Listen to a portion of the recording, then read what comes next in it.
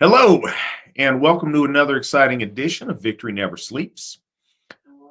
My co-host, Witan Svan, will be joining us shortly.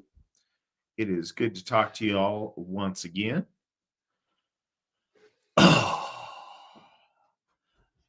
So, upcoming stuff for the top of the show that I should mention. We have, it's already that time. Our next AFA event is Midsummer at Odenshoff. It's in Brownsville, California, and it's likely to be our biggest event of the year. That doesn't mean others can't surpass it, but we'll find out. But that's typically our biggest event of the year. This year, we are celebrating 30 years of the Asatru Folk Assembly, so it's going to be an important one and not one to miss. Pretty excited about that. If you can make it out, we would love to show you. This will be the 9th Midsummer celebrated at Odenshoff. So it's going to be a special time, and we look forward to seeing you all there. If you can make it, do. And then in July, we will be celebrating Sigurblot at Sigurheim. And that's going to be fantastic. I am excited to get back out there to the property. That is our property in Jackson County, Tennessee, that many of us are going to move to and build the AFA future from. And producer Nick is already out there getting a beachhead in that. So if you can make it to that, that would be awesome too. We are joined by our amazing co-host and other news at the top of the program. As you guys know and have heard me talk endlessly about, we are trying very hard to pay off the remaining debt that we have on Njordshof. We are over 80%, 80.4% right now the way paid off, which is fantastic. We have now officially gone under, we owe less than $50,000. At present, we owe $47,873. That comes out to, if every member of the Asatru Folk Assembly were to go ahead and donate right now, if they donated $66, we would have that paid off instantly. We're getting close. I want to accelerate. I want to race and finish strong on this so we can get solid progress moving towards establishing Phrasehoff. So if you guys can help, if you guys are able, we need it. We appreciate it. And we're very thankful to everybody who's donated thus far. Speaking of that, at the top of this broadcast tonight, GW Farnsworth, our extremely consistent and extremely generous contributor, has donated $100 towards paying off Njordshof, as well as $30 for this broadcast. So we appreciate that a lot. Thank you so much. If you want to donate, if you can donate, runestone.org and /donate, and that's going to get you there, and we really appreciate it. But we appreciate everybody who has been so supportive and donated thus far. We want to really see what we can do to make that last bit of progress and see how fast we can get to the finish line on it. So thank you guys so much. When last we went through this, we did not make it very far into the text, but that's okay. We are here for the long haul. This is, this text is about 1,000 years old, so I don't think it's, it's not like we got a particular time schedule on it, and we would like to savor it and see where the discussion takes us. But we'll try to hit a little bit more of it tonight than we did a couple of weeks ago. If you guys will recall, I had to leave early last time because I was flying out to Ostara at Thorshof. So we didn't have it in time to share it with you guys last time, but if you guys can see the video, and I don't know if Nick has a link or not, I'm sure he'll throw something up if he finds it, but there was a really, really nice video about the event done by a member of ours, Jace, and with a musical number by a member, Russ. And it was really cool. It was really well done, and I think it really encapsulated a very beautiful weekend. So if you guys want to check that out whenever we find it here, or find it yourself, it's nice. Give it a look. There we go. There's a link because Nick is on it. Also, so you guys can follow along, velusbau.org is going to be where we are reading from. That is an awesome source. If you guys are just joining us and you're not a frequent listener, that's where Svan and I are reading from when we're going through the Eddas. And we did not do our due diligence and check to see if it was there, but it's where we should have been reading Egil's Saga from, because it is also there. And the saga we're reading tonight is there. So it's a really neat site for lore, and it's got the side-by-sides between the translated version and the original Old Norse. So you can kind of cross-reference. It's cool to get a feel for what the original language is like, and it's also really informative the better you understand it, to kind of check if something sounds funky and see what the original was, because every now and again the translator gets a little loose with the translation. So if you want to follow along there, and let me see, I don't even recall exactly how far we made it last time through chapter 4. I thought we were further on. I thought that but sometimes I read a little bit ahead. I feel like we finished chapter 4, and that sounds right to me, sir. Yeah, we're about to start chapter 5. Definitely the pulling of the sword that was taken out of Bronstock, the tree in the hall. Lord Odin places it in there, and then they pull it out, or Sigmund pulls it out, and begins the legacy. It's because people get envious. Envy is the root of many an evil. I was gonna say, Sierra Chapman in the chat, she asked if you could plug the walkathon. I don't know if you did that or not. I did not. So the different Hof districts are doing a walkathon. Donations to go to the winning Hof. Nick just posted up the link. It's going on all month. $25 donation gets you a buy-in on the walkathon, and the 100% of the proceeds go towards the Hof that you are choosing to represent with your donation. You put that in the notes. I don't know if there is a rule about, repping a Hof outside your district or not.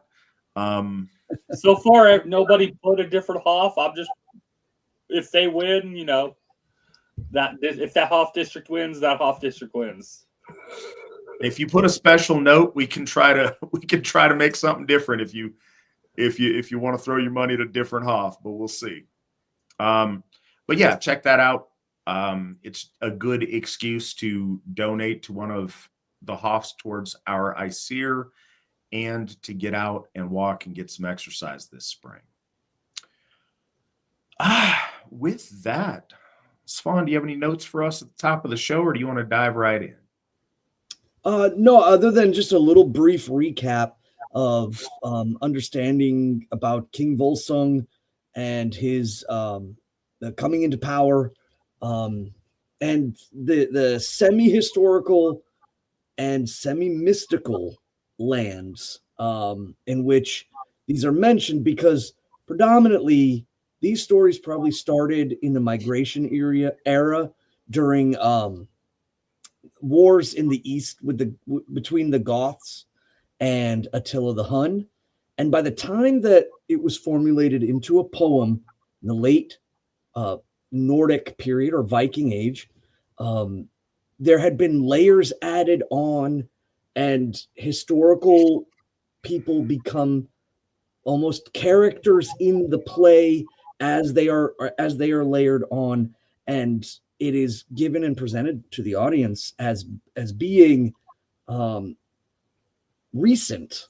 But again, there's Atli is clearly Attila. And so the audience would be listening to these, and they oftentimes used broad term names for lands, and that the audience might not have even knew where Gothland was by the time that this story was recounted. Their ability to know these things were limited. They didn't have the internet. They didn't have voluminous amounts of literature and information. So the stories of the Goths may not have been absolutely apparent as they are to us in relation to time. So just bearing that in mind. And then also there is the clear parallel to the Arthurian stories, which again may lend to the fact that the Arthurian legend of the pulling of the sword may have had Germanic origin. But in this story, there is a sword placed within a tree. The tree is the center post of a great hall, and it is Lord Odin who comes in and places the sword in and begins the cycle. The sword is an implementation of Lord Odin's will. It is the caveat that starts the succession of all things. Not that it's doomed. Initially, it's to bring about greatness, but overall, you begin to see the jealousy, as you said, and the faulty, perhaps leadership and or desires of those with the sword.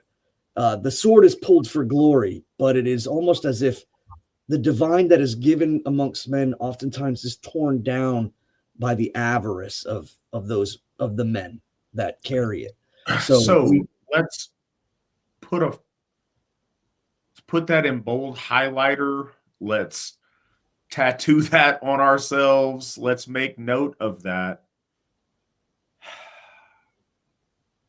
This is a recurring theme throughout our lore. It is a painfully recurring theme throughout our history.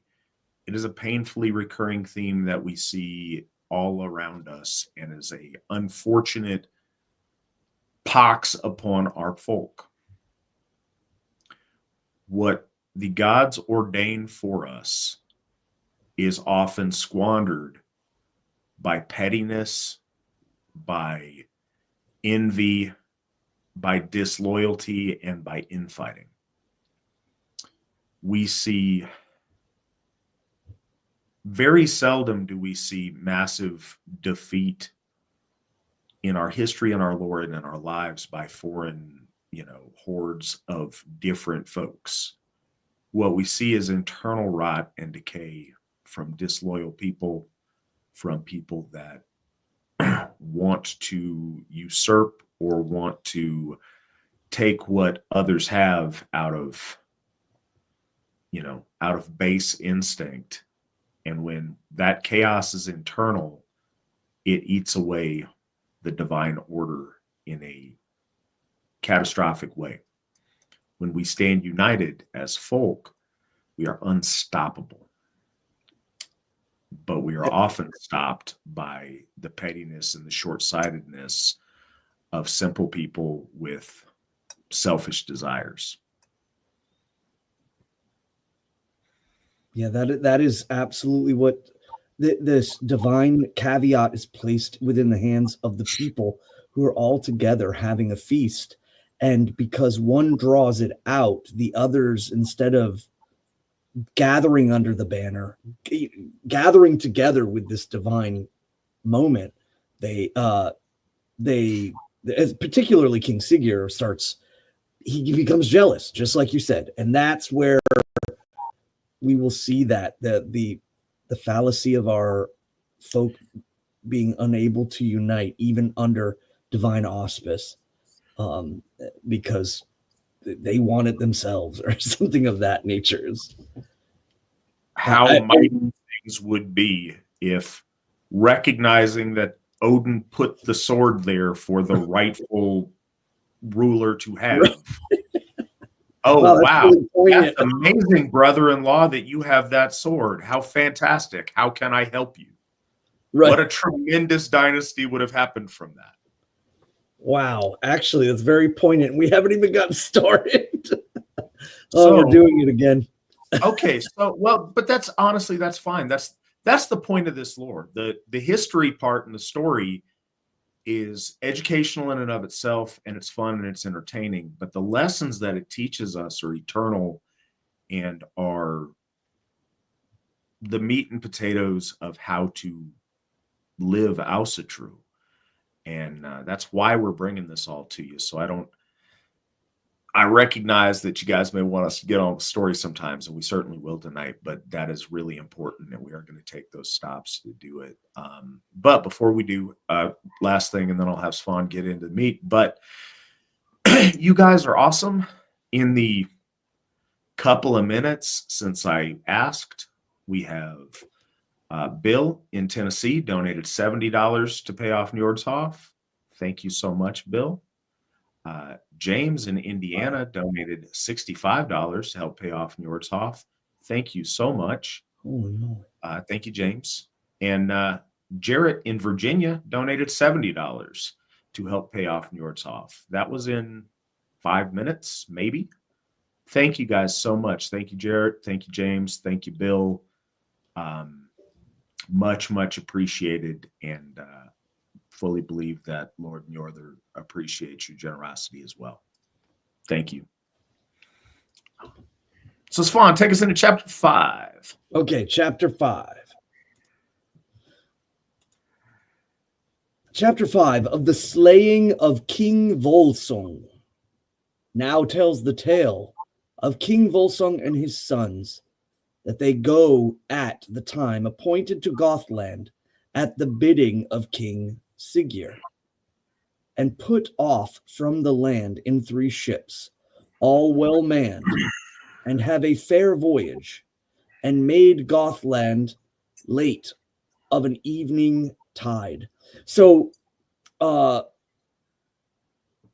Gothland, and my reference when I was speaking of Gothland is, of course, the kingdoms of the Goth and the Eastern Europeans, but Gotland, which is an island off the east coast of Sweden. So, not to, I just wanted to emphasize that so that people are like, I thought you said they didn't really know where that was. But that same night came Signy and called her father and brothers for a private talk, and told them that she deemed King Siggeir was minded to, and how that he had drawn together an army no man may meet. And, says she, he is minded to guilefully by you, whereof I bid you get ye gone back again to your own land, and gather together the mightiest power ye may, and then come back hither and avenge you. Neither go ye now to your undoing, for ye shall surely fail not to fall by his wiles, if ye turn not on him, even as I bid you. So I think this is worth noting again too, and we've mentioned this in the first, is that the writing of and the translation of this story is very wordy, very it's choppy to read, and it's built more on theatric, well over meaning. So the meaning can be very simple, but there will be a great amount of dramatics placed upon it. So she's basically saying that Siggeir is conniving against and will ambush them. They're walking into a trap, and that they shouldn't go, but instead they should all go back and build their army, and then meet with him, that they would have a better chance and would not be, brought under his kind of trick, if you will. And then speaks Völsung the king, All people and all nations shall tell of the word I spake. Yet being unborn, wherein I vowed a vow, that I would flee in fear from neither fire nor sword. Even so have I done hitherto, and shall I depart therefrom now? Or shall I depart therefrom now? I am old. So he says, before I was even born, I was bound by oath to never flee from fire or sword. I've kept that oath my entire life, and you want me to back away now that I am an old man? Yea, withal, never shall the maidens mock these my sons at the games, and cry out at them that they fear death. So never will women be able to level the accusation of cowardice against him and his sons when they gather for the summer games. Again, this kind of gives a peek into the possibilities of the normalcy of women demanding that the menfolk are strong and that they would scorn men who were unable to stand up or fight in their battles or ran. And he says, I will not have that happen. He says, the maidens will not mock these my sons at the games and cry out at them that they fear death. Once alone, must all men need die, and from that season shall none escape. So my rede is that we flee now whither, but do the work of our hands in as manly wise as we may. 100 fights have I fought, and whiles I had more, and whiles I had less. And yet, even had I the victory, nor shall I ever be heard tell of me that I fled away or prayed for peace. So he says that none of us will escape death, that our time is fated, and that our glory is only bent on our willing to attain. And he says that by his rede is his counsel or his oathing, his decree is that he will not flee, and that he has had 100 fights, and he has faced cunning in great amounts and in little amounts. That's what they meant by when he says the wiles, wiliness. He faced wily in multitude. He's faced wilies in small amounts. He shall not stop, and he will never go down in history to be known as one who fled away from a fight or begged. I thought it was profoundly put that he vowed while still in the womb. Yes, but before he was born. that he is not that guy. That he is going to fight, and he won't turn his back in fear. And I just think that was really, really beautifully put. That's some of this pieces in the lore. You'll have these, these just amazing moments of phraseology that are so very, very inspirational. But that one means a lot to me. That one hits me in a really powerful way. Yeah. And I wonder too, I always, when I see that, I'm like, is the meaning, or is this the poetics hit really hard? Is it meant to be that hard, or is it kind of like the equivalency of saying, long before I was born? But it hits harder with saying I've had an oath since the womb. That's the thing, is not just that he's not a coward and he's, not afraid. There's a certain amount of stoicism to that, but this is more of a bold heroism, that he's not just resigned to like, well, when death comes, I'm not going to shy away from it. But no, he's going to embrace the struggle every moment, every battle, every chance he gets. And he's going to go out like a man whenever it happens. And him and his family will be noted for their courage. And he's been set upon that course his entire life, so much so that he describes it as vowing it within his mother's womb, that's what's going on. Hard. So he says, let me see. I'm just double checking the where I went down. So there it is. Okay, so then Signy kept right sore and prayed that she might not go back to King Siggeir. But King Volsung answered, "Thou shalt surely go back to thine husband and abide with him, whosoever it fares with us, howsoever it fares with us."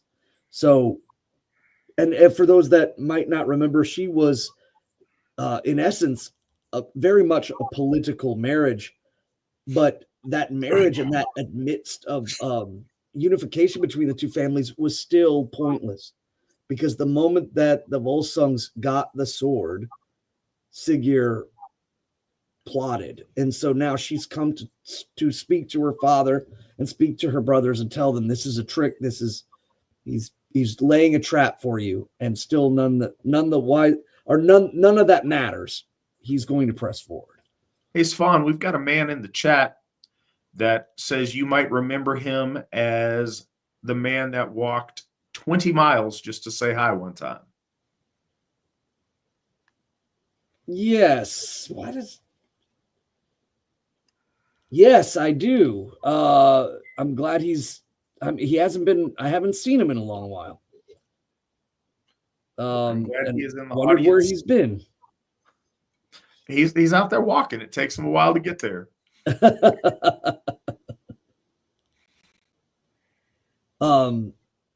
Yes, he should come by again. Human Slayer, you need to walk on back to visit Witan Svan again. Or give me a call and I'll just come pick you up. There you go. That's an option too. But that's good that he says he's moved and he's been busy. Oh, okay. Yeah, definitely. And I did help him get back, but he walked a long ways. Okay, so there's a follow-up on somebody being mocked by internet Reddit pagans for even speaking to the AFA folk. Yeah, I don't think there's much to fear from the adorners of grandma's couches. Internet Reddit pagans, quote unquote pagans, they got a lot of opinions on things. Whole lot of opinions, not a lot of deeds, but a lot of opinions. Right, exactly. Not a lot of accomplishments, but a lot of opinions. Yeah, and I being mocked by Redditors is sometimes I think that's even like it's rite of passage. That means you're doing something right. Right. To the team. It's like counting how high the bites on your legs are from the jackals, like or how low they are. Yeah. Ugh. Well, and again, I mean, we just there's so much that counters their narrative. They're just not willing to see it or look upon it. All right. So where are we now? So now we have that Signy, who is the daughter of Volsung, married to Siggeir. Siggeir has called Volsung to Gotland, the island in the east, and Signy tells them that there is going to be, that he's ambushing them and that they should go back and get an army. And her father says, no, the 3 boats, the 3 groups of men we have here is plenty enough. I will not shy away when there's a fight dawning. And then she says, don't let me go back. And he says, no, you were oathed in marriage. Go back and, stand to your oath no matter how this scenario fares with us. So Signy goes home, and they abode there that night. But in the morning, as soon as it was day, Volsung bade his men arise and go aland and make them ready for battle. So they went aland, all of them, all armed, and had not long to wait before Siggeir fell upon them with all of his army. So what she said is true. He sends them up to get ready, and Siggeir descends upon them. And the fiercest fight there was betwixt them. And Sigurd cried on his men to onset all he might. And so the tale tells that King Volsung and his sons went 8 times right through Sigurd's folk that day, smiting and hewing on either hand. But when they would do so even once again, so there's 8, and then on the 9th, being a very significant number, King Volsung fell amidst the folk, and all his men withal, saving his 10 sons. For mightier was the power against them than they might withstand. And when they mean by he moves through their folk, the general idea, there's no horses probably in play at this, with the fact that they were coming by ship, but more so formations, that these formations were moving. And for people who are interested in like ancient warfare, the idea of like the shield wall punching through, but in those times, it was very likely for these 2 armies to be anywhere between 30 and 300 men, and you could punch through, especially the smaller unit would punch through, and it would break the opposing army, but then they would reformulate on the other side, and then it would turn and go again. So it's far worse than, say, like what Hollywood might make us think is there's really no chance for you to go anywhere. It's about plowing through the line and then having to turn around, regroup, figure out, grab weapons, and then continue on again. Of course, the heroism and the absolute entertainment of the glory of this story that the audience is listening to is, yes, he goes through 8 times, but on the 9th time he is felled. But now are all his sons taken and laid in bonds. So they're the remaining sons are captured and are placed in chains and led away.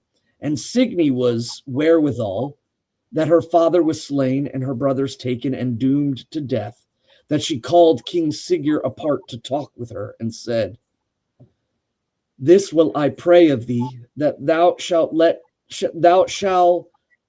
not slay my brothers hastily, but let them be set a while in stocks. For home to me comes the saw that says, sweet to eye while seen, but longer life I pray not for them, because I wot well that my prayer will not avail me." So she asks him to not execute them right away.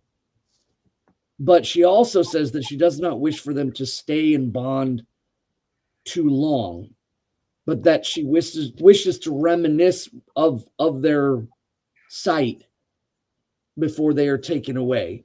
And she says, "Unfortunately, I don't think you're going to heed my request." And he answers in return, "Surely thou art mad and witless, praying thus for more bail for thy brothers than their present slaying." So in essence, why are you asking for them to be in bonds and imprisoned longer when I could put them down now and they would not suffer?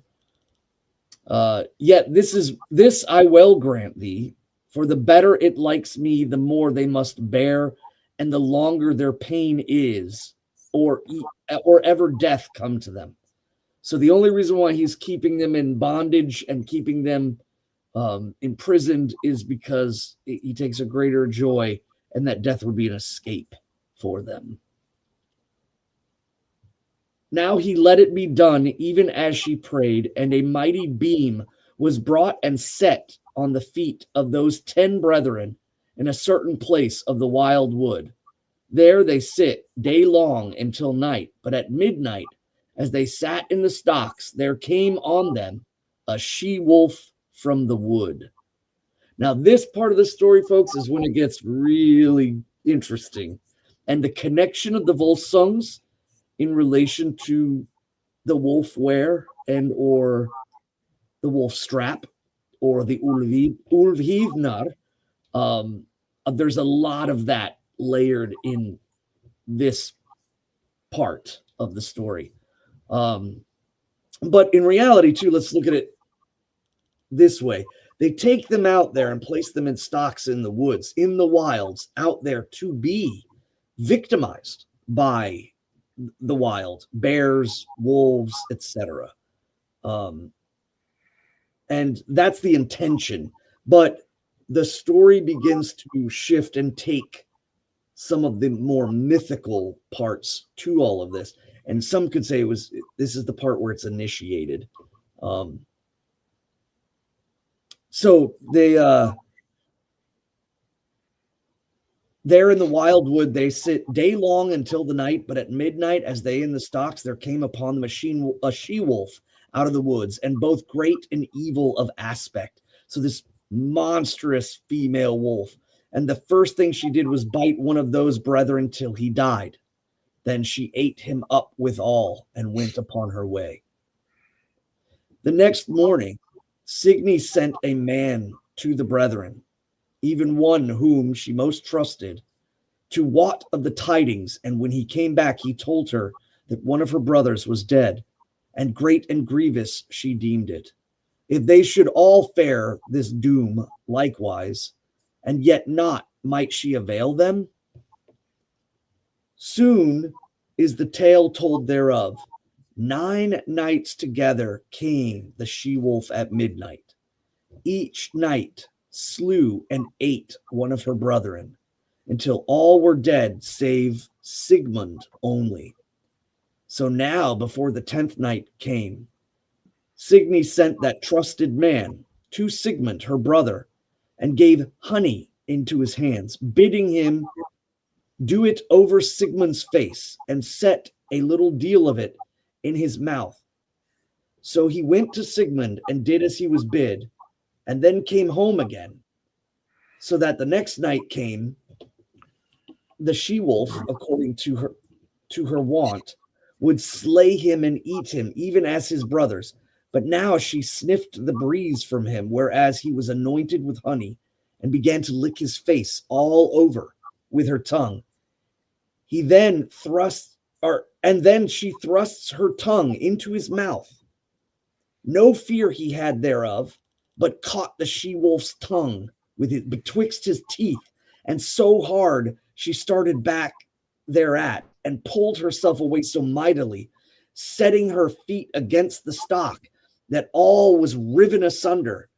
But he held ever fast, that her tongue came away at the roots, and thereof she had her bane. So, I mean, I love that part of the story. The sad part is every one of the brothers of the Völsungs is eaten by this large, almost evil troll wolf. And then at the last and final part, Sigmund, who we know survives this situation because Sigmund is the father of Sigurd the Dragon Slayer. No spoilers. Well, I mean, okay, yeah, maybe I'm assuming. Who doesn't know the thing? No. But he places that honey in his mouth and face, and as she's licking and licking and licking, and then she goes to lick the rest of the honey out of his mouth, he clenches down, and in her pulling and yelping, she places her giant paws upon the stockade, and she pushes everything over, and he falls back with her tongue still hanging from his mouth. And of course, she is a wolf and cannot abate the wound. The blood seeps out of her tongue at the roots, and she passes of blood loss. Or drowning in her own blood. Or yes, going down her throat. That's very metal. But some men say that this same she-wolf was the mother of King Sigurd. Notice I was alluding to the troll wolf. That's King Sigurd's mother, who had turned herself into the likeness by trolls, lore, and witchcraft. So when people ask oftentimes, like, is there an equivalency of what we would call like a demon? And I had spoken about the word demon in the Greek language and how it was co-opted by the Semites in order to explain what they would call a shadim. For the Nordic lands and the Germanic folk, a truly evil spirit is a troll. And troll magic, troll witches are in equivalency to demons. We have Witches' Night, Nornirnacht or Hexanacht coming up this next moon or a month, and one of the purposes, the great purpose of this holy tide is to anoint the folk that gather with smoke to defend them against the wanton desires of destruction by chaotic forces. And they are usually seen as the ill witches, the troll witches on the edges. And our lady folk bless the men and the children with herbs to protect them against these creatures of ill fate and ill bane. And that's where the origin of that holy tide comes from. And there has been additions to it along the way, especially post-Christianity. But those origins are why people might see that coming up in this next month, when you see perhaps women wearing red hoods or red capes and or wafting smoke with brooms, is because they're protecting against the ill fate of their menfolk against creatures like Sigurd's mother. Keep in mind, and I don't think we talk about it as often as some people do in a different context, but there is a spiritual warfare that goes on the subtle plane in a way that we don't always talk about. Amongst our folk, there are very much, forgive the way this sounds, good witches and bad witches. There are, women doing spooky stuff that's malevolent, and there's women who are protecting and enchanting the folk in a good way. And there's probably those on both sides of different teams. I mean, there's aggressive spiritual battling going on by good guys and bad guys, or just people on different teams. But those things do exist. The other thing to keep in mind, we are folkish, and our faith is based around our cosmology as it relates to us and our interaction with the world. But we're also not idiots. We exist in a shared existence with a bunch of other people, a bunch of other forces, and a bunch of other things. There are phenomena that our people notice, and in different religions and different parts of the world, some of these things have different names, a different understanding, different elements to them. But the reality of, there are bad spiritual forces out there that mean to do harm, that oppress people, that could occupy and possess people, that certainly afflict people negatively. That exists in our faith, but not in the same way, because we don't have the same ingrained victimhood within us that the Semitic faiths, like Völsunga swore in the womb to be courageous and to face, peril. It would seem that in those faith structures, they almost swear in the womb to be open to victimization. Hi, Eldred. Hi. So yeah, they open themselves to, I think, a little bit different experiences with bad forces, but those things are experienced in different ways. We know those things to be true and those things existing. So yeah, something to keep in mind. So that closes out chapter 5. Before we go on to chapter 6, I want to thank Alexander, our folk builder in Florida, donated $100 towards paying off Nordhoff. Appreciate that. In this show so far, that is $305 towards paying off Nordhoff. Much, much appreciated. And also, Jacob bought 2 coffees. That's a $10 donation. We appreciate that. He says, hail the gods, hail the folk, hail the AFA. Thank you, Jacob. And thank you, Alexander. Yeah, I see White Horse Asatru is speaking of, yes, the meaning demon and daemon, and to go into that. But I was again pointing out that those words like angel, like the angelos is co-opted for malak in Aramaic, and then shadim, they co-opt the word daemon and for its utilizations, and we see that a lot. But then there are people that begin to wonder. We were talking about this in relation to evil entity, evil spirit, evil will, and is it present in Asatru? And I had brought up that of the absolute belief of Fenris, and his slobber, his spittle is dripping into the Black Lake, and he is brought from the upper realm, the heavenly realm, into the middle realm.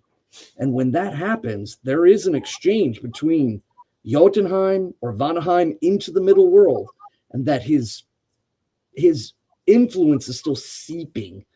And so there are things, I think, comparatively that perhaps people coming from a Christian background could understand in relation to do we have, I know a lot of people try to say like that we present Loki like a devil-like figure, and I don't necessarily agree with that. I think more so would be Fenris, but ultimately it's that culmination of chaotic powers, trolls. And so, one thing that I just want to put out there that it's important to look at with etymology, because we talk about what the word like daemon means versus demon. Ultimately, what that is when the Christians or the Jews living in the Hellenistic world see and experience a phenomenon, that's the name they ascribe to it based on elements of their understanding. And it gets applied differently as medieval times go on, and the conception of what that word means might vary. But we should never get the word confused with what it describes. And I say that to say a number of things. I think we do this with runes a lot. Yes, colloquially, to talk about runes, we're talking about the stick drawings on a piece of wood or a rock. I get that, but fundamentally, that's not the rune. That is the sigil of the rune. The rune is the mystery that that sign conveys. So it's just like when we talk about the gods, it's really informative and really important to break down what their name means, because that tells you what our ancestors so closely linked them with as to apply that name to them. They aren't that. That is a way of understanding them. They are a person that is beyond that, that our ancestors adorned with that name because that was their best way to understand them. But to limit beings and phenomenon to the name that ancient people assigned to them is to put on blinders to bigger implications. If some, Jewish desert spirits wanted to interact with us badly, yeah, we might call them trolls or troll wives or something else, whereas the Hebrews might call them something completely different. it doesn't negate that there's a bad spiritual force from somewhere trying to interact negatively with you, be it some, African ooga booga hoodoo demon at you or whatever it might be. Whatever you call it doesn't negate its existence and its potency. So we should look for there's probably a really cool philosophical term for what I'm trying to say, but we should look for the reality beyond the name, the reality beyond the simple expression, to fully think about the truth of something. And I think that while we're on the note of negative spiritual forces arrayed against us, I think we always do ourselves well to consider those things in a logical way and not to react out of fear. Anytime something is looking to take advantage of people, they looked for the most easy targets. They look for soft targets. They look for victims. And in a lot of ways, on this side of the veil or the other, those forces most easily target people who are afflicted with fear.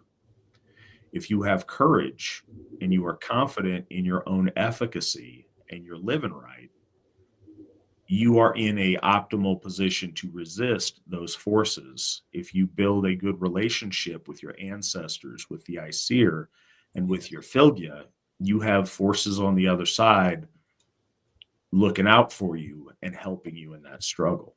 So don't ever feel powerless to those forces and those things. It's not the case. And the other thing I was going to say is we do ourselves a disservice when we try to compare our lore with other religions, as if there's a one for one, like who is our devil figure? Who says we have to have a devil figure? We don't. I reject that. Loki's not like anybody else. Loki's like Loki. And Loki is bad. And the enemy of the Aesir, the betrayer of the Allfather, the slayer, the architect of the slaying of Balder and of bringing misery to every little thing, every living thing besides himself, literally. And that said, we stand firmly and resolutely against him now and forever. The comparison of nomenclature when Whitehorse Asatru was talking about like the different types of daemons that would be, there's evil daemons and non-evil and so on and so forth. It reminds me very much of what the confusion that we get with the word Alvar. Alvar are always the complete synthesization of whatever's in front. So a Leos Alvar is a being of light. A Svart Alvar is a being, and when we speak of Swartha, we have to understand what that means is sooty and grimy, gritty, like the earth and like coal and like rock. And Doc Alvar are Alvar of the darkness. They have taken the path of Hell's Road. So these beings coming back, I think Alvar gets a lot of confusion, and that's why I think Daemon gets a lot of confusion. But trolls certainly are. Sometimes even the word thurser is thrown around, and I think that the one problem with that is, even though thurser I think is a good word to possibly use, and may be actually the origin of the word troll, Snorri uses the word thurser, I think a little too liberally, just to exclaim anything that is not of the gods, and that is where it gets strange, and that causes some confusion.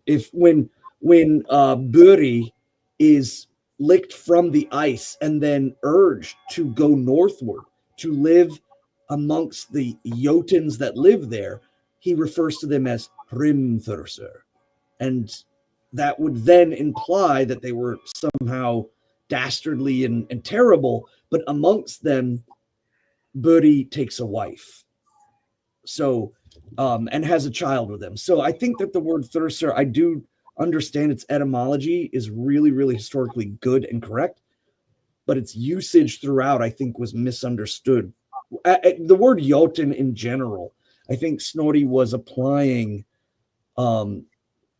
because it fit the gap that he needed to fill. So, but yeah, any of this stuff here at the end, is that she, took to the likeness by trolls, lore, and witchcraft.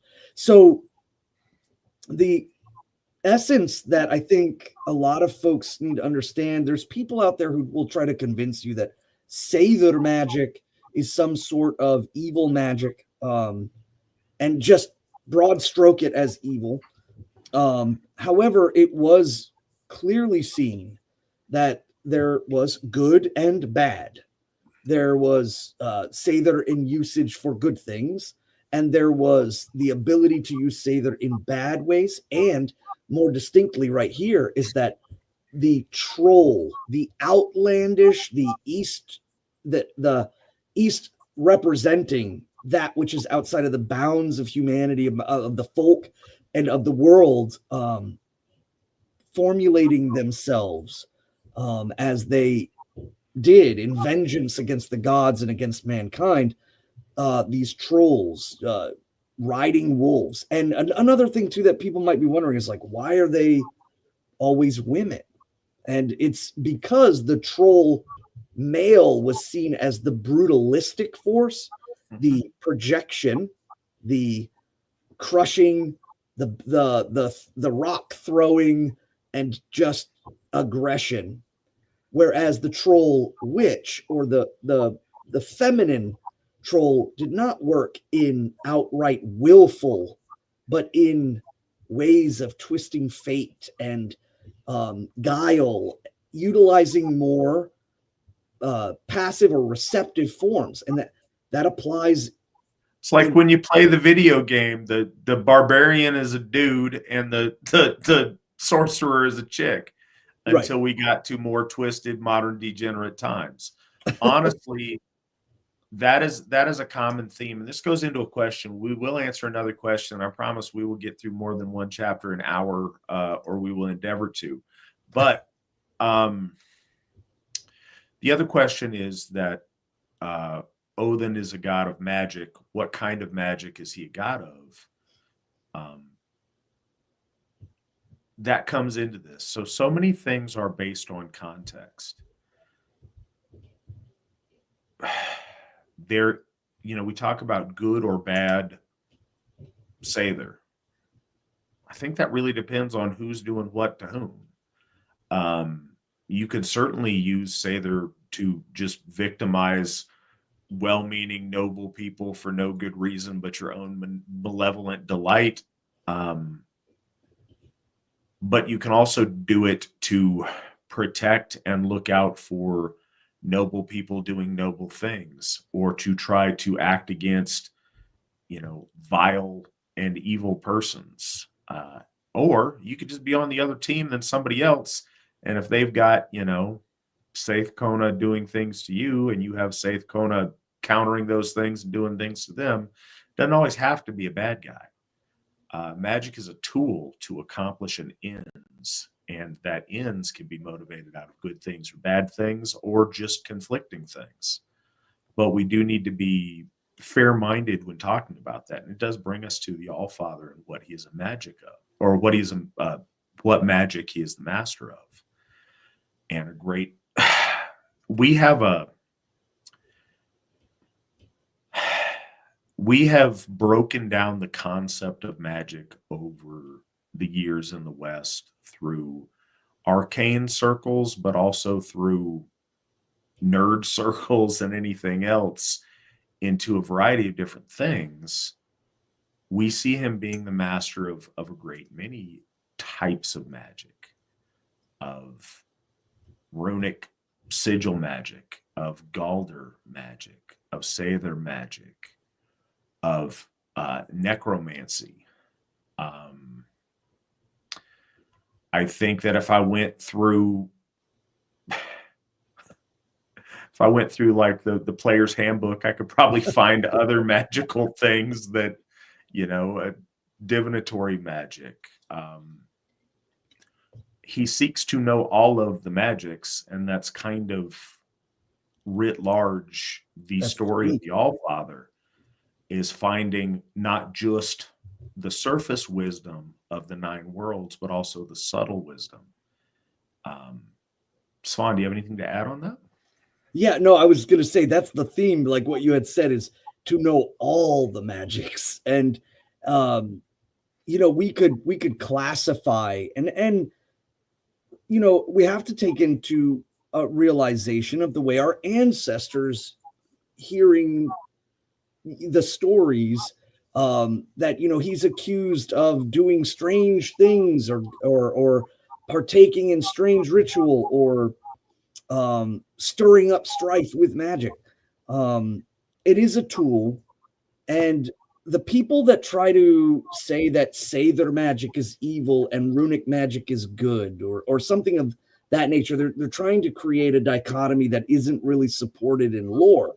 We do see in the sagas that runes are utilized. They went to a woman, she carves runes into driftwood and throws it out, and she walks around the driftwood thrice in Widdershin, throws the wood out. It drifts to an enemy, or the man that asked this rune woman to do it drifts to an enemy. That enemy's going out and using his axe to chop it into firewood. It hits his knee.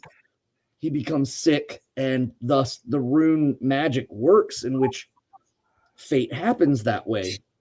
And then we also see, like in Ale Saga, where carving the wrong runes causes woe. So yeah, these tools are utilized, and I think our ancestors did understand the difference between projectant will and receptive power. Receptive power has the ability to take the universe in and kind of pull the strings, whether it's a Disir or a Nornir. And Nornir means witch. The twisting of fate and of these things, that's very receptive, whereas the masculine is projection forward. And anytime anything went against or around that in some strange way, it could be leveled, especially as an accusation, as we spoke about in Hárbarð, where Lord Thor accuses Hárbarð of practicing Sather with these troll witches. Another thing, too, is that they would often kind of equate troll witchery with outlandish ideas. So a lot of times the Nordic folk would look at the Finns. The Finns were seen as a people who were adept in strange magics. So the accusation that I think that was laid in Egil's saga, when or certainly in Eric the Blood Axe, his wife, being trained by Finns in troll magic. So there is a lot of that there too. It is partially a snapshot into the glimpse, or a snapshot into the history of our folk and the way that they classified and created hierarchy, but it's also excitement of the story and building and creating. I think this needs to be said too when we're talking about diverse types of magic. There's levels of, there's a lot of different things under the umbrella of Sather.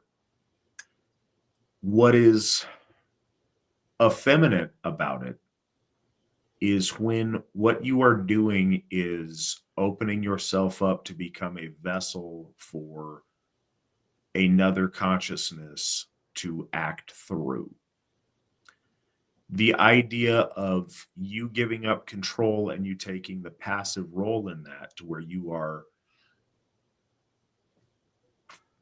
to be blunt, where you are allowing something else to enter you and to possess you in that way, is inherently effeminate, and the female role in the way that the world works. There's innies and outies in the world, and that's that way for a reason. when you are projecting will that is inherently masculine, when you are a vessel for the projection of another's will that is inherently feminine, and taken to the point where you are being taken under control by another entity, that's very much a feminine thing. And whereas that's concerned, we do see it used, as an accusation of ergi for guys to do that. But there's other things to where you're doing divination through that, or you're, trying to receive messages from the other side. There's a difference between,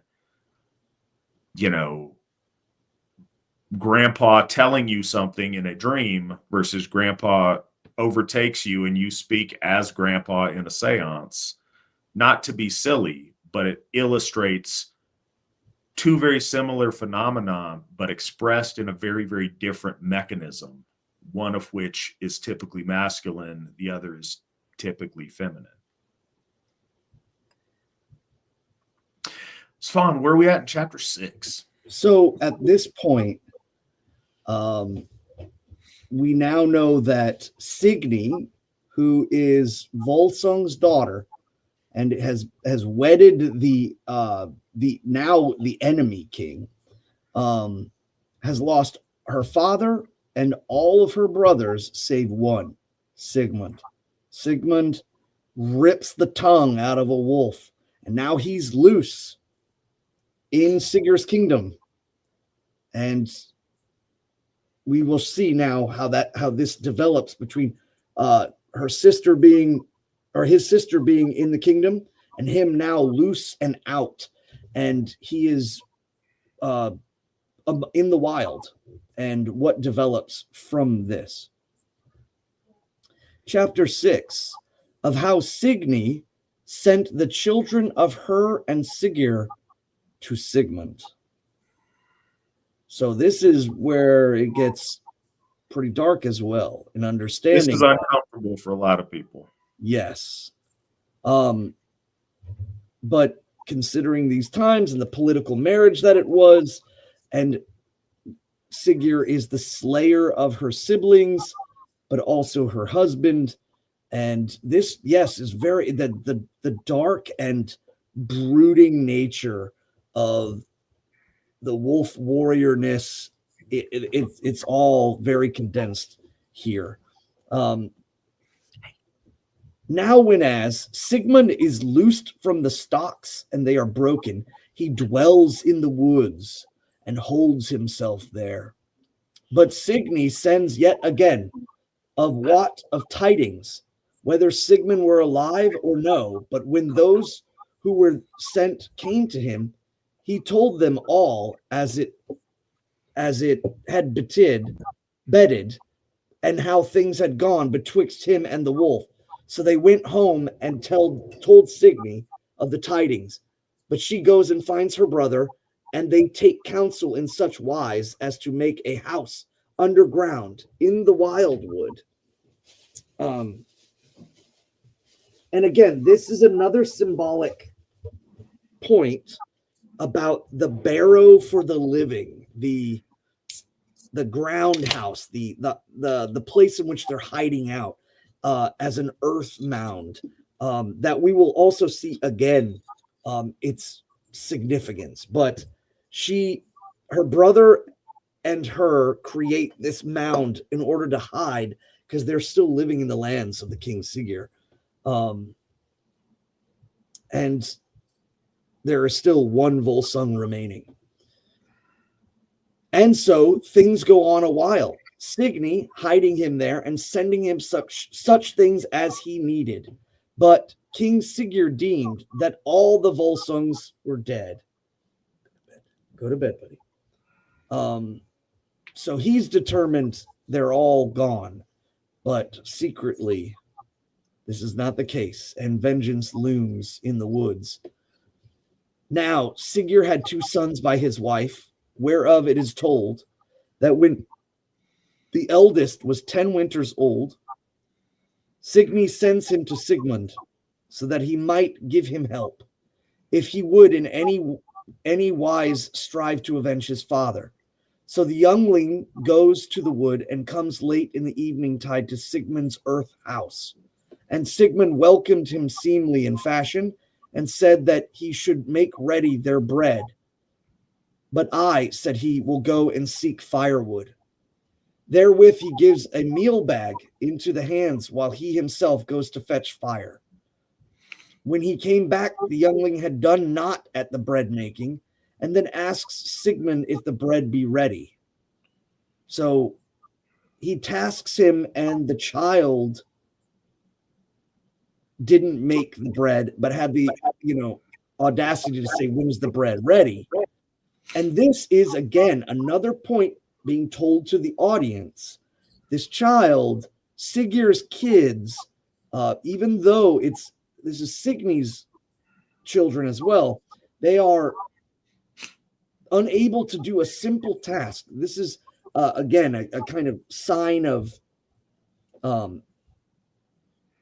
opulence or disrespect or basically usefulness. They're completely useless and expect everything. And it would be setting the tone for the audience. Says the youngling, I durst not set hand on the meal sack because somewhat quick lay in the meal. Now Sigmund deemed that he wotted that the lad was of no such heart as that he would be fain to have him for his fellow. So he's determined that this child of Sigurd and his sister is of low worth. And when he met his sister, Sigmund said that he had come no nigher to the aid of a man, though the youngling were with him. Then Signy said, take him then, and kill him. For why should such one live any longer? And even so he did. So this winter wears, and the next winter Signy sent her next son to Sigmund, and there is no need to make a long tale thereof.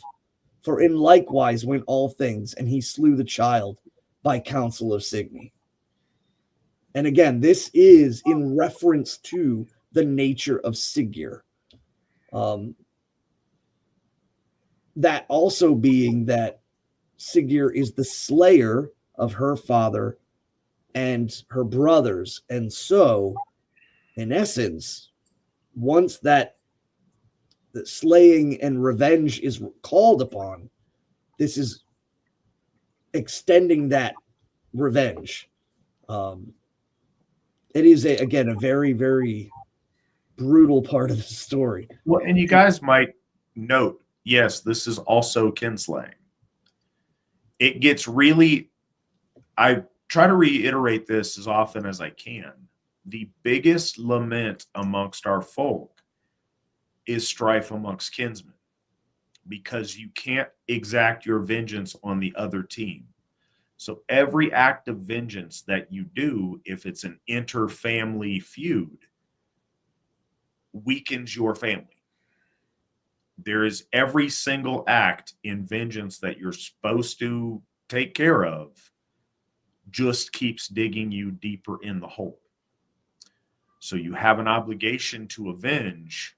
The only people you can take your vengeance on are people who share a Haminya with you and who share a blood tie with you. So it's a true tragedy amongst our folk when you have that amongst kinsmen, because there's nobody wins. You try to rebalance the scales and some stuff has to happen. But that's another thing to keep in mind. The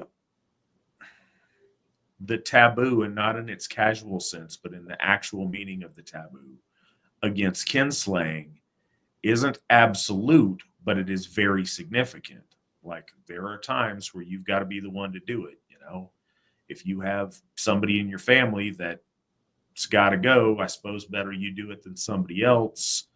In a way, there's circumstances where you clean up your own backyard. There's circumstances where he's killing a nephew to avenge a father, and it's all bad. But sometimes when there's a vengeance overriding kinslaying, you have two very important principles principles, very important taboos that butt up against each other. And the protagonists of our sagas very often have to make the choice of, the best of two evils. And that's on display here in a particularly disturbing and graphic way.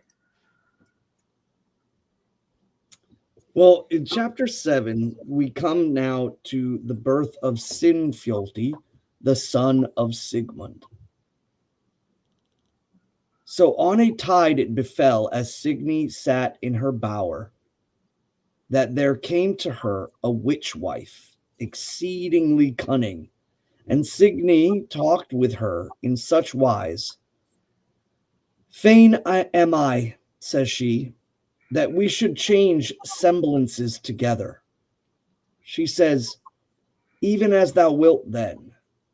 And so by her wiles she brought it about that they changed their semblances, and now the witch wife sat in Signy's place, according to her rede, and goes to bed by the king that night, and he knows not that he has other than Signy beside him. But the tale tells of Signy that she fared to the earth house of her brother and prayed him give her harboring for the night, as the witch, as the Seithkona, they said the witch wife.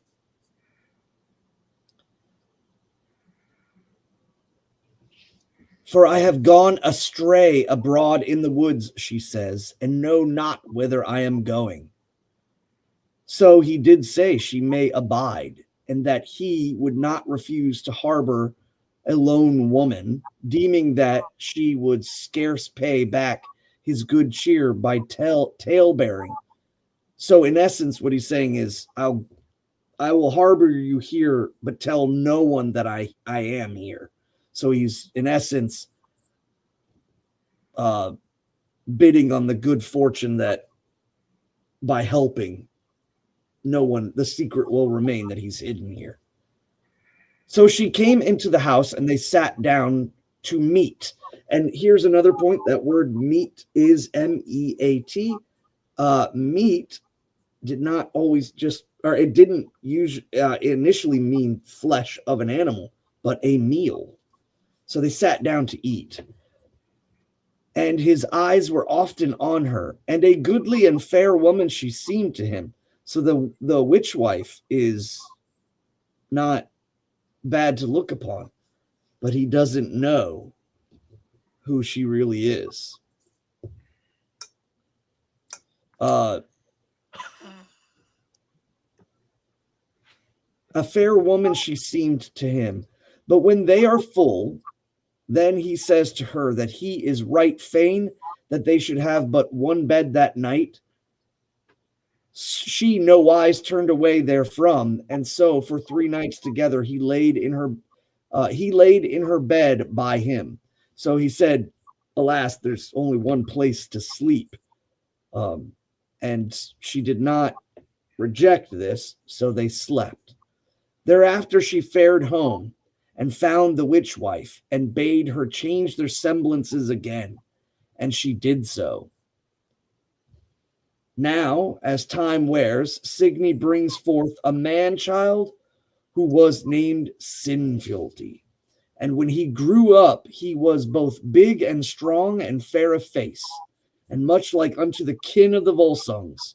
He was hardly yet 10 winters old when she sent him to Sigmund's earth house. Now, if anybody can see, this is, again, a culmination. There is already bad stuff going on as kinslayers must fight amongst each other. And so there is a tragic air throughout this entire story. However, there's also a point of Sigur's children are half Völsung and they're worthless. She's about to send the full Völsung, and his condensement, as the Völsung line is supposed to be gone, he is now wholly 2 scoops of Völsung. 2 scoops of Völsung. Yes.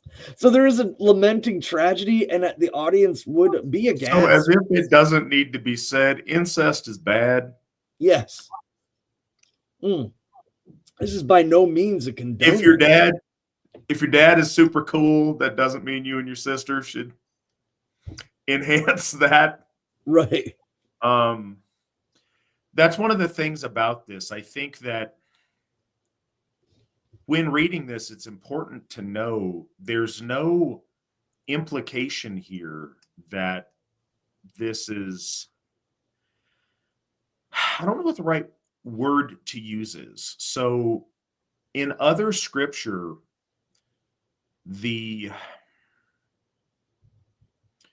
all of the characters within it that are protagonists are often looked at as faultless or don't do anything wrong or as moral exemplars.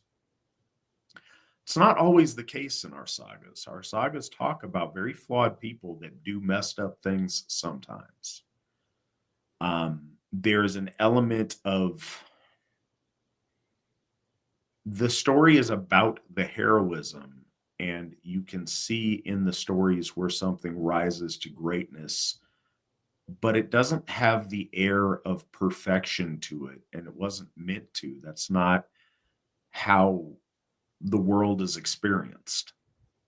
That's not how our ancestors experienced the world. These aren't, though this takes place in a semi-mythical time period in, the golden age of distant past, when we have these stories that are part history and part legend writ large.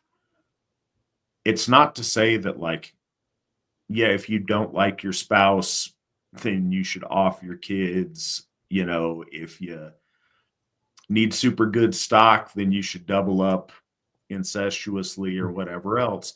And I say that, and it's kind of, there's a chuckle to it, but I mean that there's no holy writ that says the line of the Volsungs is without sin or without wrongdoing. That's just not how our lore works. Heroes and, even people who rise to a holy status are not perfect people. Perfect people don't exist, but they are heroes. And the story of the realness of life and how that shapes out is very much an element of our lore. Like we've said on this show a number of times, it would be a lot easier if all of our heroes were perfect, if everything was 100% this and 0% that, and every single decision was black and white. It's not. Black and white very much exist within Asatru, but there is also, and more often, shades of gray in the world that we have to navigate with our will as Aryan people, as noble people, with the ability to make choices and bear consequences of choices we make. And that makes life a bit more messy, but it tells real story with real relation. Yeah, heroes without fault are made up, or certainly the truth is withheld and what we are told is made up.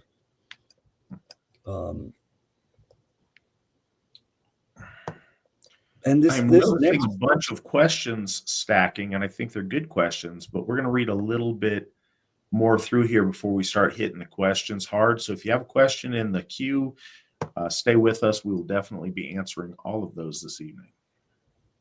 And this next part here is just a brief kind of snippet that is interesting, and again, everyone here should be considering like the audience and how they hear this of the time. And I found this part very interesting. So now, as time wears on, Signy brings forth the man-child and she tells him at 10 winters old to go to Sigmund's earth house. But this trial she made of her other sons, or ever she had sent them to Sigmund, that she had sewn gloves on her previous children.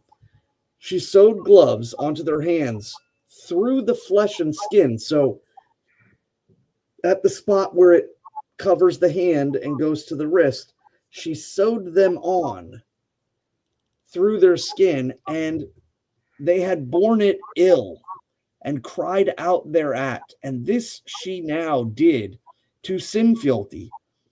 He changed his countenance in no wise thereat.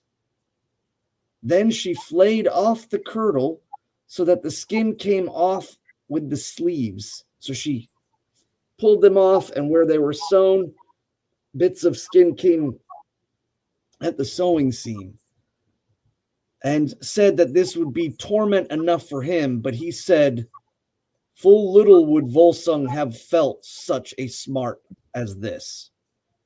So in essence, she does the very same test of their countenance, and his mothers, or the children of Sigurd and Signy, they cried out. But Sinfjotli says, no, my grandfather would never have flinched at such a tiny slight as this. So we're already starting to see that the whole point of all of this going on is to show the concentration of the Volsung line and the removal of Sigurd, both physically, spiritually, and genetically. The line is removing this, and the advocation for her to marry Sigurd is kind of buried now. It's gone with the birth of Sinfjotli, and the Volsung line is now back up and ramped in Terminator mode of vengeance, because he obviously knows his and views his grandfather Volsung as a great hero and king, and that he would not flinch, so I will not flinch. So the lad came to Sigmund, and Sigmund bade him to knead the bread for their meal while he goes to fetch firewood. So he gave him the meal sack and then went out into the wood. And by then he came back. Sinfjotli had made an end of his baking, then asked Sigmund if he had found nothing in the meal. I misdoubted me that there was something quick in the meal when I first fell to kneading of it, but I have kneaded it all up together, both the meal and that which is therein, whatsoever it was.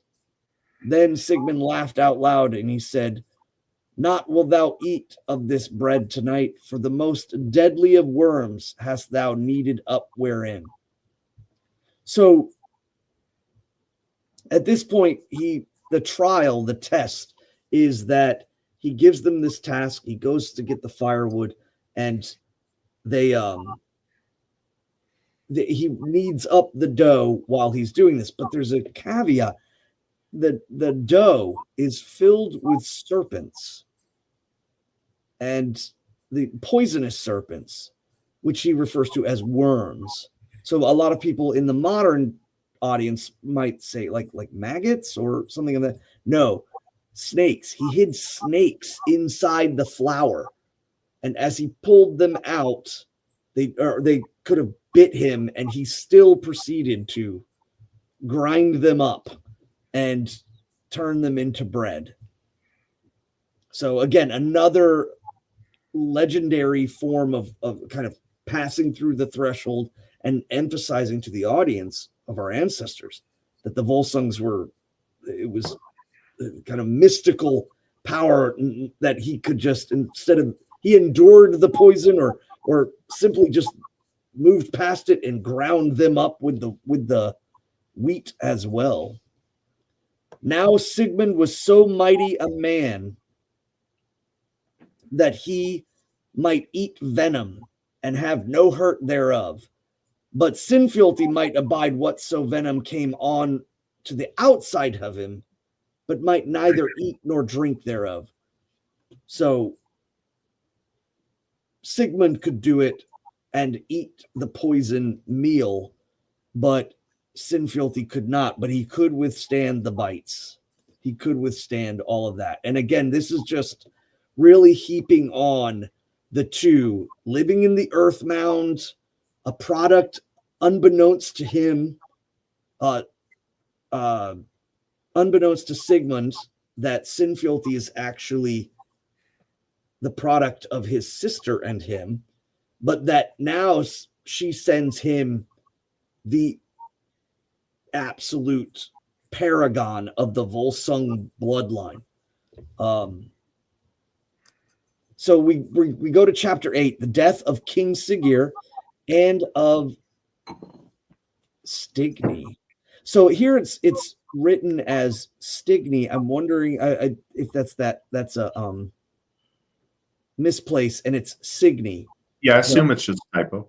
Yeah, typo. So if anybody notices, I am sometimes placing in little words to make those typos and off-tempoed sentences a little bit smoother.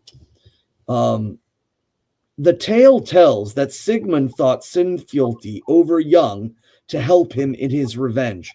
He's too young for his plot that he's been working on, and will first of all harden him with manly deeds. So in the summertide, they fare wide through the woods, and they slay men for their wealth.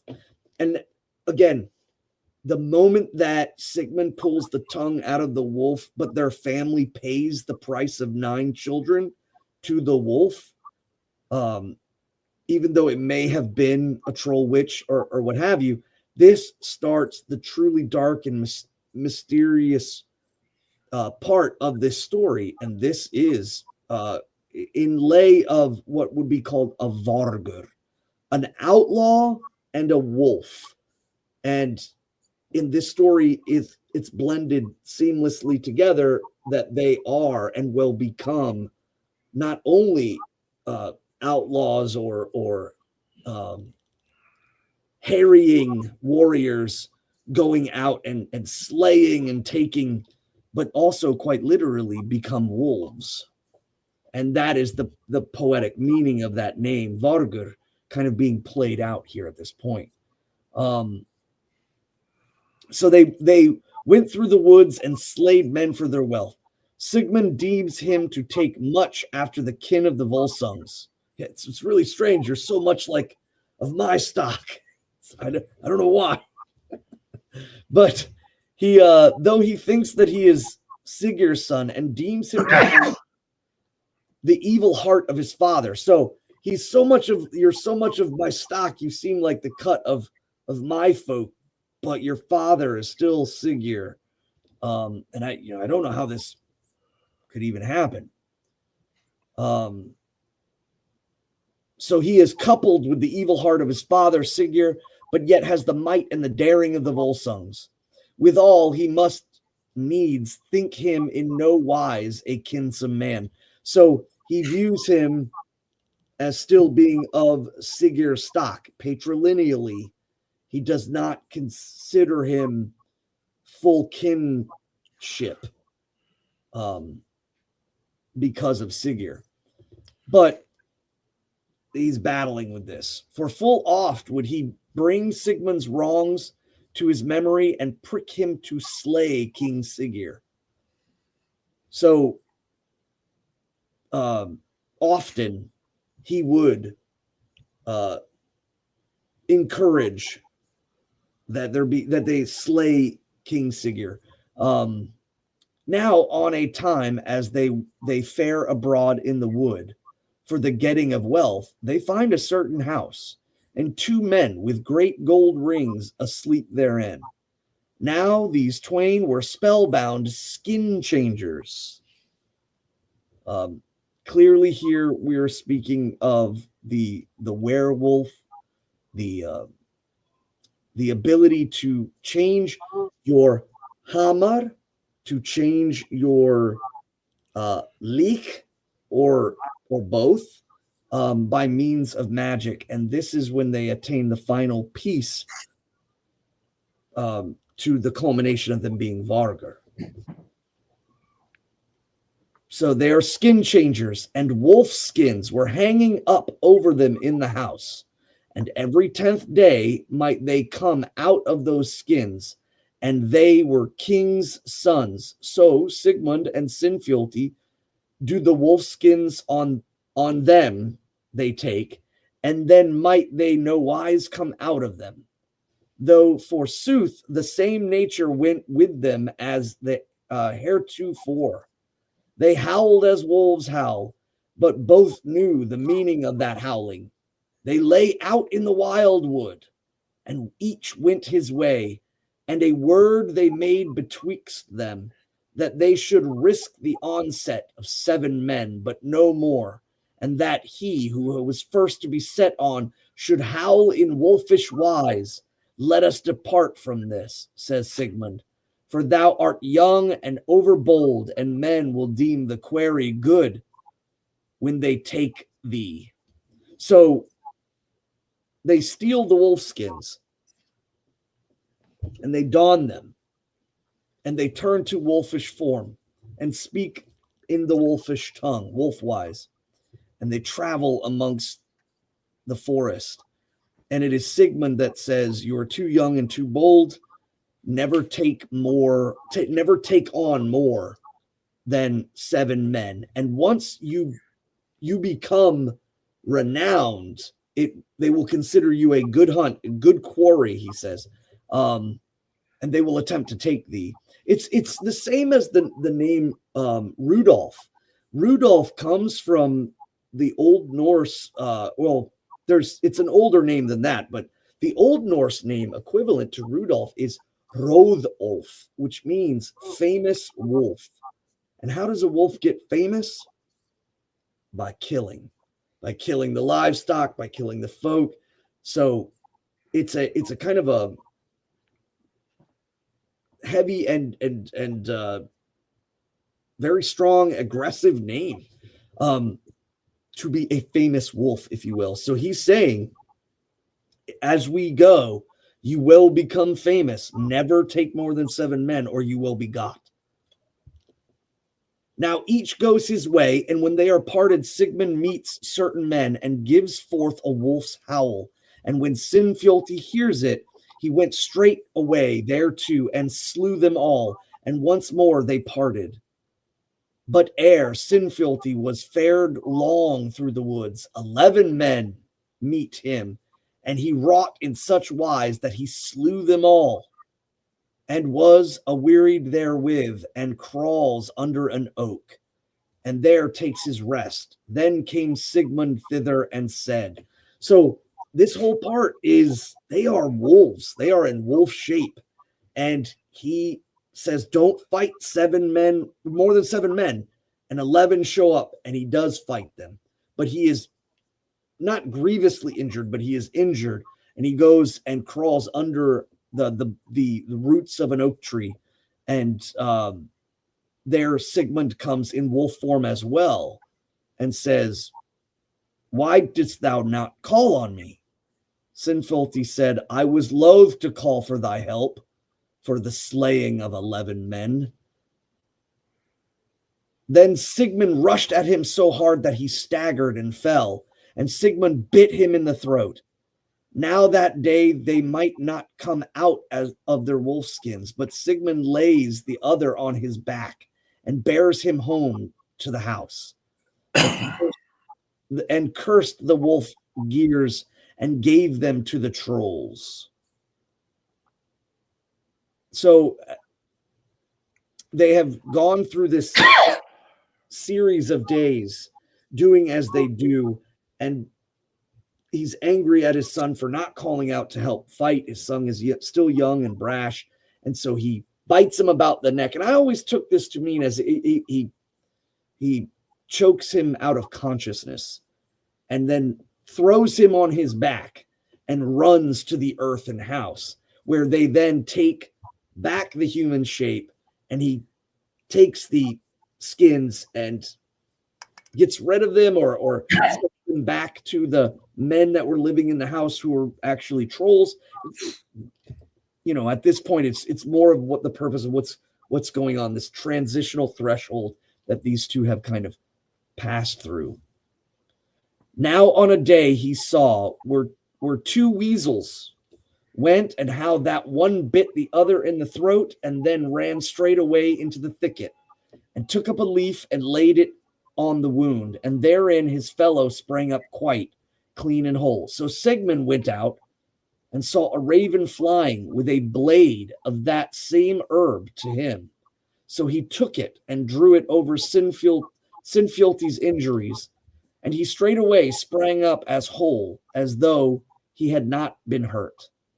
Thereafter they went home to their earth house and abode there till the time came for them to put off the wolf shapes, and they burnt them with the fire, and prayed that no more hurt might come of any of them from them. But in the uncouth guise they wrought many famous deeds in the kingdom and the lordship of King Siggeir.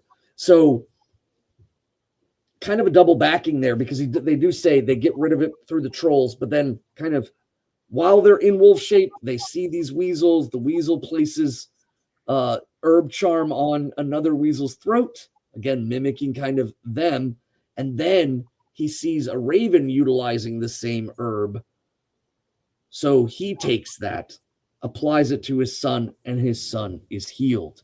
But during that time, and even they know this is too far gone. This is too, they have the power of being wolf in skin, but the power, the rage, all of that is too strong for them. It's not good. It's ultimately going to consume them, and they know this, so they burn the skins. Now, when Sinfiotli has come to a man's estate, so he's come to be a full-grown man. And again, bearing that in mind too, historically, our ancestors considered manhood right about 13 to 15 years old was the general consideration of that.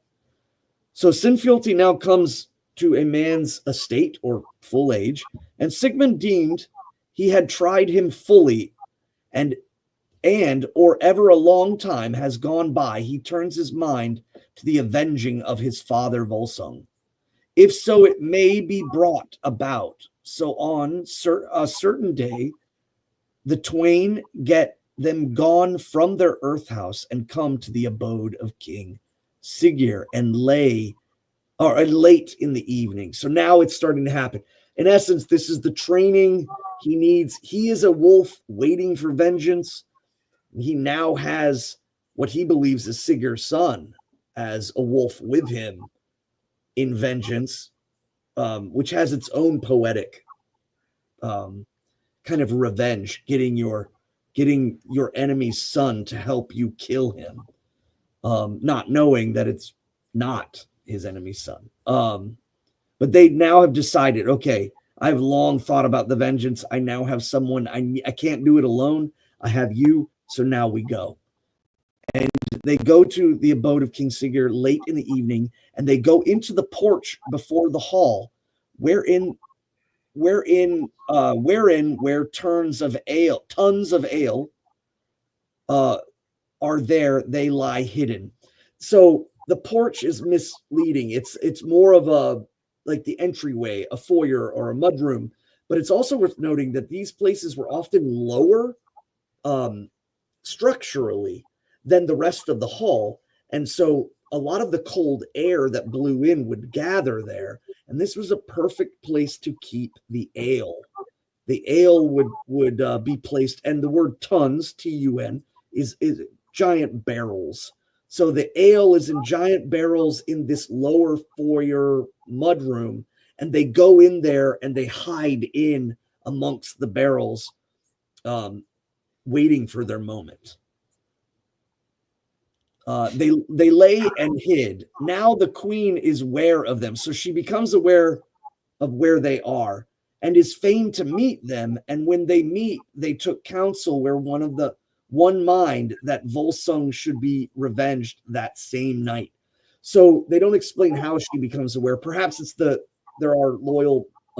she has loyal men that have been doing her bidding throughout the story. So perhaps they get in contact with one of them and send word, we are here now in the hall at the front utility room where they're keeping all of the ale.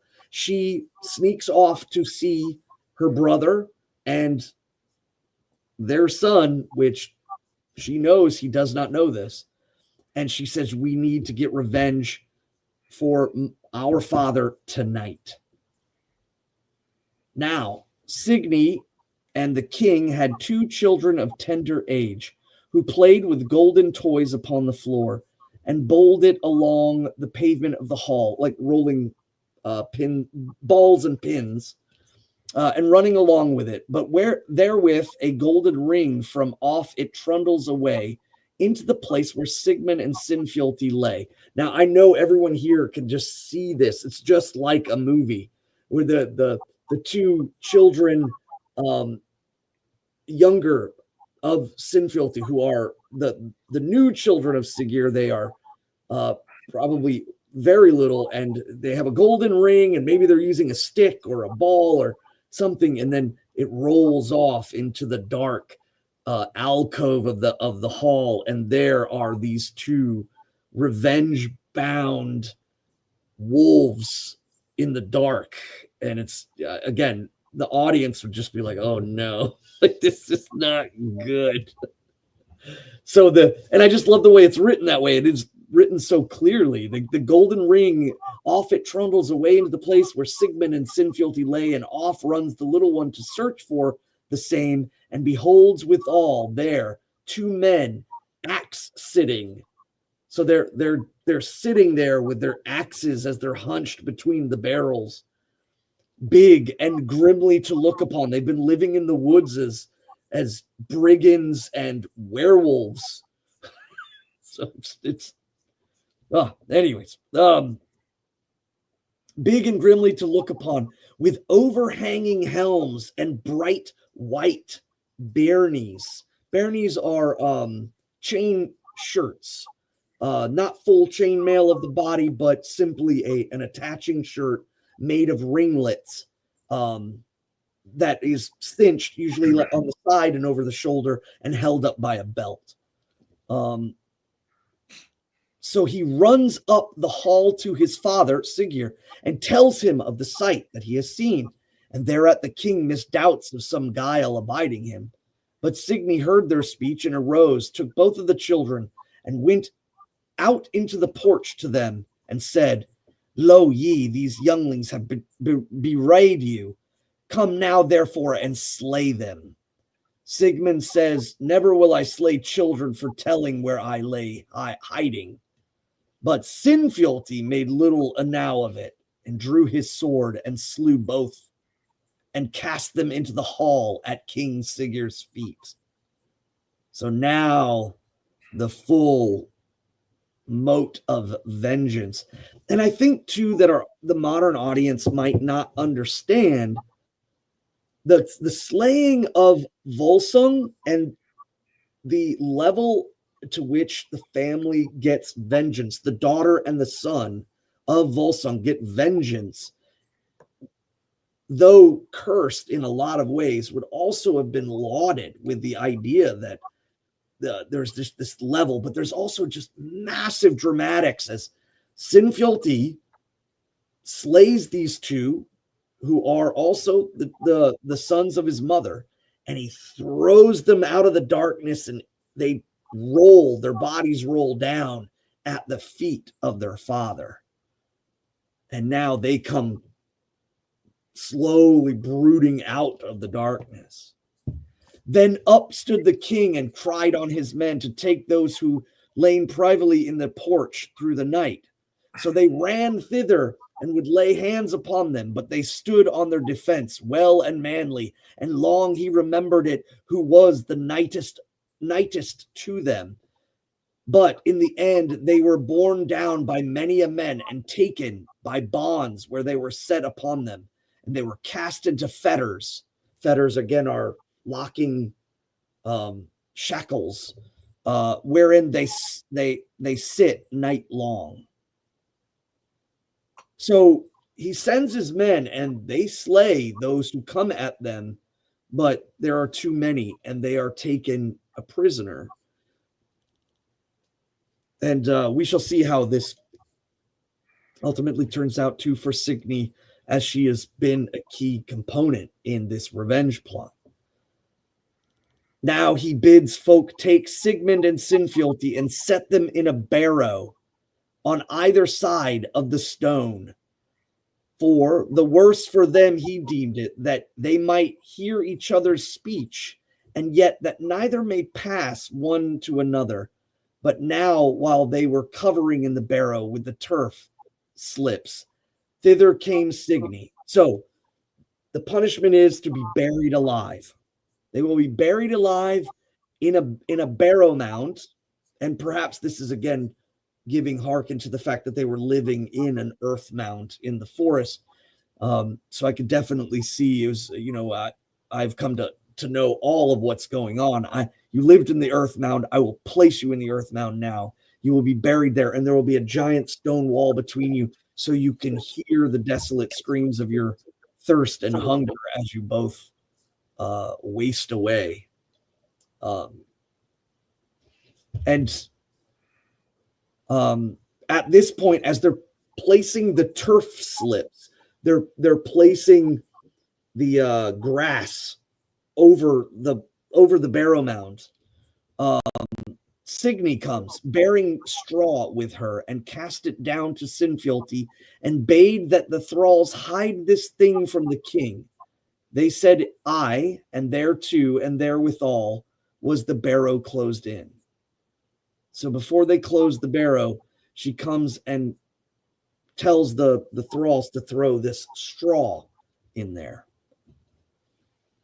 But when night fell, Sinfjotli said to Sigmund through the wall, belike we shall scarce need meat for a while, for here has the queen cast swine's flesh into the barrow and wrapped it with an outer layer of straw.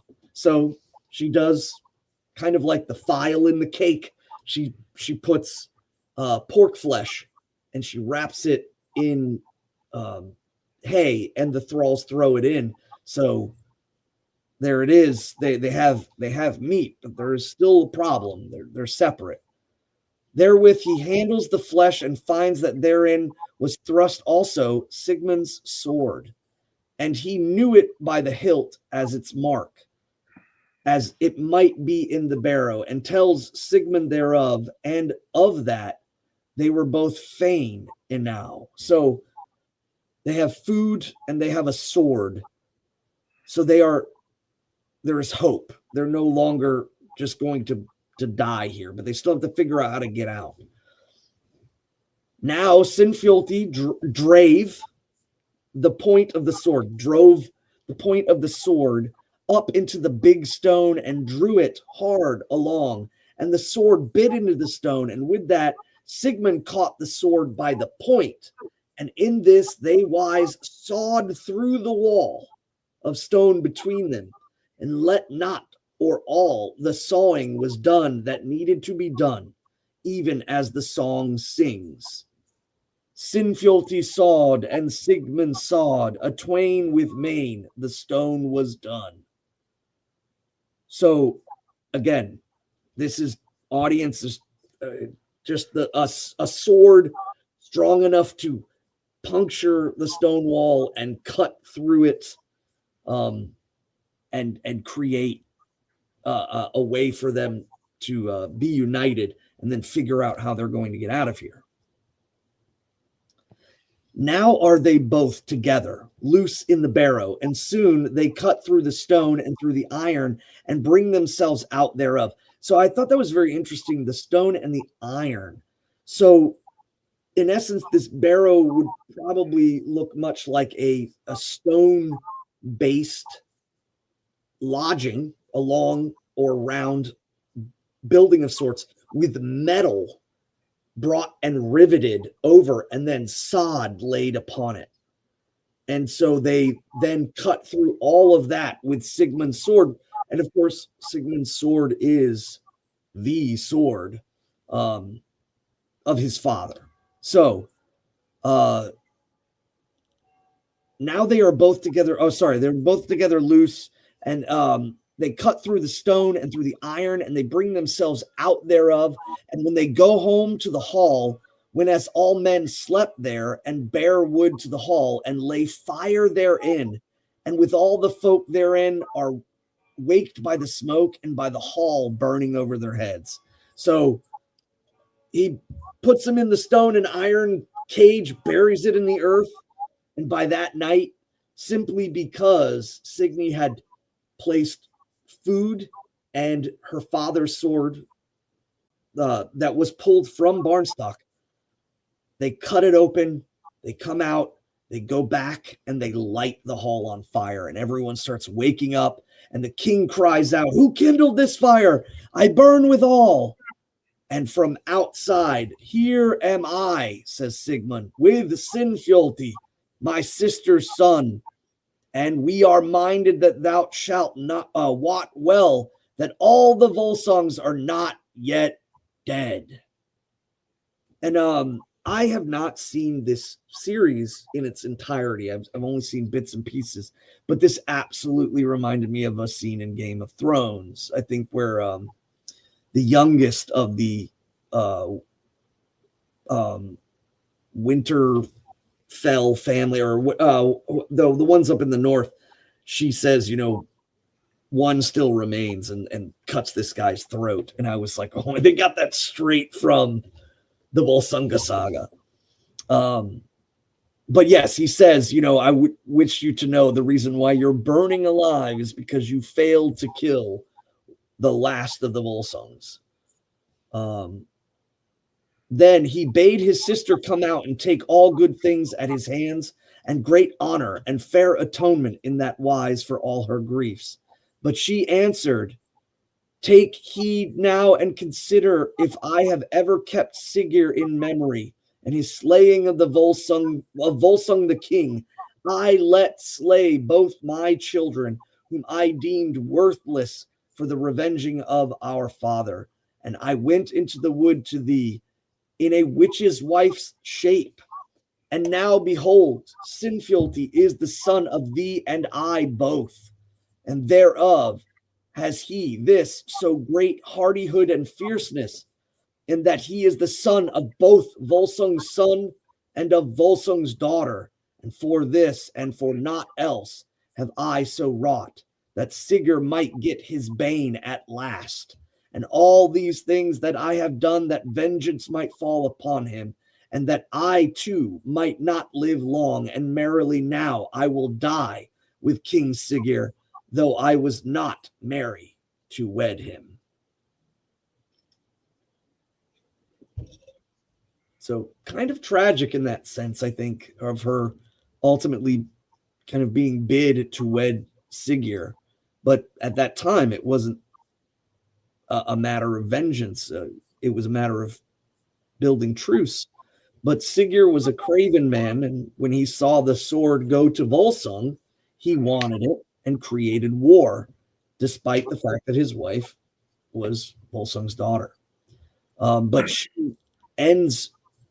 she sees him to death completely, that the vengeance will be complete, and that she went to such great lengths to ensure the success of this revenge that she now forfeits, that there be no celebration, because she did such dastardly things in order to correct the murder of her father. Therewith she kissed Sigmund, her brother, and Sinfjolti, and went back again into the fire, and died with King Siggeir and all his good men.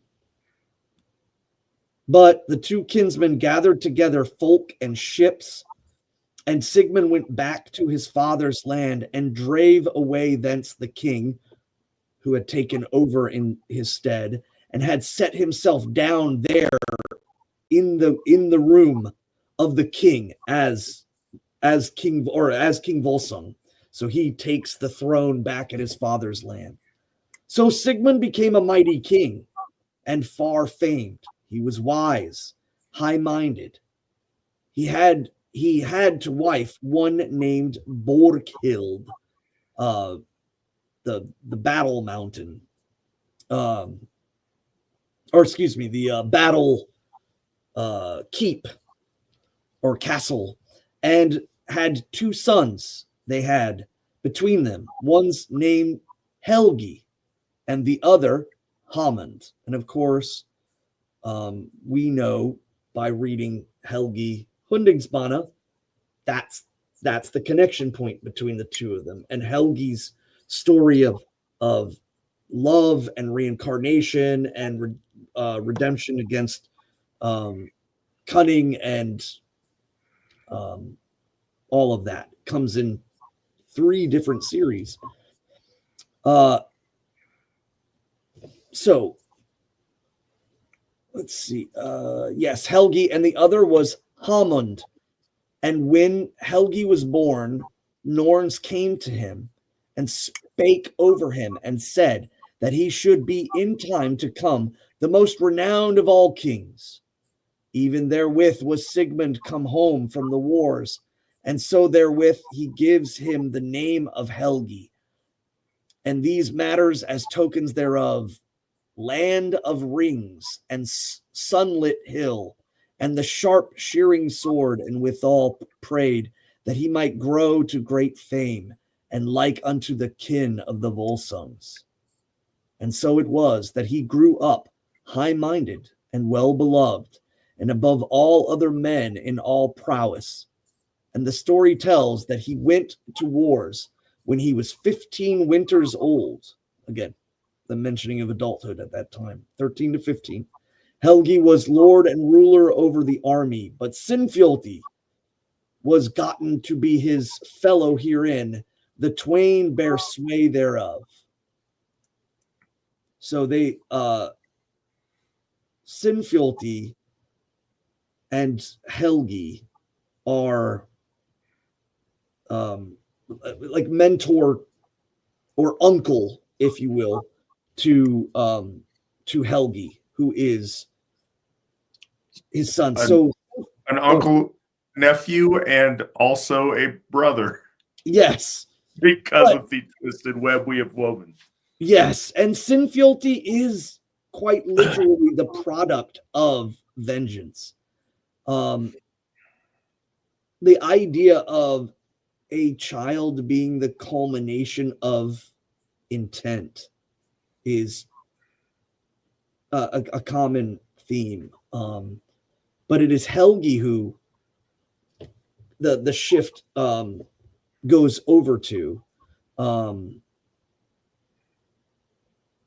as Sinfjotli is kind of again seen as that his purposing was entirely there, but they are together as like a mentor with his brother ish. Chapter 9, how Helgi, the son of Sigmund, won King Hodbrodd and his realm and wedded Sigrun, which I think it's a typo. I think that's Sigrun. Now the tell tales that Helgi in his warring met a king hight named Hunding. And so again, Hundingsbana, we know a little bit about this, and that's why we're doing this, is because of these interconnecting points. A mighty king and lord of many men and many lands, and they fell to battle together, and Helgi went forth mightily. And such was the end of the fight that Helgi had the victory. But King Hunding fell, and many of his men with him. But Helgi is deemed to have grown greatly in fame because he had slain so mighty a king. And remember... So I'm going to interject for a sec. We changed on to...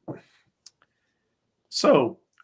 Svan and I's reading of the Völsunga Saga is going to take much longer than originally planned, which is fine. I'm thoroughly enjoying it. I hope you guys are too. That said, 2 hours in, we have read 4 chapters.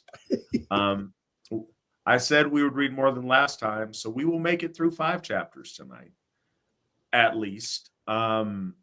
But this is a time to make a little interjection. And first, I'd like to point out a comment from the chat. Svan is awesome. He really gets into this. Svan is, in fact, awesome. He definitely gets into it, and we are all the better for it. Thank you, Svan. We appreciate you carrying the load on this. Yeah, thank you. If anybody knows, I'm originally, the way I came into the faith was through stories. So I love telling stories, and I get into them. That is why he is the Gothi that is going through this with me.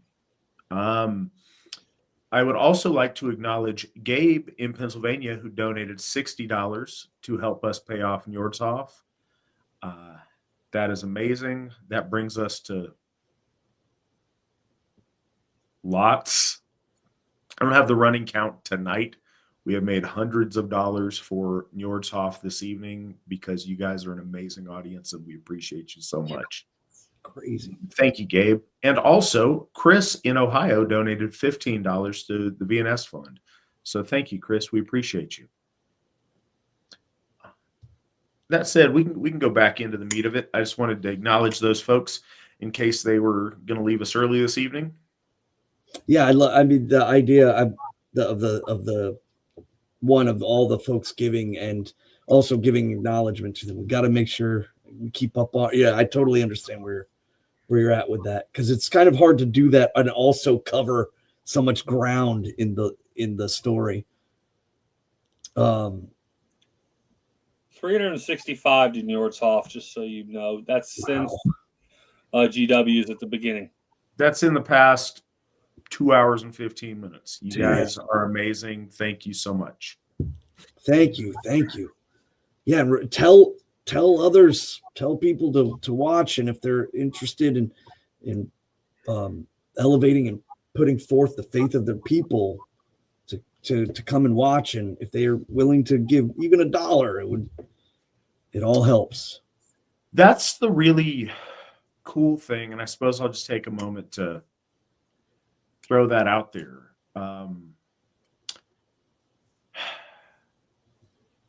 It is very easy to see the world and its billions of people, or to see the United States, which is home to most of us who are watching this show, and see 300 plus million people, and to see the numbers involved in Asatru generally, or in the Asatru Folk Assembly specifically, they seem so very small compared to that.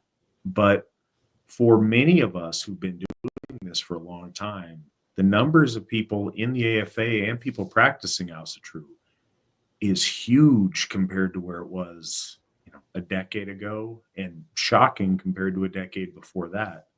We're celebrating the 30th anniversary of the AFA this year, and it's a time to just kind of reflect on some of that. One of the really special things is that with so many people and as big an audience as we have, everyone giving a little bit has tremendous results.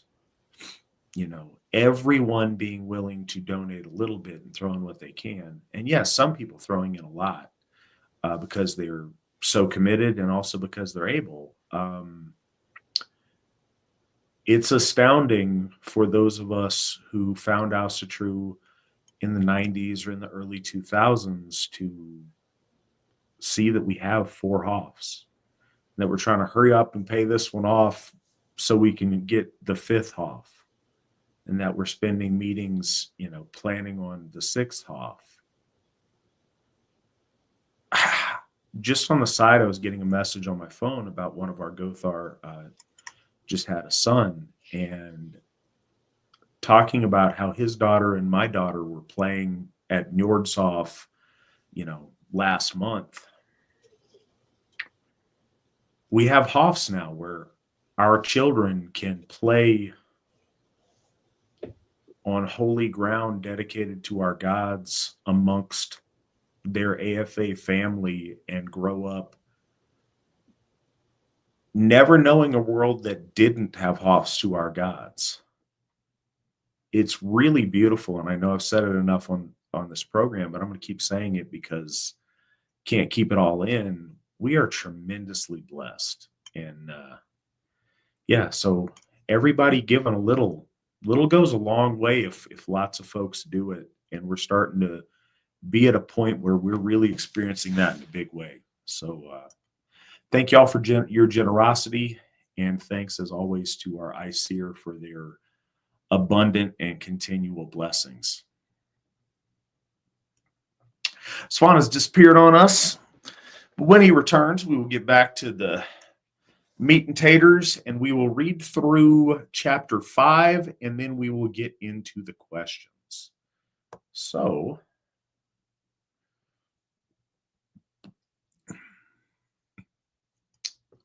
let's see if there's one I can knock out here. All right.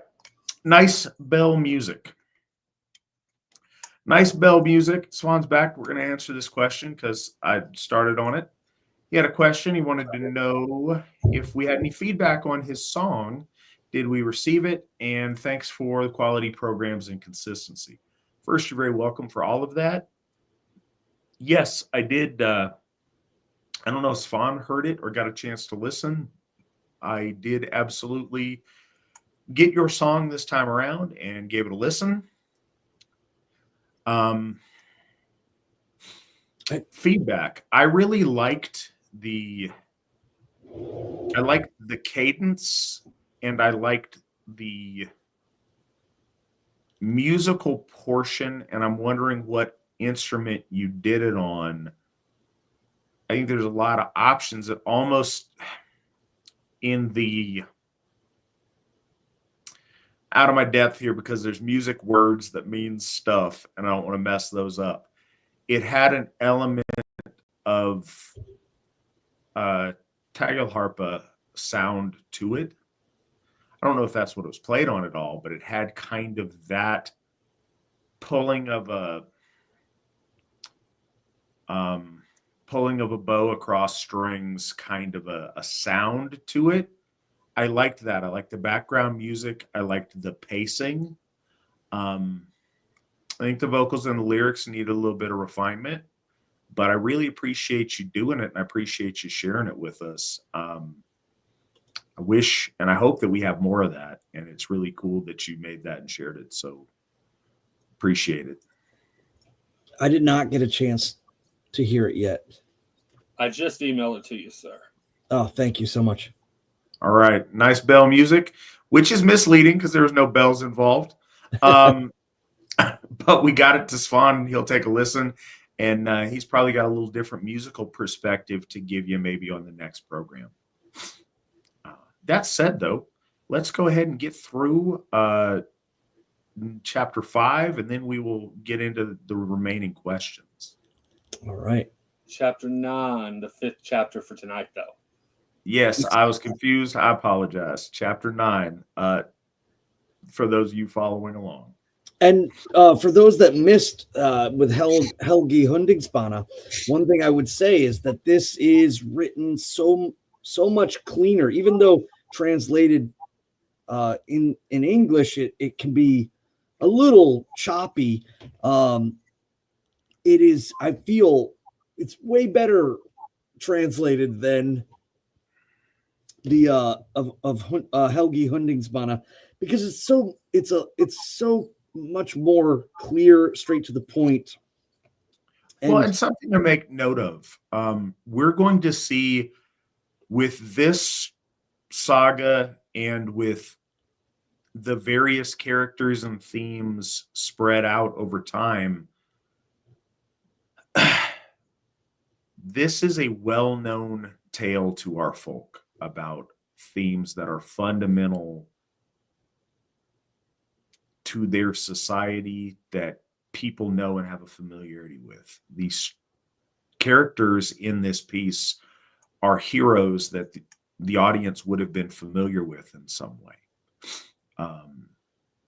You see now we have these ridiculous retellings of this, retellings of that, but so much of it is based on root things that we all grew up with a basic understanding of. There's a little bit of that element here socially in the world of our ancestors, to where these stories grow and take shape and take, are the inspiration for song and for poetry and for storytelling and ritual drama and all kind of things. And you see that play out in more high medieval times in the Nibelungenlied.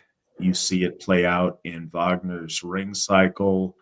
It's this saga of this permeates the Germanic expression of our faith from very, very early on, from the migration era on through into the 20th century and today.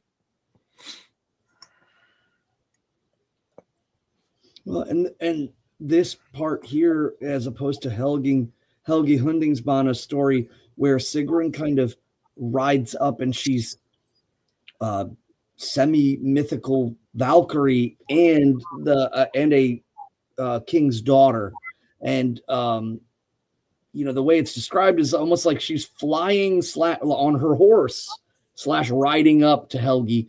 This has a little bit more of a grounded sense.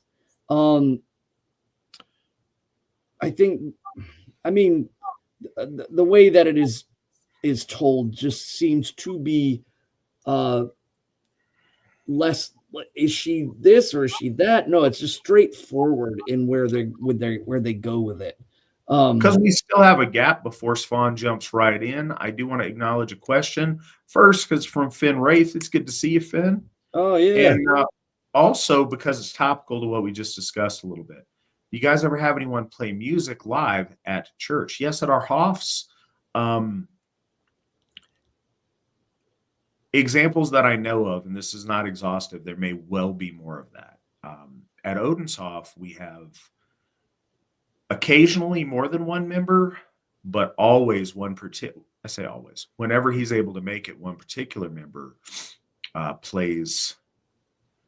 He can play a variety of instruments really well, but he typically will play a guitar and do various folk tunes while we eat, while we feast, and it's beautiful. It's really, really cool, and I look forward to that. It's a really nice thing for us there. And we had, as I think Nick mentioned in the chat, at the last Sumble at Ostara at Thorshof, we had two different people with two very different styles who had both composed guitar pieces that they performed during Sumble, and those were both really cool. One of those we mentioned last week. We used that for an outro, and we may do that more in the future. But that was really, really nice. So we're getting there. It's not where I want it, but we will get there. And we've got a number of people with irons in the fire on things they're working on that way. During Sumbles, we've had, it's not every time and it's not the norm yet, but we've had a lot of different musical performances. We've had some just vocal performances. We've had some just instrumental performances. I'd say a lot of guitar so far. We had one guy bring a hurdy-gurdy to an event. We have a gentleman that regularly brings a bagpipe and plays bagpipes, which is awesome. At Ostara, yeah. So remember, Pat plays the bagpipes, and that's always a really cool sound to me. Used to be, we'd have a decent amount of campfire time, and sometimes people there would regale us with a tune. We had a former member that would bring a violin. Sometimes we had a number of us, and still on occasion, if the meat is flowing, we'll get out there and sing a harmony or two by the fire with one another. So we're working on that. It's a work in progress. It does happen. It does not happen as much as I'd like it to, but it happens a lot more than it did in previous ages. Another one that I just thought of off the top of my head, last year at Ostara, we had a member sing opera during Sumble. That was yes, we did.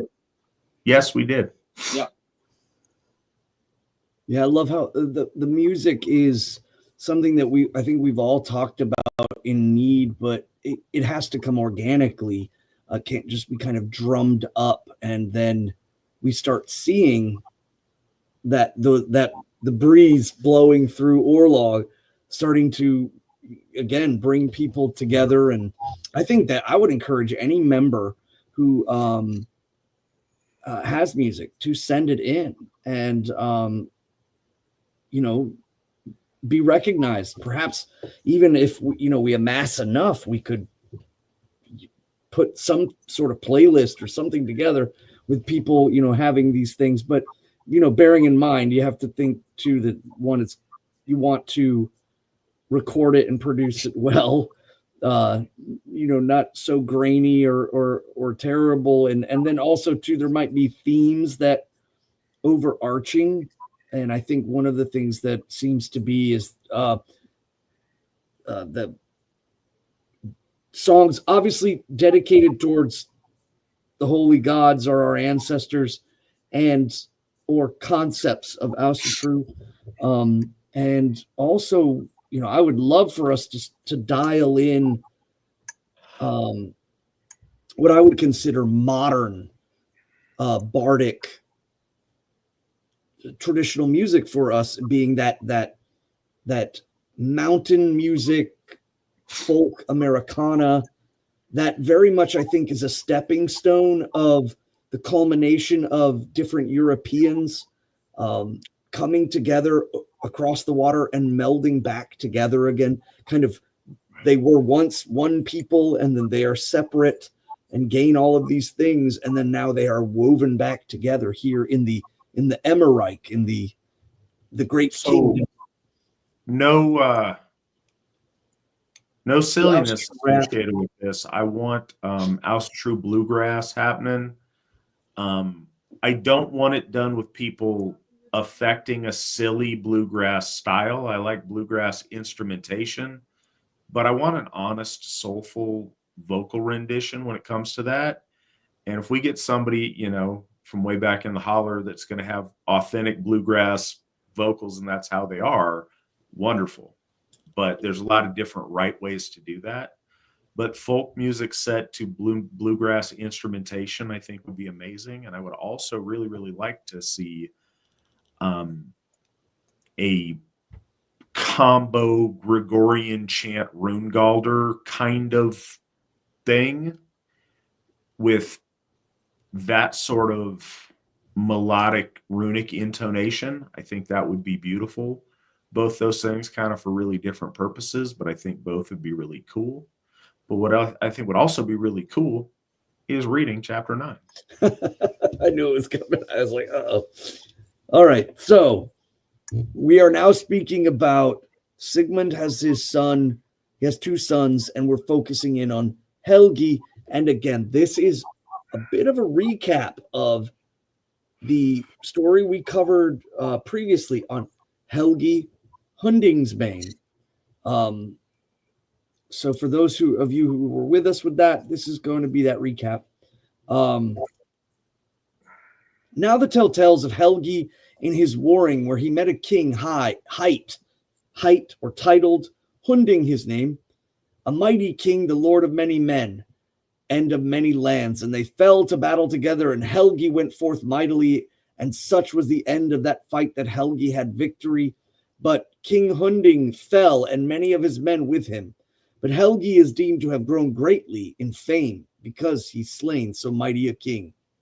Then the sons of Hunding draw together a great army to avenge their father. Hard was the fight betwixt them, but Helgi goes through the folk of those brothers unto their banner, and there slays these sons of Hunding, Alf and Eolf and Hereward and Hagbard, and wins there a great victory against them. Now as Helgi fared from the fight, he met a many women right fair and worthy to look upon, who rode in exceedingly noble array, but one far excelled the others. Then Helgi asked them the name of their lady and queen, and she named herself Sigrun, and said that she was the daughter of King Hogni. Then said Helgi, fare home with us, good welcome shall ye have. Then said the king's daughter, other work lies before us than to drink with thee. Aye, and what work, king's daughter? Said Helgi. She answered, King Hogni has promised me to Hodbrod, the son of King Granmar. but I have vowed a vow that I will have him to my husband no more than if he were a crow's son and not a king's. And yet will the thing come to pass. And if thou standest in the way thereof, and goes against him with an army, and takest me away withal, for verily with no king would I rather ride and bolster than with thee.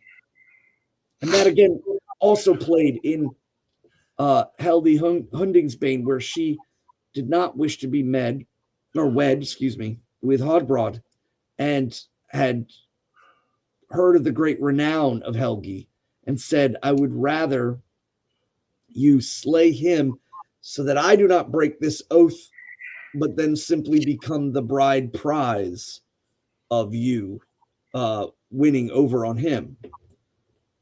And he says, be of good cheer, king's daughter, said he, for certes he and I shall try that matter, or ever thou be given to him.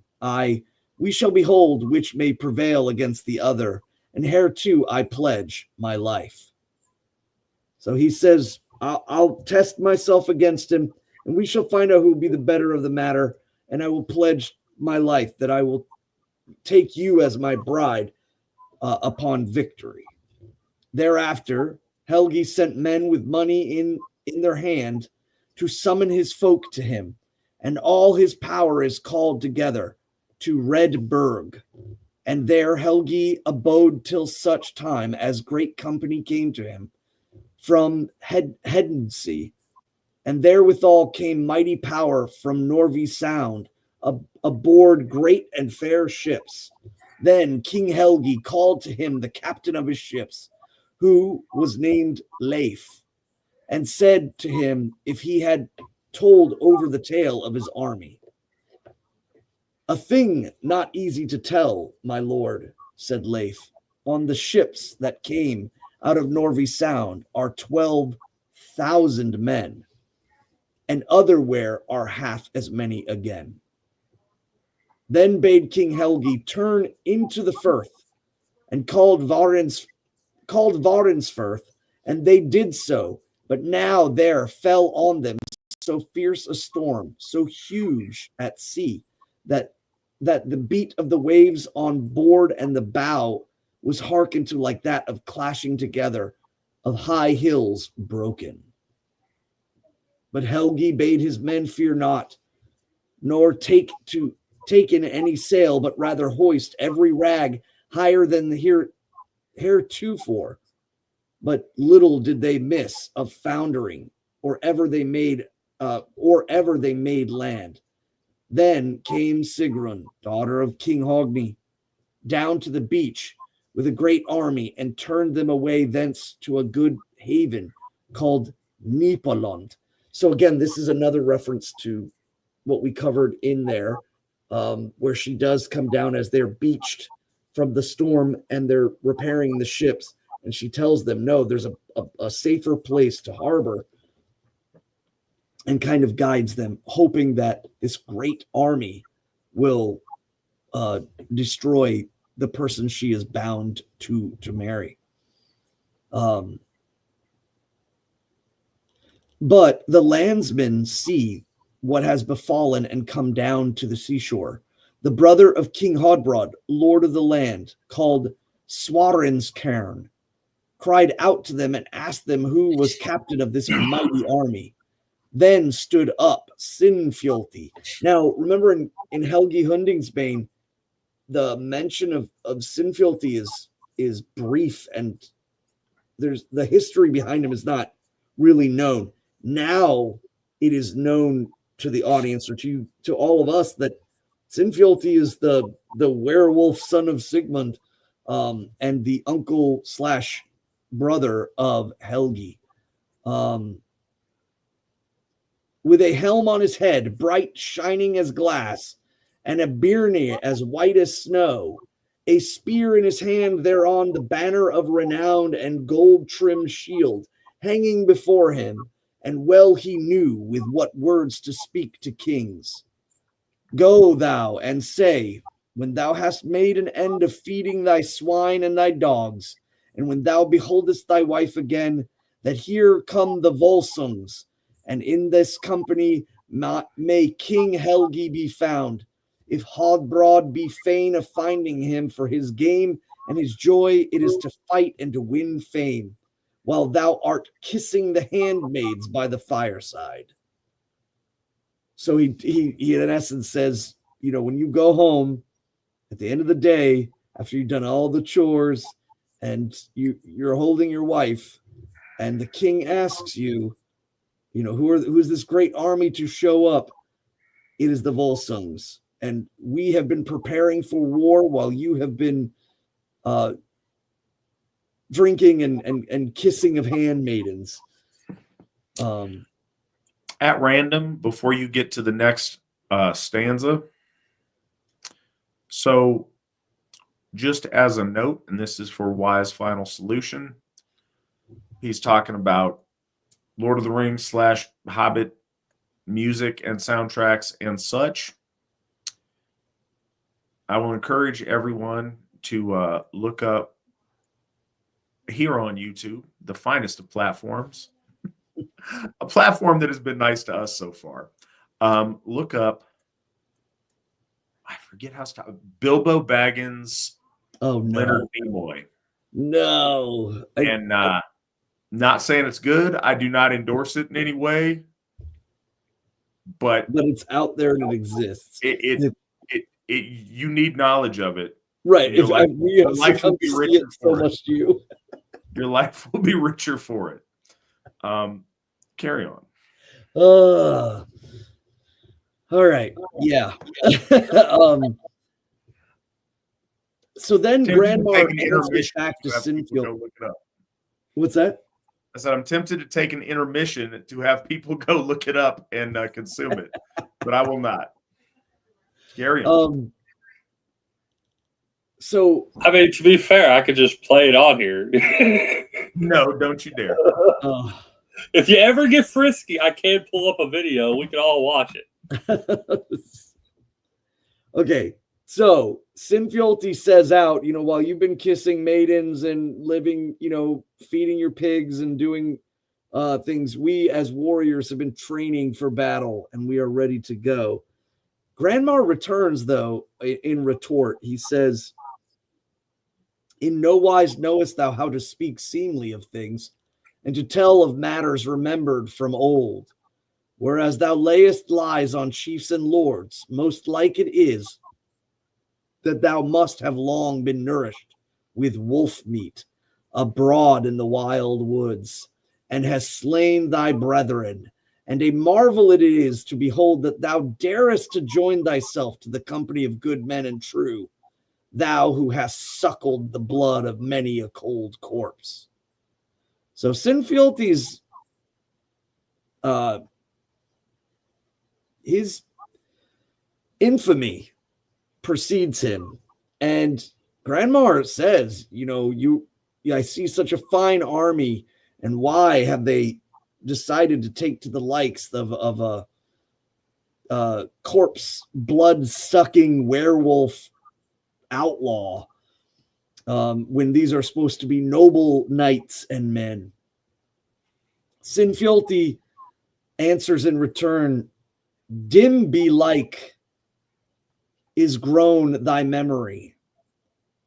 So dim,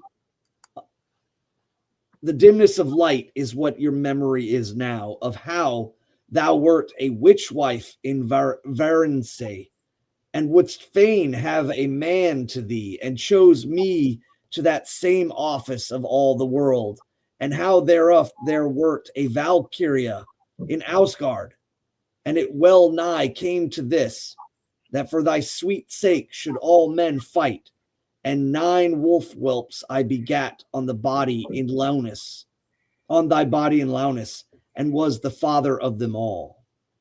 So at this point,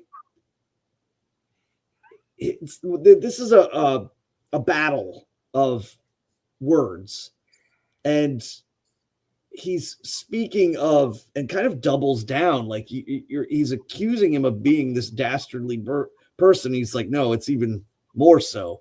I've I'm the father of wolf pups. And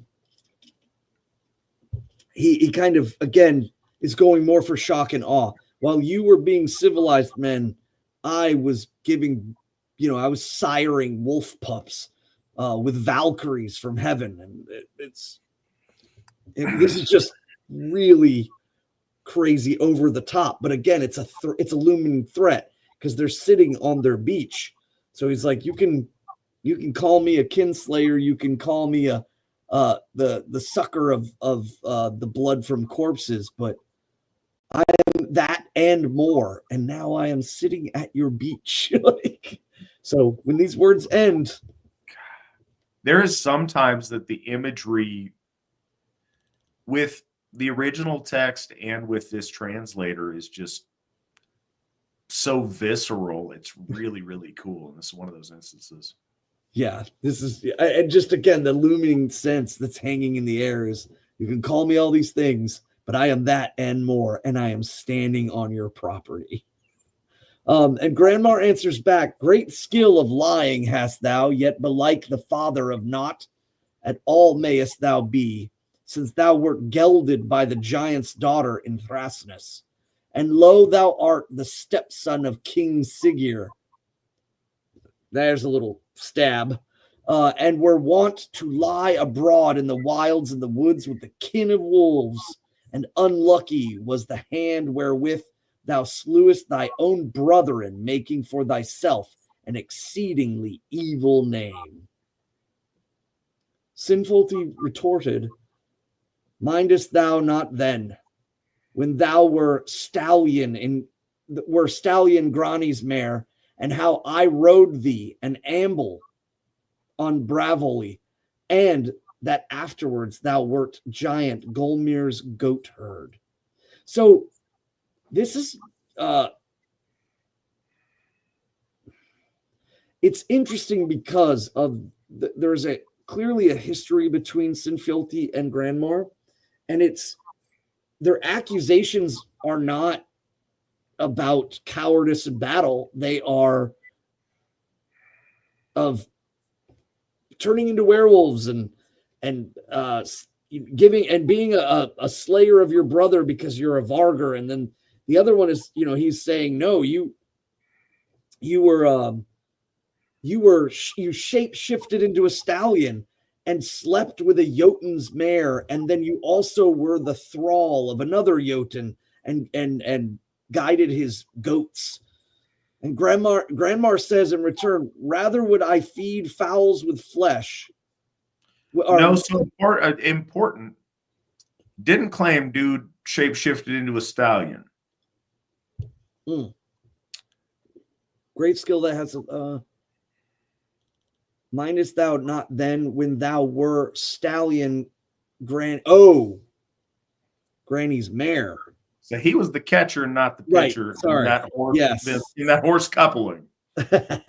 So, and again, that lends to the same point with the story of Loki, is to shift, to go from one gender to the other is seen as wholly unnatural. And then also to shape in the form of a horse and do this as well. It kind of likens to, again, not only just the unnaturalness of it, but the immoral or unseemliness of it all. Sorry, yeah, I read that wrongly. He said, no, you were a mare. So that's kind of an important thing to note, that if you're just joining us, or maybe you are in a spot that you're not familiar with some of the divide,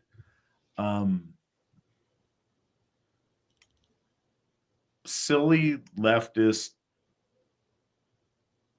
blue-haired fat chicks like to think that there's some permissive, like, LGBTQ plus nonsense amongst our ancestors. There wasn't. It's been a refrain amongst men of our folk since the dawn of time to suggest that you are acting womanly or that you are on the receiving end of the sexual thrustings of a male creature of any sort is that's a solid mic drop insult since since the dawn of time.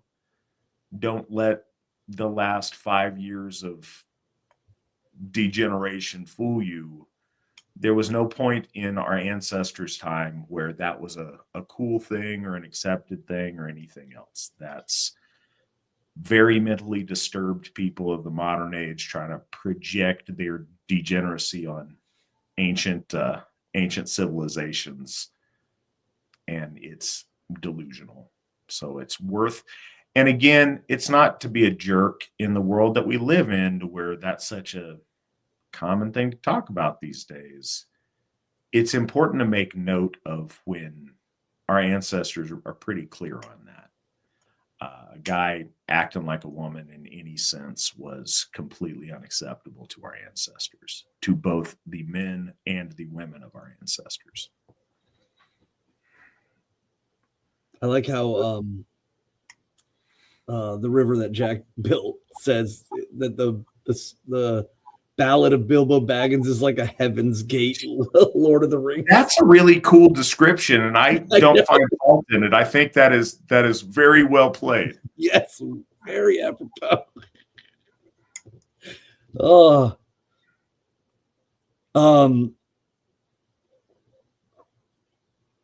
let me see.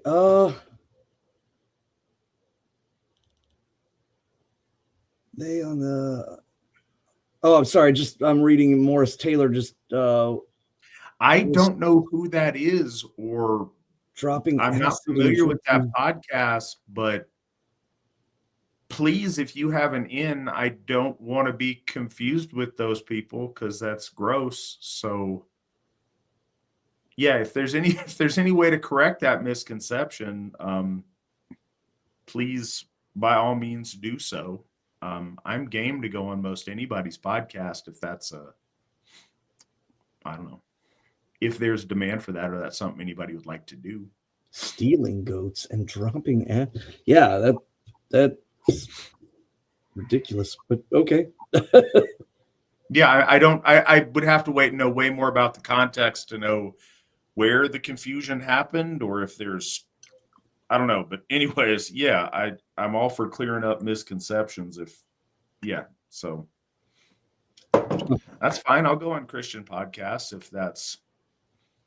if that's a sincere invitation ever. I went on Anglican priest Reverend Jack Ashcraft's podcast or internet radio show. I don't know what the difference is, but he had us on a couple of times and was great to us. So I'm pretty open to go on anybody's podcast. All right, so this exchange between Sinfilthy and Granmar, which was not given as nearly as much of the back and forth in Helgi Hundingsbana's poem. This is getting good, and then Granmar finally, he doesn't concede, but he just simply says, "Rather I would feed fowls like birds, specifically ravens. Rather would I feed ravens with the flesh of you than wrangle in words any longer."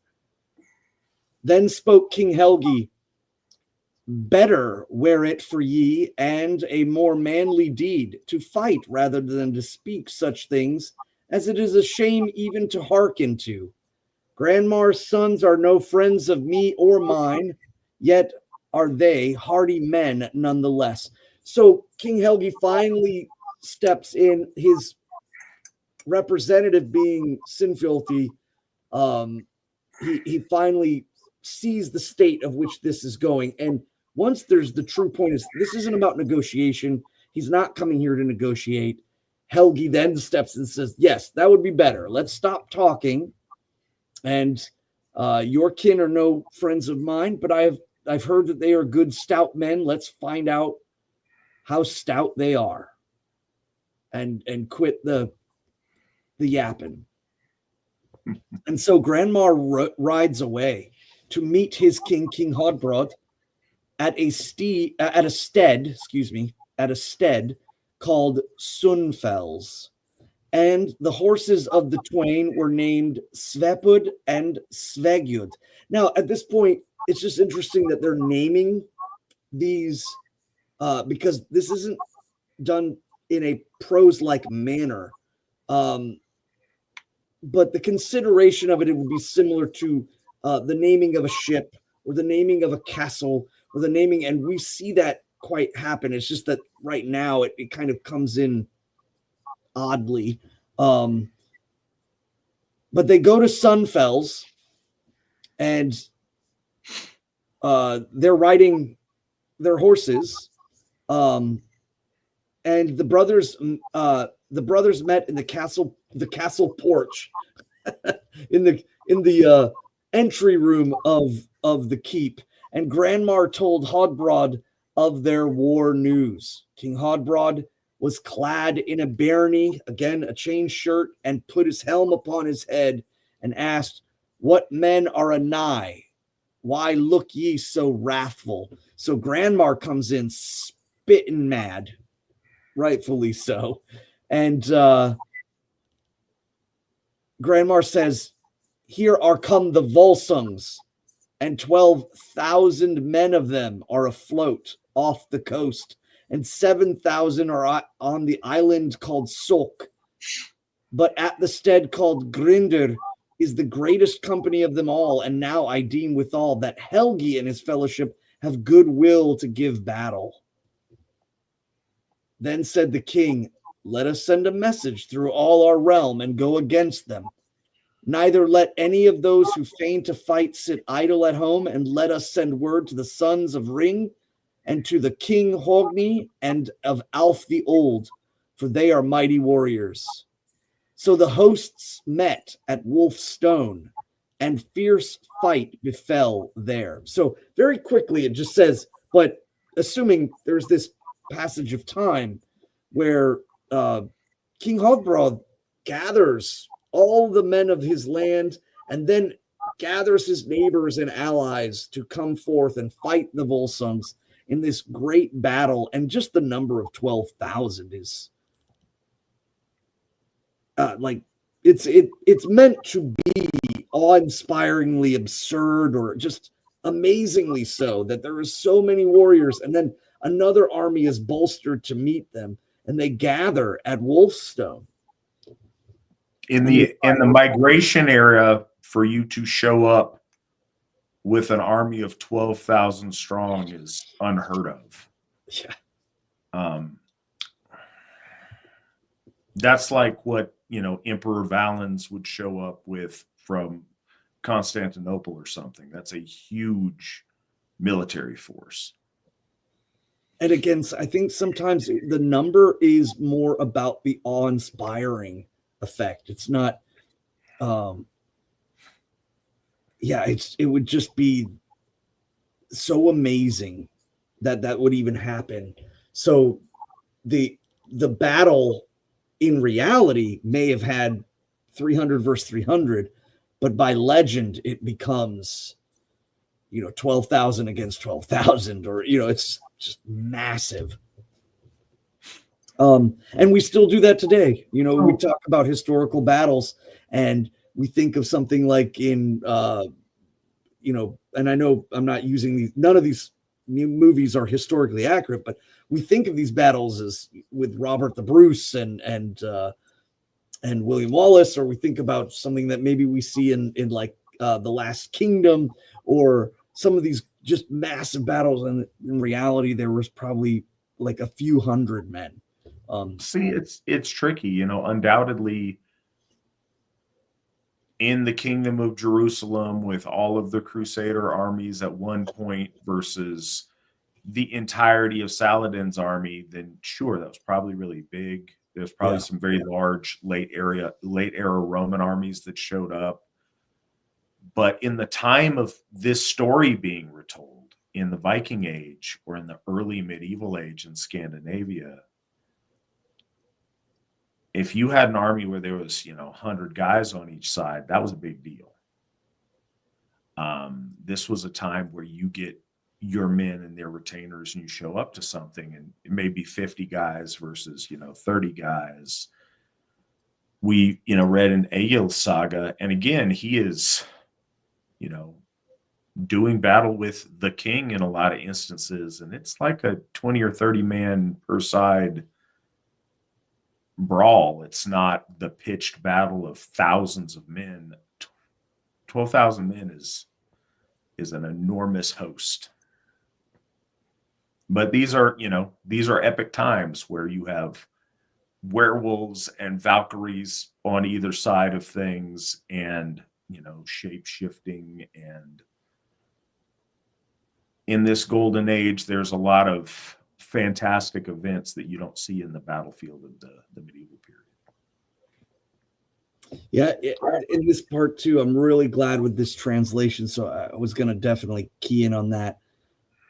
They met at Wolfstone, and the fierce fight befell there.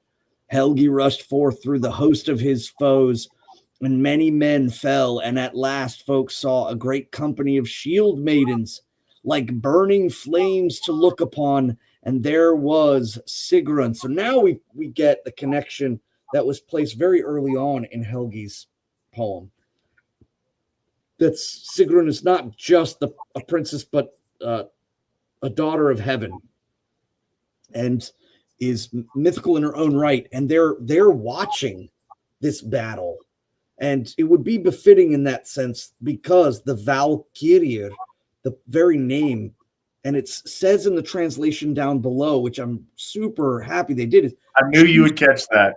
Chooser of the elected, because so many people will think of Val as slain. Simply to be slain in battle means you get your ticket punched to get into Valhalla. No, Val father doesn't just mean slain father, it means choosing father, and he chooses. So the Valkyria are carriers of those who are chosen. But they sit and they watch this battle. They look on, and there comes Sigrun, the king's daughter. Then King Helgi fell on to King Hogbrod and smote him and slew him even under his own banner. And Sigrun cried out, "Thou hast thanks for thy so manly a deed. Now shall we share the land between us, and a day of great good hap this is to me. And for this deed shalt thou get honor and renowned, in that thou hast felled to the earth so mighty a king." So Helgi took to him that realm and dwelt there long, when he had wedded Sigrun, and became the king of great honor and renown, though he was not more to do with this story. So this is just that brief connective interlude to Helgi. And then the other poems that we've covered about Helgi are there. And the reoccurrence of death and life and coming back, and the love between Helgi and Sigrun. But that is its own separate. And now we continue on with Sigmund and the rest. All right. The story. But that is something we will do in 2 weeks. Right. We have made it through. I have fulfilled my promise that we would read more than last time. Not by a lot, but by a little. This is taking a while because it's meaty, and these chapters are long, but this is really cool. And like I said, it's seminal to so much of our cultural development and the expression of heroism amongst our folk up and through the modern age. It's really important. And so we're going to take all the time we need on it.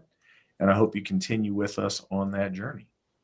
But now we're going to go to some questions. But first, Wise Final Solution had some kind words for me in reference to my interview with T. Jump, an atheist gentleman on a podcast that he does. Thank you very much for... I'm glad that you think I did well on that. I tried. It's interesting talking to someone whose just kind of core worldview is so very different. I know that certain people have a whole nomenclature on how to intellectualize things, and I approach things in a really different way. I've gotten a lot of really good feedback on that. I appreciate the opportunity to do the program. It was really, he was easy to work with. His producer was super easy to work with, as I recall. Um, yeah, I appreciate those opportunities. But that said, what do we got going on here? Question from Tyler. Hey there, simple question here. Sorry if it gets asked a lot, but I've just missed it. What is the best way to pray to the gods and the ancestors? Is there any particular formula or words that you use, similar to how Christians tend to end with Amen? What can someone who prays to the gods / ancestors expect in terms of response, feelings, signs, etc.? Thanks and much love to the AFA from a present non-member. Tyler, you should join. You should be a present member. That would be the optimal way to do it. But we're very glad to answer your question, and I appreciate you reaching out. Svan, what are your thoughts? I think it's worth noting that everyone has some different ways of doing that. Praying to the gods can be very personal and can involve a lot of the strictures that we where we come from. Some folks may take to talking and speaking out to the gods informally in a way of prayer, but others may have highly stylistic and formal processes in which they separate themselves from the mundane and then proceed to air out their thoughts, feelings, and emotions into the skein of fate, and that's where the divine and the material meet. And that's a really complicated way of saying everyone kind of does it a little differently in a sense. But I would say I find value in separating from the mundane. So I do a series of things to do this. But it is incumbent upon the tradition to be held by the Gothar in uniformity and connectivity and cultural oneness. For the individual, it may be a little bit more intrinsic and customizable. And it is very different than, say, reaching out to the gods as a group, as a tribe, a kindred, as a Hoff congregation. So bear that in mind. But if you're speaking about by yourself, finding a way to separate yourself from the mundane can be as intricate or as swift as you wish to make it. But when you do find it, I think one thing that's common is that we do speak out loud. Taking thought and formulating it into action makes our prayers more tangibly entwined with fate. And when we speak out to the gods or to our ancestors, and we need to be careful, or I need to remind that it's not always the gods that we pray to. Gods are gods and busy. They're very, very intricately woven into large matters of cosmic scale. Sometimes it's good. And so you should first consider, should I speak to my ancestors and ask for their aid, their blessing, their ability to send their blessing up through the root and into our world in advancing forward and having boon. But when you do reach out to them, some people will light a fire, well, perhaps a fire outside, but a candle indoors. And I think a lot of people get caught up in, Asatru, if you light a candle, that's like what Wiccans do, or that's what witches do, or what have you. No, the purpose is could light a fire outside, we could light a candle inside, or a fire in the fireplace, or what have you. The emulation of a lot of that is not as tangible as people want it to be. We are not casting spells. We are not drawing circles and sigils, etc. We are simply acknowledging the same values of things that our ancestors did. the lighting of a light certainly brings about hallowing a space. Taking land or taking space by fire was a common practice. The other two was to, like I mentioned earlier, there was the runic lady that walked 3 times around the driftwood in Widdershin against the sun. You know, a lot of people would be like, that sounds like modern neo-paganism, but it's clearly there written in the eldest of times. Our ancestors did pay attention to this sense of creating barrier. So speaking into the directions, speaking into the edges of Dellinger's Hall, and saying that you or praying to Lord Thor to hallow this space and give you, and that your strength and his strength are united together, and giving the sacred sign of Thor. But if you don't know all of that, don't get daunted by, I don't know all of these things. Start small, lighting a light and simply asking Thor to bless this place that you are in, and then sitting down and speaking aloud to the ancestors or to the gods. And I think more importantly, too, giving a gesture of gift. That gift generally for us is in the form of libation. So giving a libation via a vessel, speaking over it, and then pouring it into a bowl and giving it to the divines or to your ancestors, and then taking that bowl outside and gifting it kindly, not just chucking it out a window, kind of is the end completion.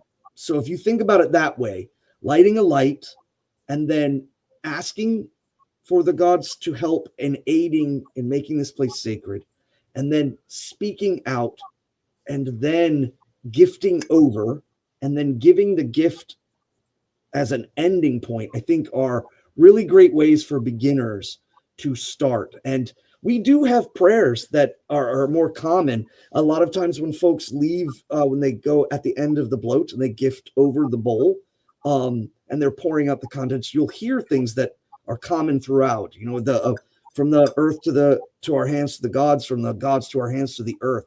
And those things are things that you learn as you are tribally inundated into the culture of the Asatru folk assembly. But that's culture. I think it's more important that you get process down, that you get your orthopraxy down. And that requires just simply arriving, becoming aware. Perhaps the lighting of a light is an ignition of that. So you become aware that you are doing something that is beyond just normal thoughts and normal actions. You have a gift and you speak aloud your thoughts and desires, and then you gift and pour and return, clean everything with reverence. And at that point, your intentions have been woven into fate. And the gods work in many, many ways. I can tell you a simple one for myself. I was in a moment of not doubt, but asking if I was doing things correctly. And I asked specifically Lord Odin. And unbeknownst to me, my wife was working at a client's house, a woman that lives fairly far away from us. But she had noticed that there was this big raven in the backyard. And she was like, oh, I want to get these feathers for my husband because I know he would like them. So she goes out and she sees all these feathers on the ground. She grabs 3 of them. And I have no idea that she's doing this. And then as she's making her way towards me and where I'm working, she gets a lot of this, some news. There's all this bad news kind of floating around. I think via text message, people were talking about someone had passed away and so on. And she got it in her head that perhaps because she picked up those 3 feathers, that was related to some of those misfortunes. And then she was about to hand them over to me, not knowing about my praying. So when she got to my work, she just cast them out of her window in the parking lot and went in and talked to me. And we kissed and said hello, and we're talking and doing things.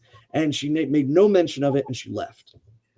And then Many hours later, I leave my shop and I'm walking to my car and I see these 3 black feathers.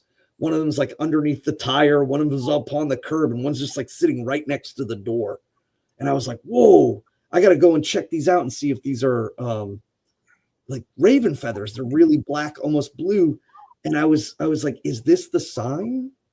Is this like a confirmation that I was going in a correct sense? And then I show up and I was like, hey, babe, look what I found next to my car. And she's like, oh, no. And I talked to her about the whole situation. And I surmised, I think that the feeling of dread and of all those news that she was getting was, again, just during that transitional time when she was driving. It wasn't about the feathers. The feathers was a separate thing.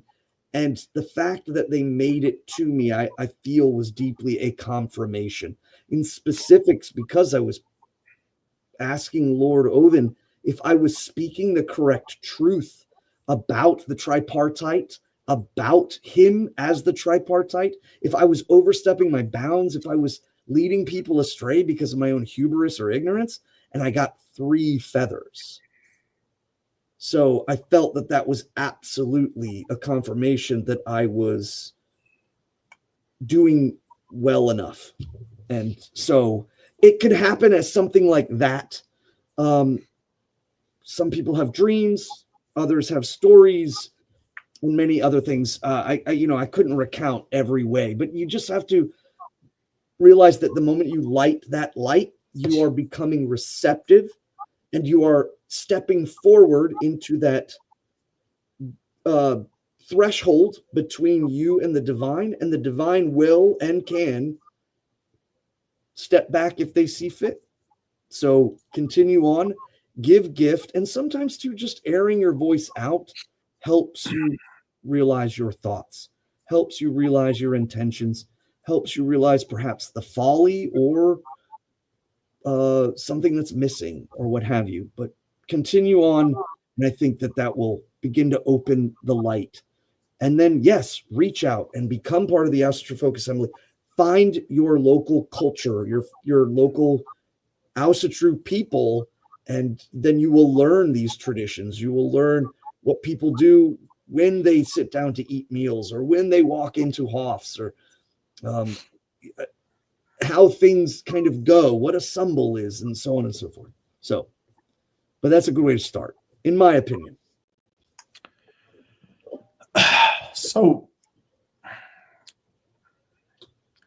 everything Svan said is certainly true, and I think a really good way to do it. But I'd also like to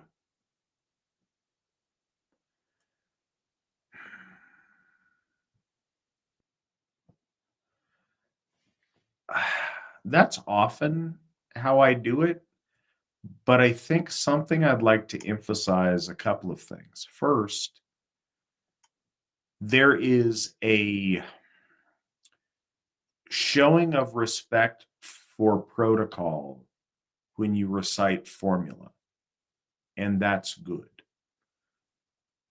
Reciting the stuff you're supposed to say at the right time shows that you acknowledge the right way to do things and that you're in alignment with the right way to do things. It shows that you are respecting the order that the Aesir put in place and you're respecting the customs of your folk.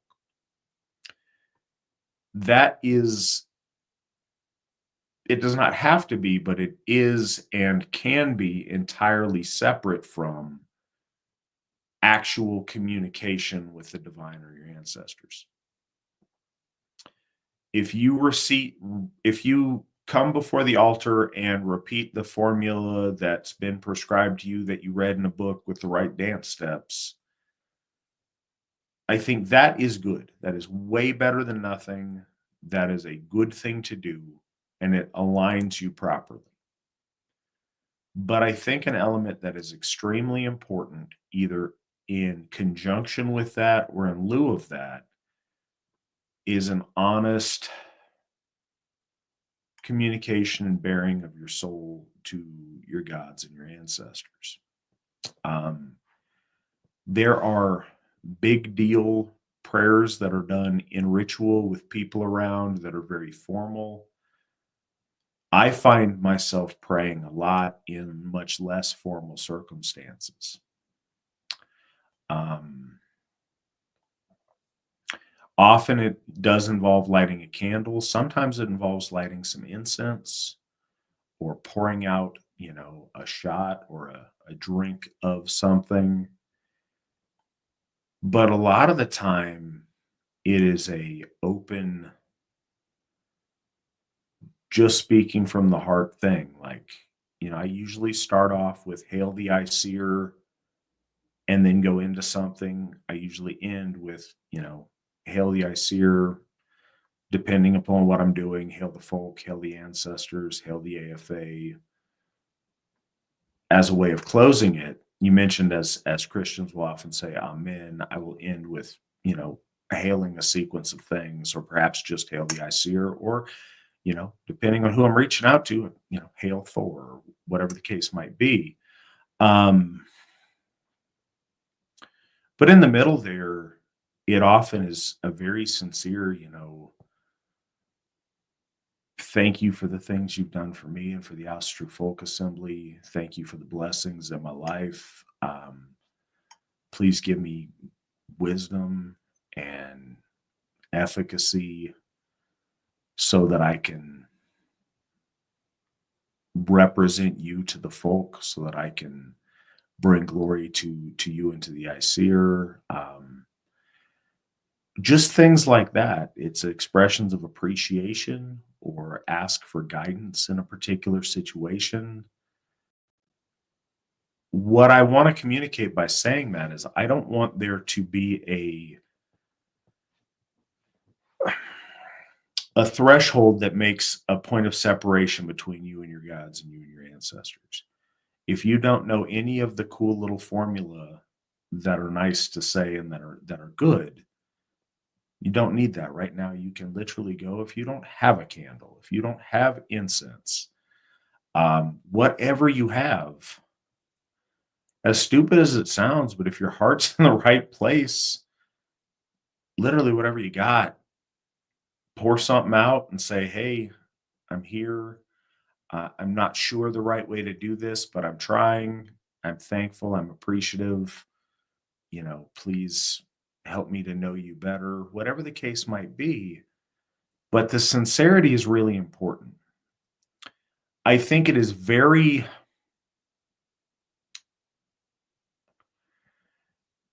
we want our gods to be proud of us. We want our ancestors to be proud of us. If your child comes to you and they tell you a completely ridiculous story that is obviously a lie, but it's so transparent and stupid that it's funny, it may not make you angry, but you don't respect them. You appreciate your 3-year-old trying to pretend that the cats ate whatever thing or broke whatever thing got broken. It's different when a grown man does that. The gods know whether you're being honest or not. So sincerity is key. You don't form relationships well by pretense or by things that are silly. So speaking from the heart and being very honest, I think, is extremely important. The other thing, your ancestors should be a much easier approach. Your ancestor doesn't become like, if your mom passes, she doesn't then become some not your mom thing. She's still your mom. And if you go before your altar and you're talking to your mom, you can talk to your mom how you talk to your mom. You know your ancestors. And again, maybe your distant ancestors you don't know. But if they're ancestors you knew, don't create a barrier between you and them interacting intimately. You knew them in life. If this was a person you would have called on the phone last week and had a nice casual conversation with and given a hug, don't treat them like they're some other thing after they've passed. And this is just my thoughts on it. I would really hate it if something happened to me tomorrow and all of a sudden Mandy and Aubrey treated me with this super formal, artificial thing when they were speaking to me. That would be really, that would hurt me. So please keep that in mind. Like, your ancestors are real and exist beyond the veil, just as they did when they were here. And I think that the from the heart authenticity is very, very important. So I would always encourage people, rather than worry about getting it right, be pious and respectful when you're approaching the gods or your ancestors, and be open and be honest. It's nice if you light some incense as like a little offering, acknowledgement. Hey, this smells nice. I hope this makes you happy, kind of thing. Or, like I said, a libation, or you make a plate for them at a meal, something like that, I think is a really good way to do it. I think that a candle, and we all know this instinctively from when we're kids, fire is cool, and it brings your focus and it brings you into a spiritual place in a special kind of way.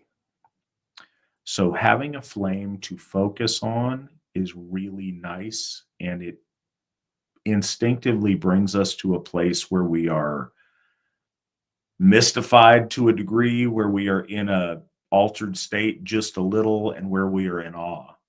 And I think that's a really good place to start from. But yeah, all those things. I mean, that's probably overlong on that one question. This one's just for you. Question for Svan. Did you, this from White Horse Asatru. Did you get my emails? The one about Loki and Saturn's cube, or a few others? Svan, you are muted, so I cannot hear what you're saying, nor what you were chewing. Sorry. Yeah, I was cracking open I don't like to do that, and it gets loud. I feel like it's like right in the microphone. Yes, I did. It's a flex, Svan. It's a flex. Wait till I start talking, and then just right in the middle of it. It's gonna be terrible.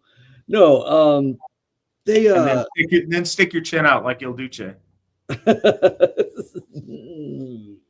No, yes, I did get them. I haven't been able to respond because it has been a very busy month and some extra. I've been traveling around a lot in the last while. I know that I don't know if he's still on here, but I've been also working with Evil Monk, who's probably in the chat, and he calls me Mr. Busy Man, but I do respond. And the other thing is, I don't want to respond with just a one sentence or whatever. So I try to absorb what's being said, and I want to give a good response back. But it's just been a very wild month. There you have it. I will be responding though.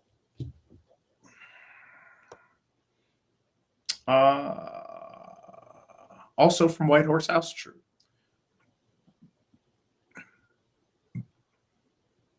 The dwarves Galler and Fjaller are names. Their names suggest deceiver and singer, perhaps of falsehood. What kind of dwarves were they? The ones who killed Kvasir. Svan, what are your thoughts? They are literary figures of direct opposition to Kvasir, the first storyteller and the great poet, who goes and walks amongst the world of Midgard, coming and descending down from heaven as he is made from the gods as they unite after the war. And so it is aptly named as such. These titles, just as much as Bulwark and Gunnloth, she is battle song, meet together when he attains the mead. Kvasir is truth. Kvasir is sincerity. Kvasir is emotion and clarity in speech that brings forth great. He's a poet and a storyteller that brings forth great emotion, and it is these Dvergar, these earthly beings, these they are Svartalf as well. Dvergar or dwarves are Svart elves, and they are born of ultimately the material. Ymir is the material. They are born within him. They are intimate of him. So They're maggots. they are. Say again. They are maggots. Yes, the maggots of his flesh. They are internal beings built entirely on the material. They And eat, rot, and decay. well, and And it's I think that's at play here with a lot of their reference when we talk about chaos. I didn't mean to cut you off. I apologize. No. Just really kind of cut right in. But the maggot thing struck me because chaos in our context so often is in the form of entropy. It's in the form of that which is ordered, decaying, and becoming misshapen or metastasizing into something ugly. Chaos is the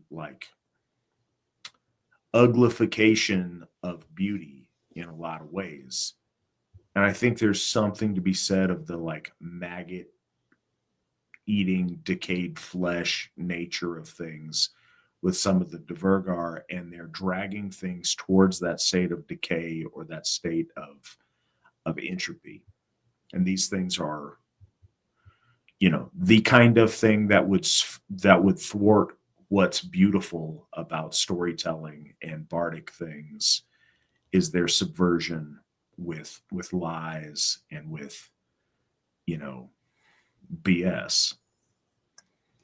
well, and we were talking about this at the wedding that I traveled to over this weekend. Our stories are very well crafted in ways that I think a lot of people don't realize, or perhaps that is truly the spiritual mystery behind them.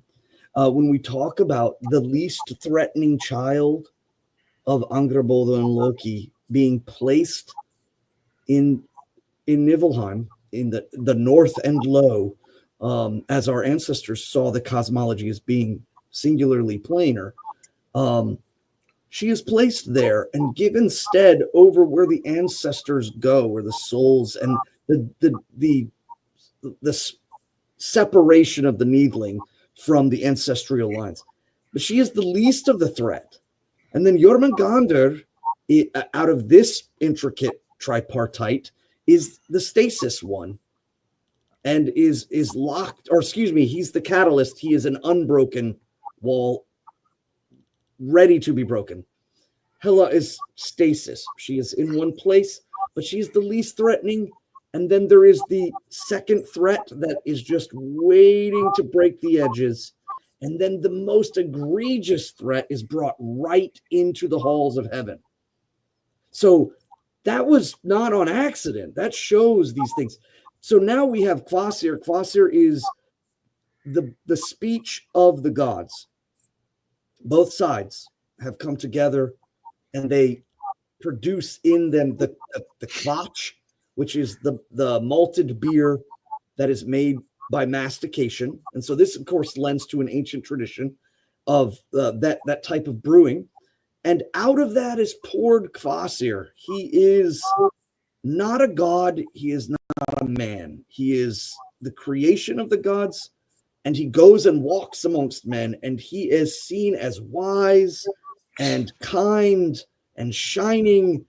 And he speaks and tells the stories based on his knowledge that the gods, he is their voice. He is their word. So he goes, and it is only befitting then that these lords, these maggots of decay, they are the opposite. They're titled in that they are lies. They are the yelling that shouts down and the deceiving voice. So they are aptly named with full intent that the audience would know that we have this oppositional voice. The way that goodly speech, there is seemly goodly speech in Kvasir, And then now there is the yelling and the deceitfulness. It would be simply known as that, but I think that's very important. I do believe that the entirety of this has happened. I believe that the stories of our gods initially do come from Kvasir, and that he walked amongst us, and that's why there are secret things in the stories that we know. But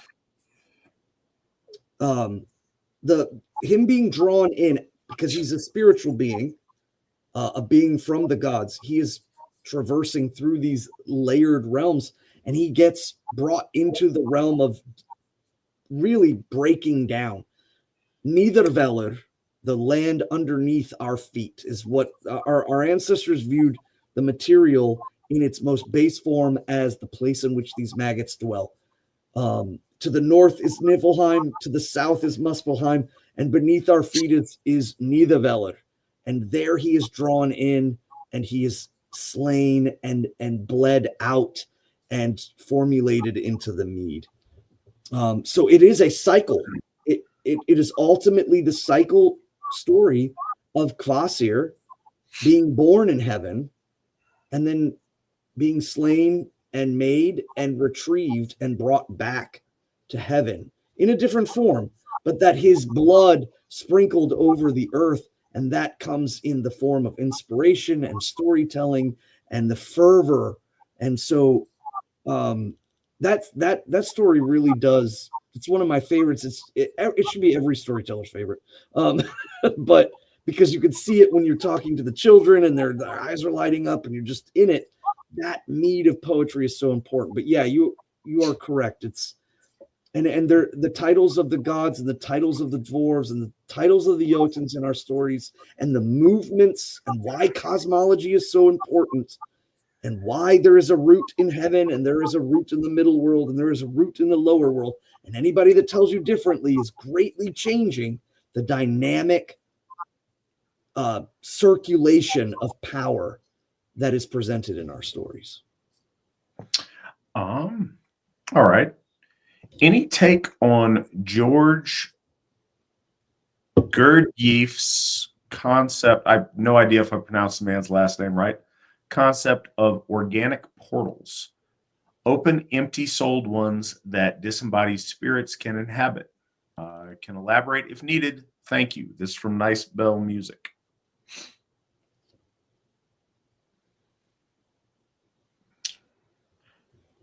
So, do you have any thoughts on that, Svan? Yeah, I'm a little familiar.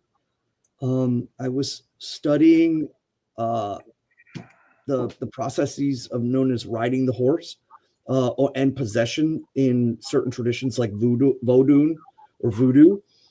Just overall trying to get an understanding, especially in relation to how Berserker and Ulfhithnar are imbued with this power, perhaps filled with the fervor of Lord Odin to the point where they're not susceptible to steal.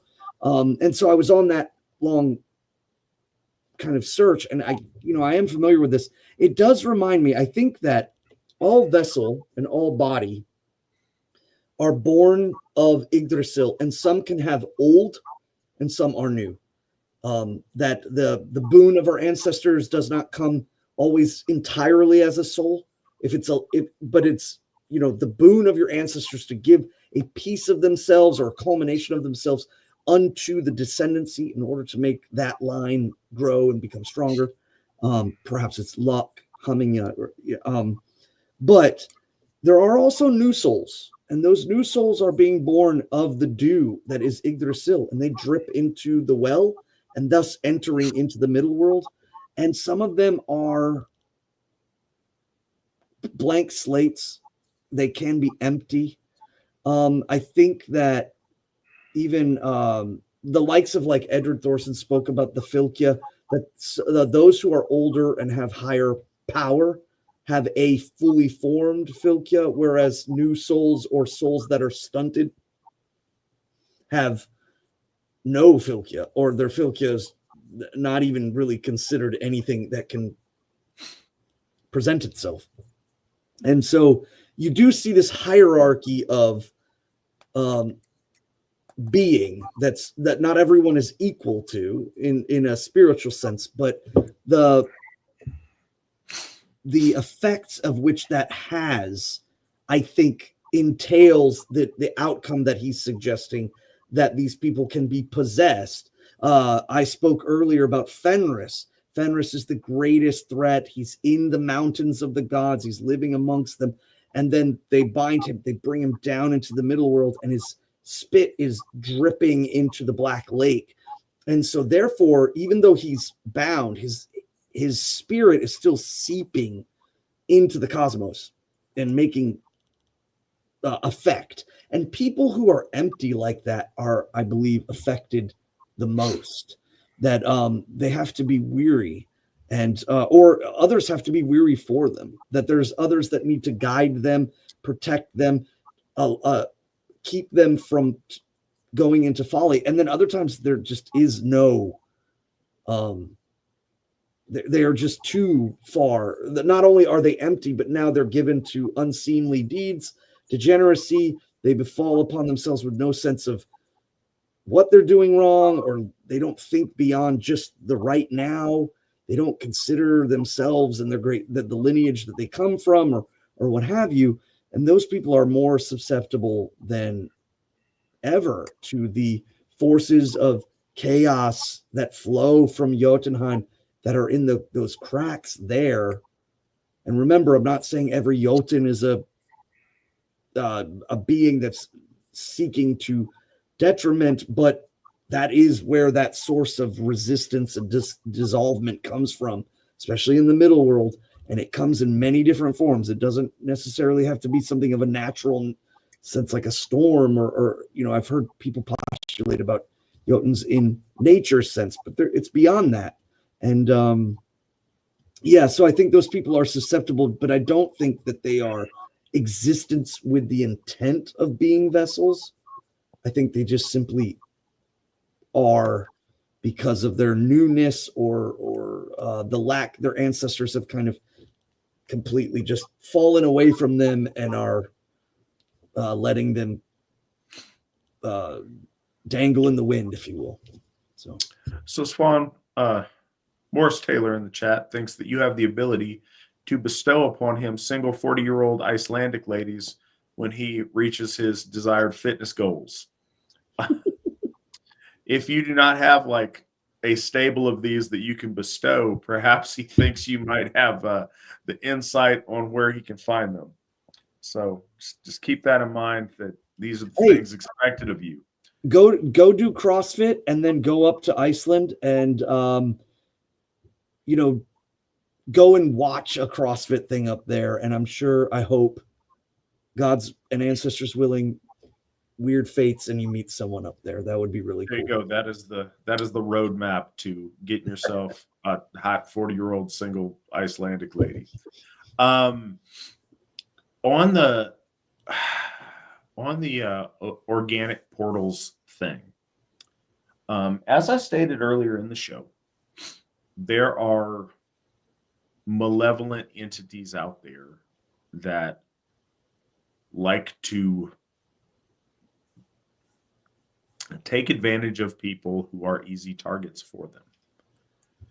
I think that there is numerous spiritual processes for someone who wants to empty themselves of soul to become one with nothingness, or to prep themselves to be a portal, if you will, for the other.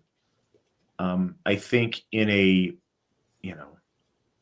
positive, I guess, way, you can see that in some of the ancient Greco-Hellenic oracles that purpose themselves to be vessels for gods and spirits to enter and to work through. I think you see it in a different way that is unintended, but this is one of my thoughts about some Eastern religions and Buddhism in particular, when the idea is to empty your mind, empty your, have no will, have no ego, empty yourself of all of these things, I think that does present an opening for other things to enter, be those good things or bad things or, anything else. I think we see this in a little bit, and those are like intentional processes.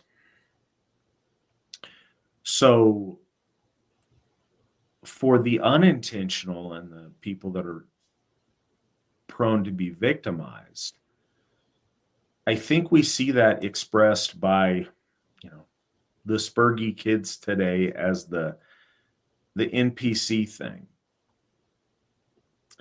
And this is one of the things, some of you who listen may be aware, I'm a big fan in a lot of ways of the writings of Julius Evola. And so much of what he talks about is the idea of developing the self, of developing your will in a magical or an esoteric way, and developing like being a true person as opposed to just kind of grazing and mating and going about your daily whatever and watching the Kardashians and whatever you do. There's a wide spectrum of those among us that devote ourselves to higher thought or higher purpose. And those people, I think, are the most well fortified against possession or any kind of esoteric aggression towards them or interference with them. I think that people who go through their life aimlessly and are vapid and don't have much in the way of their own identity internally, this is something I think, I believe absolutely metaphysically, those people are more open to metaphysical manipulation or abuse. But I don't think we have to go that far. I think we see that those people are more easily victimized by physical abuse and manipulation. Those people are the same people you see that, oh, trannies are cool. Cool, rainbow flags. Let's go to the store. Let's get them. Let's kid out in all of our LGBTQ plus progressive. Oh, wow. Wait, it's MAGA stuff now. Cool. Let's completely change all of our branding. Oh, wow. Taylor Swift said I should like this thing today. Cool. That's my new favorite thing. It's silly how that is, but you watch it. We've literally just seen it in the United States since our last presidential election. Companies and individuals that were 150% behind progressive things. Oh, wow, that's not cool anymore. So now they, dialed that back significantly. We see a lot of that all the time. People like to go with what's popular. It's the same people that if there is a trend this year, they're all going to go out and, wear their pants falling off. Oh, wow, it's really cool to have super high-waisted stuff. So that's what we're going to do next time. Oh, it's really cool to put on black eyeliner and, look like we're juggalos or whatever. Cool, that's what we'll do. Oh, wow, it's really cool to do this other thing. People that ride those trends all the time, I do think that there is a metaphysical element to that they're easily manipulated into going with whatever the stream of easiest and least resistance is, because they don't have that very firmly ingrained sense of self, sense of soul, sense of identity, sense of who they are in relation to the world around them. And I think that's a thing. But yeah, I've heard that expressed a lot, and I think there is a lot to that concept. I'm not familiar with Gurdjieff's depiction of that or his particular ideology on it, so I can't comment on that. But the concept I am familiar with, and I do give a lot of credence to. Svan, does our religion have demigods? Yes, I guess depends on the definition of demigod. I Define demigod for us, Svan. being born of a god and a mortal. Cool. In that concept, do we have demigods? We certainly know of the connection between divine lines, kings connected to the gods in either in proclamation or of stories told, that they are descendants from the gods, from Lord Odin, and or the other of other gods. Though it's predominantly just Lord Odin that is referred to, especially in kingship. Though we do know of the Yngling line in Sweden, going back to Holy Frey, but that I would call the most basic sense of demigod. What I think I like to consider is that there's three. There is the those born of. There are gods manifest in physical form, and I would say like in the likes of perhaps like Shield Chiefing as being Lord or being Holy Frey, coming and guiding his people, or guiding the descendancies of his people. And then there's also the ascendant mortal souls that pass and traverse through the veil and then are brought up to the gods. And that would be in the likes of the stories like Skirnir, where he is asked, are you a man? Are you an elf? Or are you a god? And he says, I am none of those. Because again, he is no longer a man, and he is not an elf, and he is not a god. He is an ascendant, and he is the servant of the Holy Frey. And I think that this is noted quite often. So of those three things, I would kind of classify them as being demigod, but I know that the flat definition is half god, half mortal. But those three things, yes, do exist in our faith. But to what degree there is legitimacy is always brought to question. And of course, I do believe more so in the ascendancy than, proclamation, at least in a sense, is, I believe it in the legendary sense. But if someone was to say, I am descendant of Lord Odin, I would seek out confirmation by the gods if this was true or not. But do they exist? Yes, it does exist in our faith. Ascendant mortals, absolutely. That occurs since the dawn of time. It occurs currently. Demigods, to where a god comes down and mates with a mortal woman and produces offspring.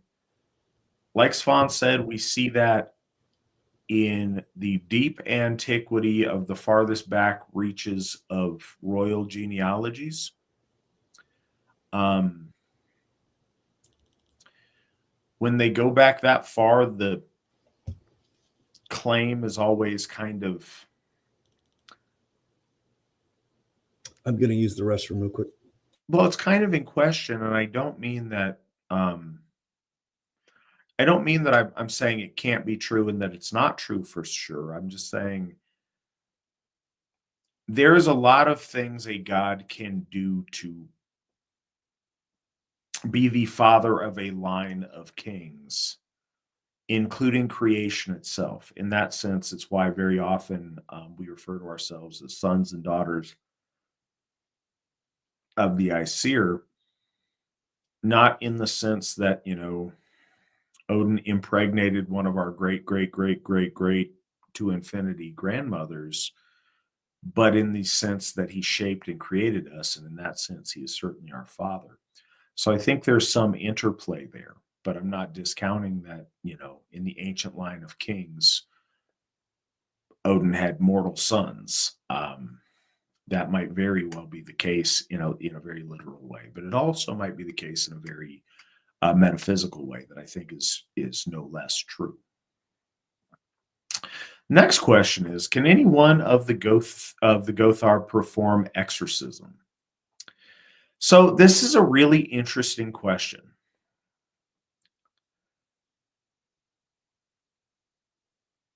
Can they?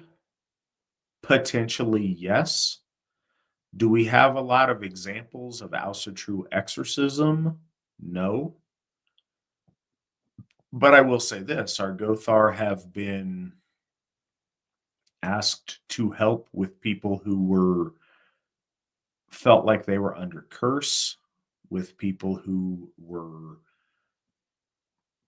spiritually afflicted by negative entities in a variety of ways, including like night hags and people with sleep paralysis kind of oppression, people with, just saying it, people with haunted houses that they were occupying, or places to where they felt like there were bad spiritual elements messing with them or their space. And Gothar have been involved in removing that that hindrance, removing that oppression, removing that negative interaction. And that's been, in my experience, that's been very successful.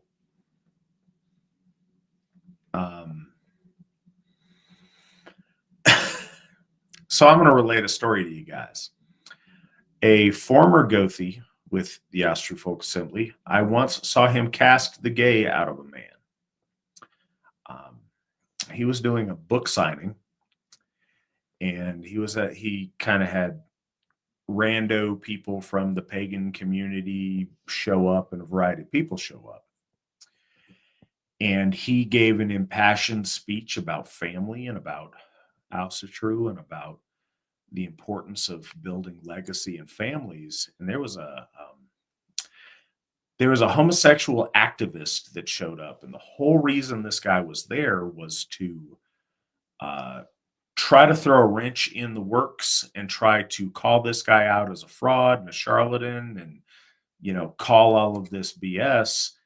And while the Gothi was speaking, this gay guy in the audience started like visibly like shaking and tearing up, and he's shaking, and he's having some kind of really concerning reaction.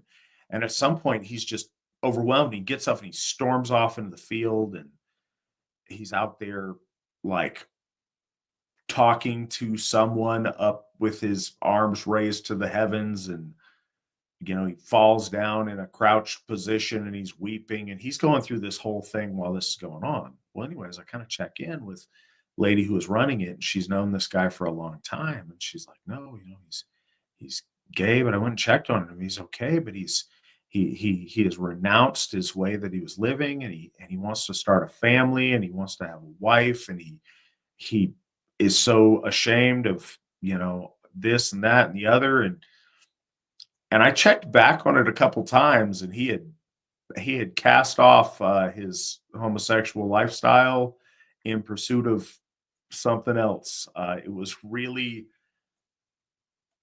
I wouldn't describe it that way if I didn't see it with my own eyes, but it was more than kind of, it was an amazing thing to witness. And I watched that happen.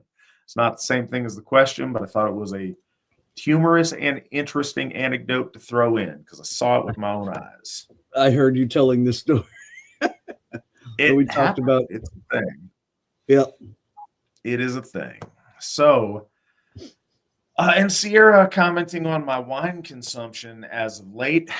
Wine has way less carbs than beer, so I figured I would try to be more macro friendly with my imbibing. So there you have it. Tonight I'm drinking a delicious red blend, a 2022 California vintage. So next question is, being a descendant of the gods, who is the mother? If not a human, aren't all beings born between a god and a goddess a god themselves? Yes. If that were the case, if it is two, an Aus and an Aus, and you're conceiving a child, that child is an ouse as far as I know. So yeah, that's correct. Finn Wraith asks, what do you guys think of Richard Wagner? I always hear universalists blame romanticism of our lore on him and historical misconceptions, like the horned Viking helmets, which Vikings didn't have. Svan, do you have thoughts on Wagner? The first thought that I had, though, before I say Wagner, blaming when we talk about the universalists and blaming romanticism, what would it be called? The thing that they do that is also not historically accurate, with the shoulder pelts and the black face paint and like the vaginal war bands riding into battle. What would that be called? We have romanticism. Would it be like the vaginal war bands? Well, I have not seen the Vikings. I've seen the first episode, and I've seen little granules that occasionally show up on YouTube. Well, one of them I did see was just like, I guess, like a boat full of women, and all wearing pants and trousers and certainly the exception. I'm not saying that there were not occasions where there were women who were I know of one actually with the Varangian guard. She slays a Varangian who was attempting to rape her, and she slays him, and they're like, well, you need to fill in his gap. So they give him all his gear, and pull him. And I don't know if it's true or not, but certainly the story has some interesting things. But the exception versus the rule. But I was just wondering, if Wagner is accused of romanticizing history, what is the inverse of that these kind of universalists abide by in such a way? I don't know what that would be called. But what's that? Just trashing it. I mean, poor representation. So one of the two should know better. The other didn't have the wealth of information at their fingertips to know better. Right. I think Wagner tapped into the spirit. Well, that's the thing. Wagner's representation was honest. It was honest. It was from the heart. It was motivated out of genuine love for his folk and embracing the traditions of his ancestors to the best of his ability that he had in front of him. His depictions of, winged helmet and horned helmet Vikings are very much built on centuries of European imagining of what these folks looked like and running with it with the best information available to him. The current universalists know the Vikings were really big on transgender and LGBTQ rights, and 50% of them were women, and they didn't have colorful dyes. All they had was black, and they put ashes on themselves, and they wore roadkill on their shoulder. That's silly. And the slightest give a damn by them could determine that these things are goofy. I've always really liked the little meme with, the Wardruna chick looking thing, and then the actual Viking in his actual Viking clothes, look, it's a troll, kill it. That's silly. Anybody who has even a cursory understanding of the Viking Age knows that they would pride themselves on cleanliness, on how well manicured their hair or their beard, their nails, their earwax. All of those things were maintained. They were thought ill of by other peoples because they would bathe regularly. They would dress with they would try to look as fancy and as brightly colored as possible as a show of their wealth and their success. yeah, this like faux barbarism nonsense. It's dishonest. It's a willful, well, yeah, that's what the Vikings look like, but I'd rather look like cool black metal Vikings that I imagined in my head. That's dishonest. That's a on the face of it rejecting something you know to be true in a, what is popular today on the left, a reimagining of the Viking Age, which is silly. Wagner's stuff was absolutely in the right spirit. It was absolutely meant with the best of his current understanding, and it's really cool and it's extremely inspirational. And yeah, I don't like that, elements of his lore aren't accurate to sources that I'm familiar with, that I think the maestro did not have the same access to at the time. But yeah, his work is endearing. It speaks for itself. He is fantastic. And those gross creatures are not, and no one will remember or know their names. We can describe things now descriptively as Wagnerian. We won't know little, whatever that's called in the future. I'm just trying to think of a lame enough name to encompass those miscreants, and there's not none. Again, the adorners of grandma's couches don't really have a lot to offer compared to the maestro of Bayreuth, who we still have festivals about his works to this day. A lot of times, though, when I look at the modern ones, like the Wardrunas and stuff, it seems like they're trying to depict some like backwoods hermit mystic without realizing or reading, their about how, the leaders, the kings, the proper nobles were realistically the Gothar as well. They held both positions most so often. They were the nobles, not the hermits in the woods that were doing the spiritual stuff. Yeah, there was, some of that, but that wasn't the main presiding religious person. That was the mystic in the woods that somebody consultants absolutely have to.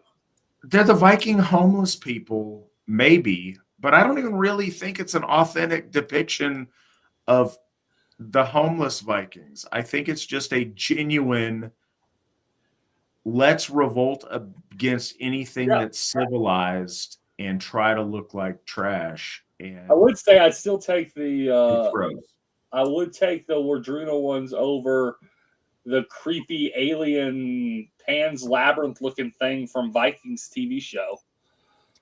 Oh yeah, the Gothar in that, where they're like creepy and have like misshapen, mutated forms. Yeah, that's gross. Or the one that's honestly, like, to Ragnar that you have to like lick his hand. He's just some slimy little creature. That is defining our ancestors as a counterpoint to civilization. And to be fair, I think that is seen in the Romantic era when they are depicting the barbarian versus the civilized, the civilized in general. At the time, often it was juxtaposed to the civilized Roman. I think you see that even in the day with Tacitus's writing, is he tries to make the Germanic tribes a counterpoint to the decadence of Rome. So I think seeing our ancestors as a counterpoint to a prevailing civilization is a common thing to do. But I think it is most dishonestly done in the current age of the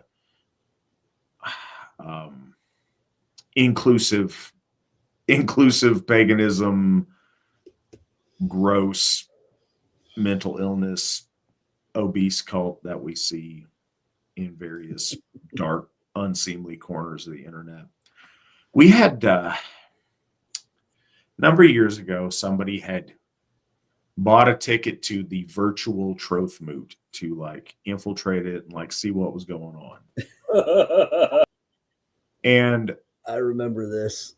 again, the AFA never went through a period, even through the hysterics of 2020, where we were doing these virtual things. We all got together and we worshipped our gods, shared horns, hugged one another, and came out fine. But for years, maybe still, as far as I know, other groups of these kind of people we're talking about, they were having these online deals. So he got in there. It is hilarious.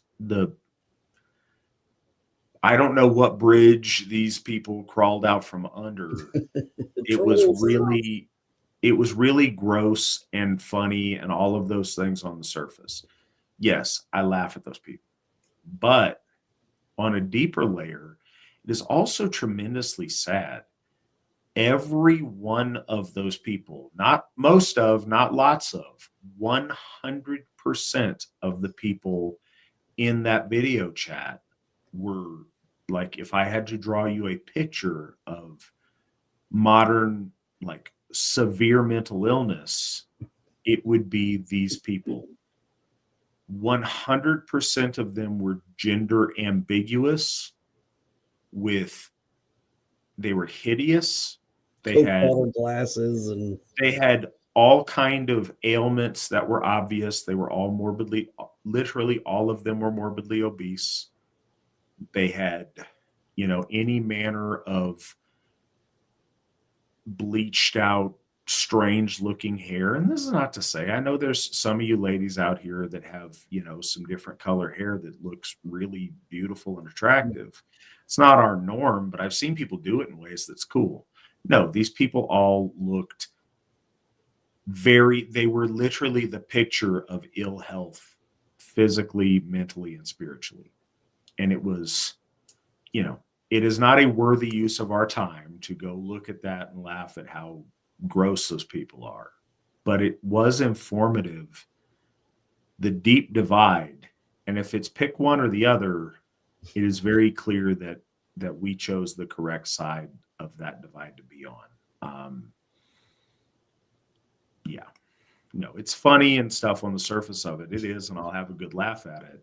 Those people are literally our enemies, but they're also grossly mentally ill. And that's somebody's son, daughter, they, them there that is deeply, deeply troubled in a way that I don't think there's a high likelihood of reversibility to. But I don't know how that got from where we were at. Well, that you did say juxtaposition to society, and I think a lot of these people think that our gods are caricatures of barbarism and anti-order, anti-civility. Yes, they miss the point of order versus chaos, or they embrace it in a different way and don't realize that we're on the order side of that equation. And this goes directly to the next question. Do you think these LGBTQ universalist pagans who claim to follow Loki are actually following Loki, or are they just imagining things? Yes, I think both of those things are happening. I think they have no idea anything about Loki. I don't think that there's some kind of, them and Loki doing some kind of handshake and them literally working together. I think Loki probably delights in these woefully mentally ill people and their shenanigans because it helps to bring down order. It helps to damage all the things that are beautiful and good in the world. And I think that probably serves his purposes. But I don't think they serve him in any kind of ordered fashion, because honestly, I think he might find them just as absurd as we do, but more useful. They serve their purpose. Trying to do. Svan, what are your thoughts? Just going to say, I agree. Yeah, they serve the purpose. The purpose is to break order, break the center, to, again, the deception of the folk. And again, he being bound. I am we do talk about mythic time and all of these things, that which is unbound and bound and released is all at the same time, or like Lord Balder being with the gods and then in death and then risen again. And that's another topic elsewhere, but let's just speak from the binding of the forces of chaos at bay right now. Fenris and Loki are eventually loosened, but these people are saying no, he's not bound, and that he's just misunderstood, and or the other, without him, the treasures of the gods would not be had. But I think they missed the entire spiritual overlay. It's kind of amazing how ignorant it is. They are to it all. But yeah, I think that certainly his and Fenris, and I spoke about that the forces of chaos do influx in the middle world, and I am quite positive he's probably pleased with the trudgery that they are and cause. But I mean, at the same time, I could only imagine just how tiresome it would be to look at something that claims to be, of you and working with you, but is just an absolute, like, I mean, it's just like a fart telling you, I'm with you. Like, I'm with you. Great. Thanks. Damn it.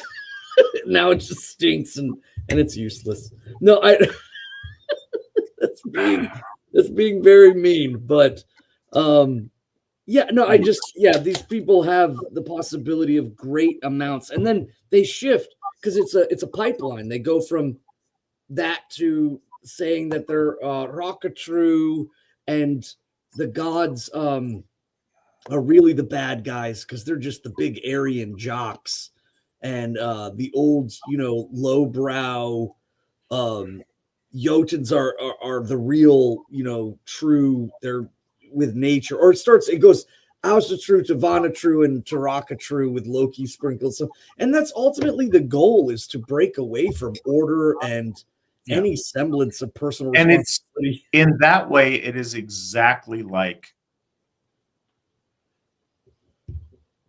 Asriel Abyss Goth Satanism. I understand, like, the Church of Satan doesn't have a lot to do with like Bible Satan. I get that, and that's all philosophical and highbrow and whatever else. But the edgy goth kids that want to say they worship the devil, that is the same. That to Christianity is these miscreants to Asatru. It is positing that they accept some kind of similar worldview, but try to align themselves with the bad guys of that worldview. But it's not really about Loki, just like it's not really about the devil. It's about being anti the Aesir and order, just like they're anti the church and hygiene and being socially acceptable.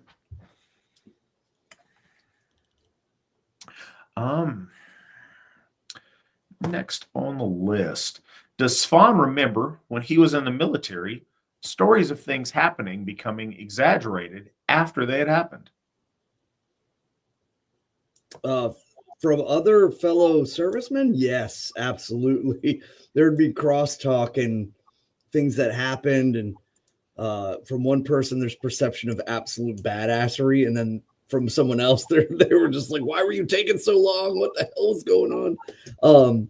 But nothing outside of that. I think that especially the Marine Corps was very matter of fact in the way that they dealt with things.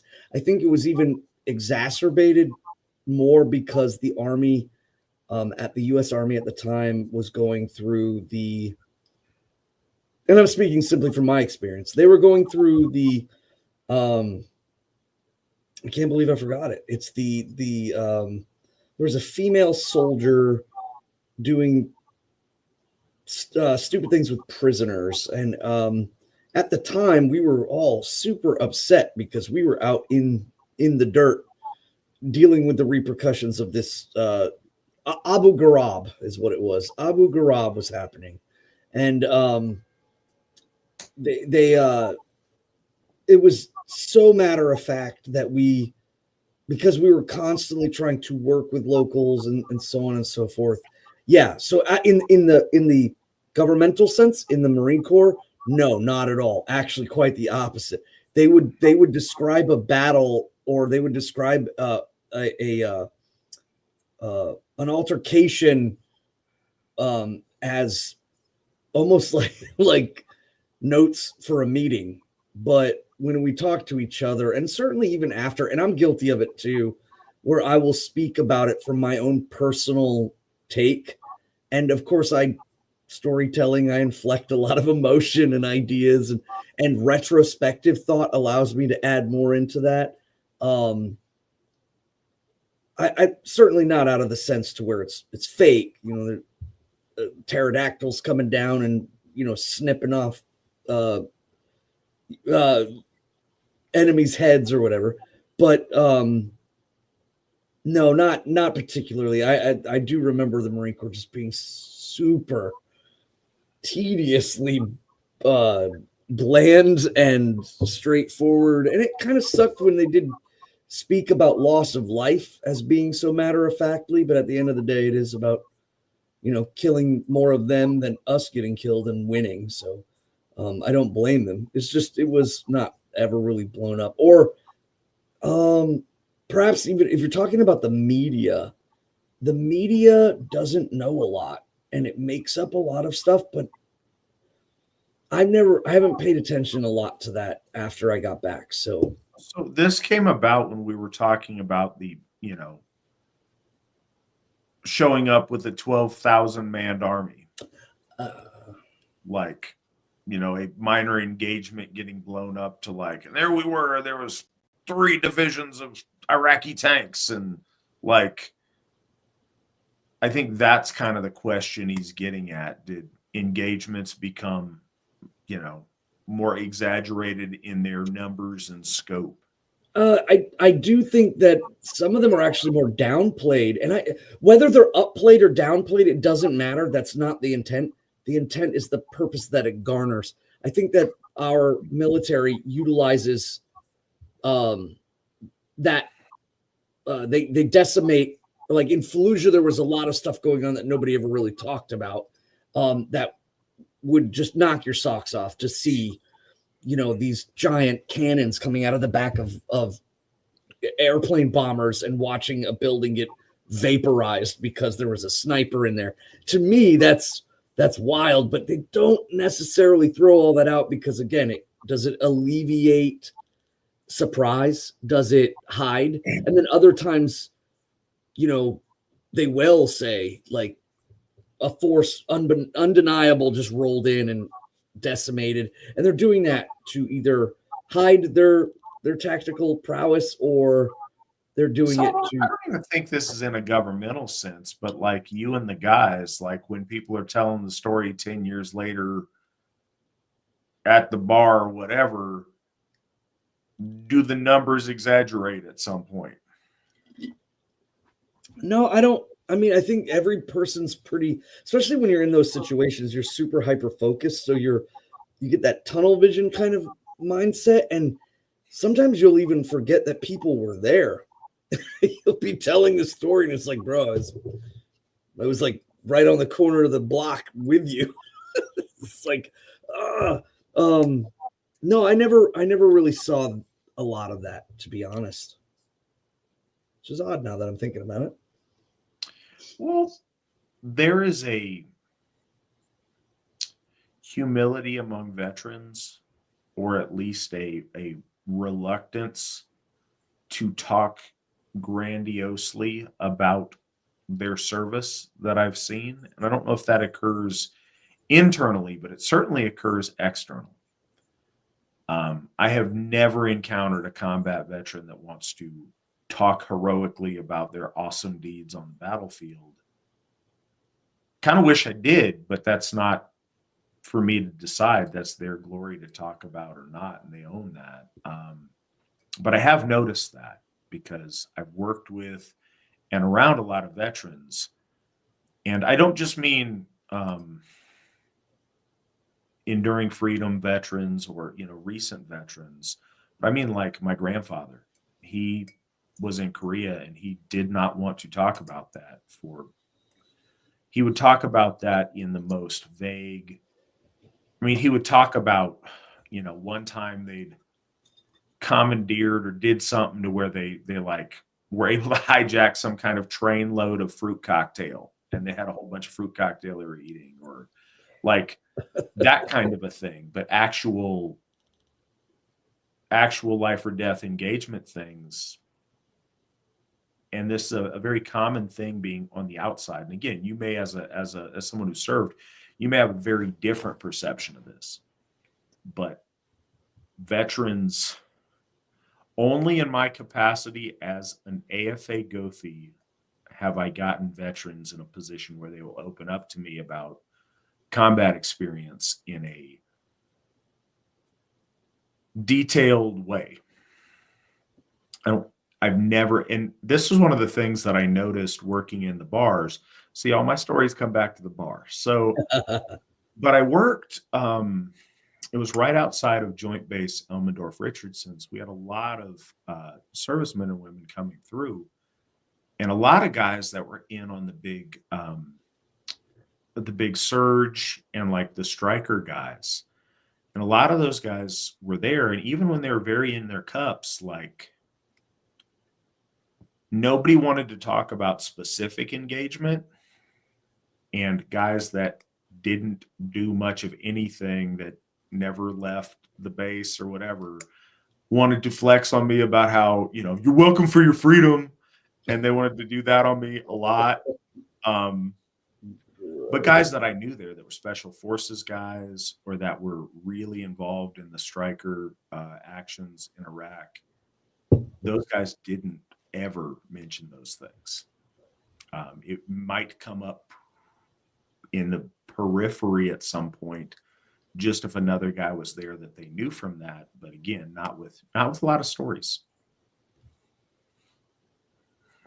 So I don't know if that's something culturally with the modern military or what, to where I don't see those big fish stories of somebody talking about, oh man, it was crazy. There's 30 Hajis. No, there was 320 Hajis. There was Right. 10,000. Like, I don't hear that.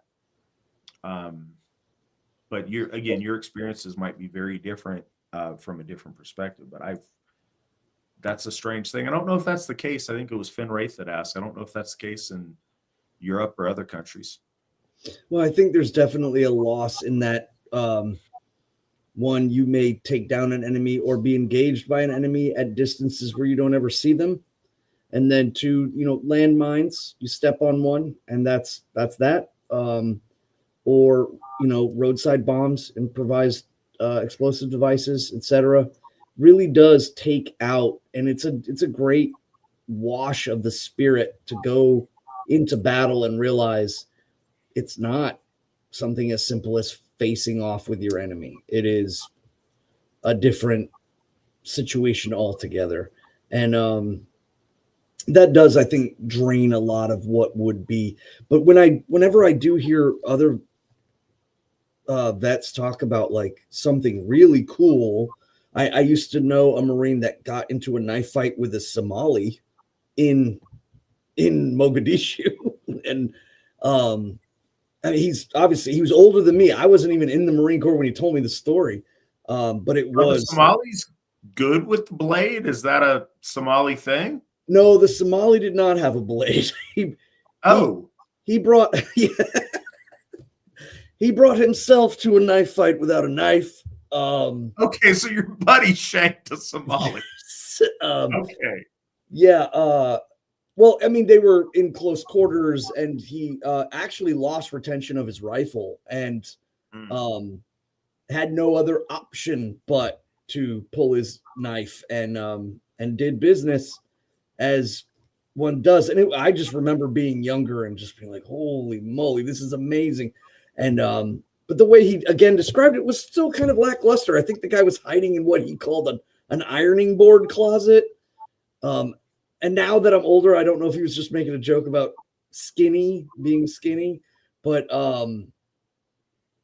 yes, yeah, it was very, very bombastic in the way that he was describing it, but that's it. It's like when it's one or some situation they're very, very personal in, but a lot of the times it is just so far distance or so abrupt or so swift. And I mean, a lot of the crazy things that I saw didn't even directly involve me. I was just simply there. Having the border patrols like the colonel, we called him the colonel, but having the border patrol head of that on Syria, having his brother who had his eyes and his tongue removed, and we show up to try to figure out what happened and where we're going to go or whatever. And it turns out that it most likely was the Syrians. And that was it. It was just on to the rest of the day. So shout out to the Reddit pagans. Y'all brought us a listener tonight. I appreciate that. Nice. X said over in the comments that he found us on Reddit because people were calling us racist and referred to us as quote unquote folk people to avoid. No, that's awesome. Glad you found your way here. Welcome. Glad you're on this evening. Yeah, stories are funny that way. So I think, again, in the lore that we're reading tonight, it's told, 600-700 years after kind of the setting or the backdrop they make out for it. So I think things have a lot longer to become of epic proportion. And I don't think you deal with the same social stigmas you do today. If somebody's at the bar talking about, absurd amount of Iraqis or Taliban or whatever that he killed in spectacular and cinematic ways, I don't think it has the same kind of social cred that it would back then. And that's a shame. That should be awesome and celebrated. Right. I think the guy'd probably get thrown out and there would be some horrible scandal. And that's tragic. We don't celebrate warriors in the way that we once did. I'll tell you this, just with stupid bouncing stories, I would watch over the years and I would see, new guys or whatever a couple years in, they would tell stories that were my story. like, no, stop. No, that was me. You weren't even here yet. What do you? But I would look at them. They didn't think they were lying. They were just retelling a story that they'd heard so many times. They felt like they were there. And it was so similar that somehow they would and that I wasn't the only one. People who worked there before me would say the same thing. And it's funny how the stories would change with circumstance over time.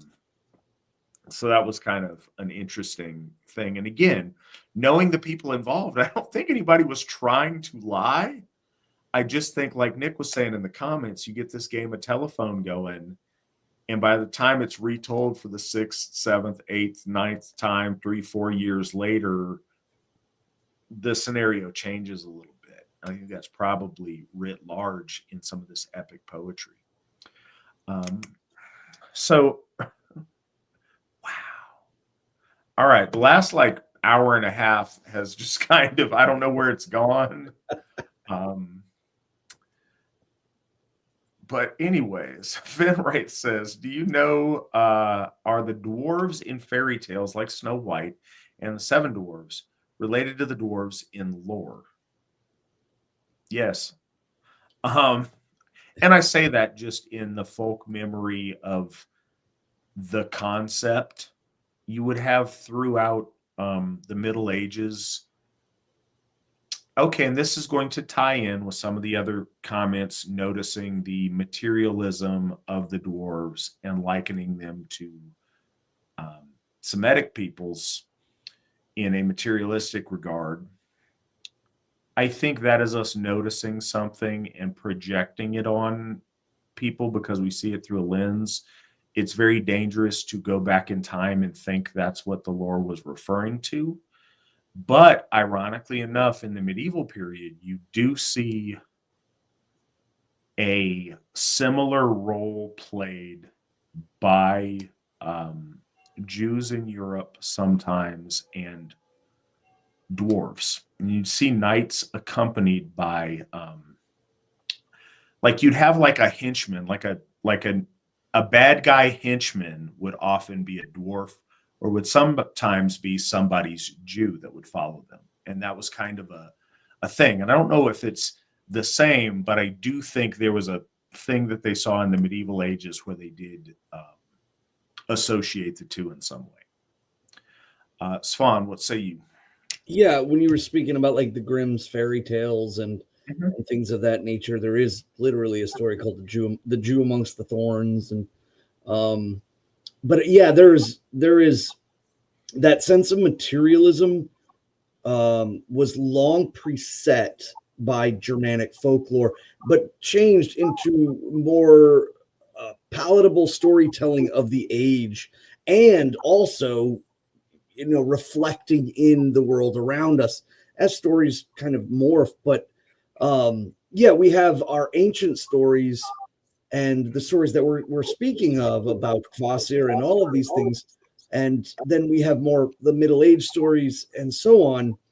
And then all the way up even to Tolkien and his, you know, interpretations, which is still a blending of the two. He actually uses a lot of Nordic, but he also uses a lot of middle-aged or the Middle Ages. Like he was even talking about the language of the dwarves being Semitic in like in inspiration.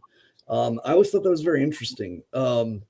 But they either way, the dwarves of like Snow White, and the idea of alchemical too is interesting because the character of a All right, gnome. pause, flag on the play. So we'll include that question into this meta question because it does come up next, and I think it's time to read it in. Okay. Snow White and the Seven Dwarfs might be internal alchemy. The dwarves as vices or character defects that need work. Red, white, black, alchemy colors. Is Freya and the four dwarves connected? They might have seen it as more shamanistic. That's what the question is. Well, I was going to say, yeah. So in relation to that, most people are familiar with the gnome. The gnome in its true origins are from French alchemy. So that's kind of interesting. And I'm sure, you know, if there's people that are telling these stories, or more importantly, people who are writing these stories down have the ability, one, to write, two, to put it on paper or book. And we're probably of knowledge of things that were the hobbies of the upper crust folk. And a lot of that had to do with alchemy, had to do with fascination with semi-Semitic and semi-Hellenic talismanic magic. A lot of that comes about from the nobles of the Middle Ages being interested in these things and really pursuing them. So I think there's a little bit of that in there. Is there necessarily the sense with the dwarves of ours? Well, we talked about how the Dvergar are of the earth, and they are of matter, and they are of two things: that which is and that which becomes from their interaction. So I always talk about how the dwarves are beings of physical nature and the resulting energy of that physical nature, that which comes out of the earth. You know, that has interesting implications if you look at it in a scientific view, as with, you know, the electrons pinging off of uranium. Uranium comes out of the earth. But the other point of that is these beings are of the material, and they have they ground divinity, they ground a lot of things, and also produce certain things. That which they take is condensed and reformed and then given back up or anointed by by the divine. Mjolnir is a perfect example of this. So, I definitely see earthly sense, alchemical sense, energy sense, transference all being applicable, even though perhaps there wasn't so much just a congruent understanding of that. And then lastly, when we talk about the four dwarves, it's not explicitly said in the story with Holy Freya, but her coming to the earthly realm, to the middle realm, going into the place of energy and of material. And the four dwarves are likened to the four directions. Over and over and over again in our lore, we see the four directions is consistently called upon. There is the sense of that which is around us, the circular nature of the guard or the wall, and then there is the four directions. So whenever anything shows up in fours, it is generally a mythological speaking of attaining in all directions that which is, and pulling in and formulating with material and energy the Brisingamen. And the Brisingamen is then anointed by the divinity and brought forth as the energy that is possession, and that is desire, and that is what moves the hearts and or the desires of the folk to do things, not just procreation. I think people think that that's what it is, and that's very base. I think that the Holy Freya is even beyond that. She's not just the Ausenir of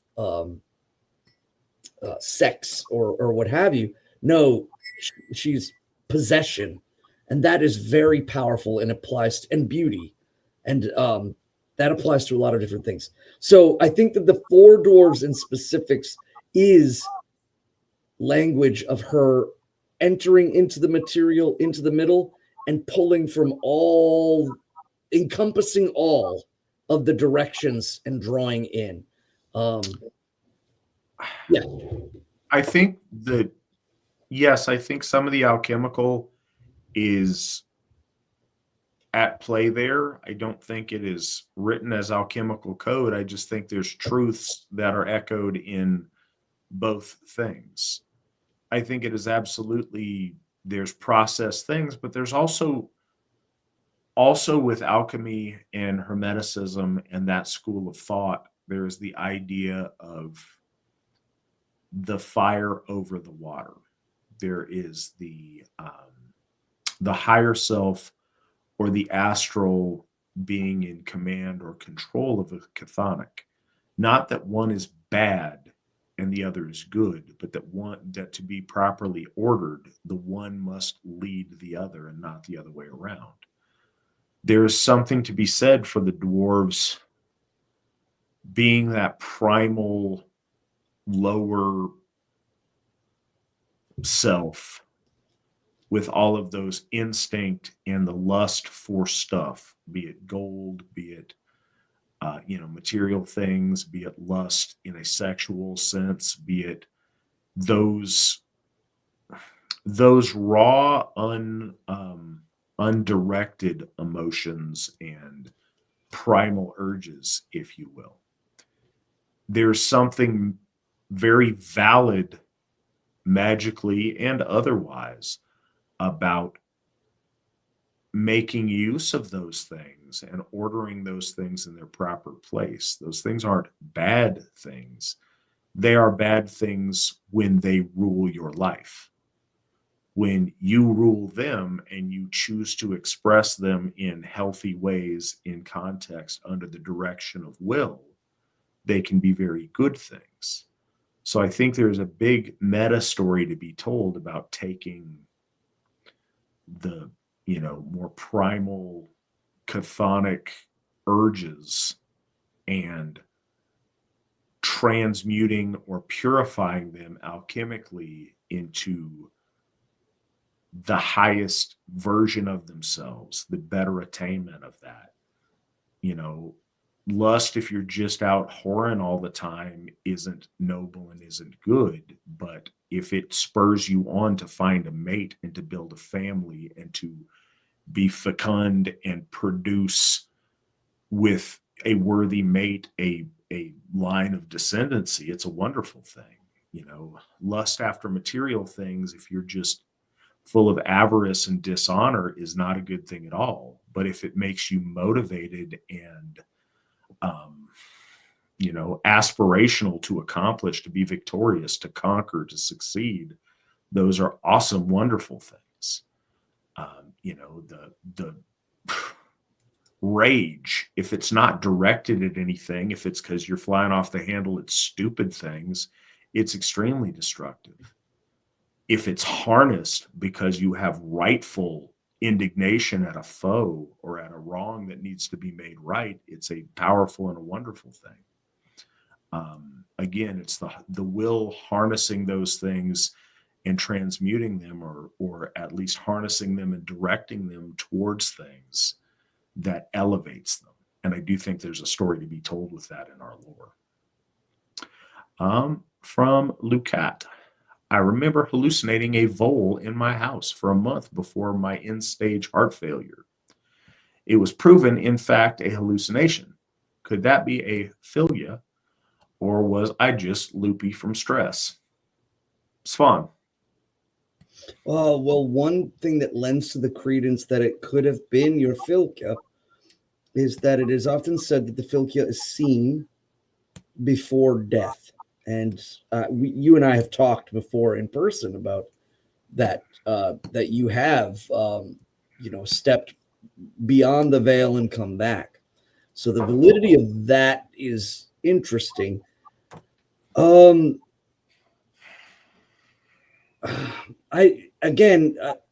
thing for sure is that if it manifests, the philia can manifest in an animalistic way in order to reflect the sense of nature, the nature of the person.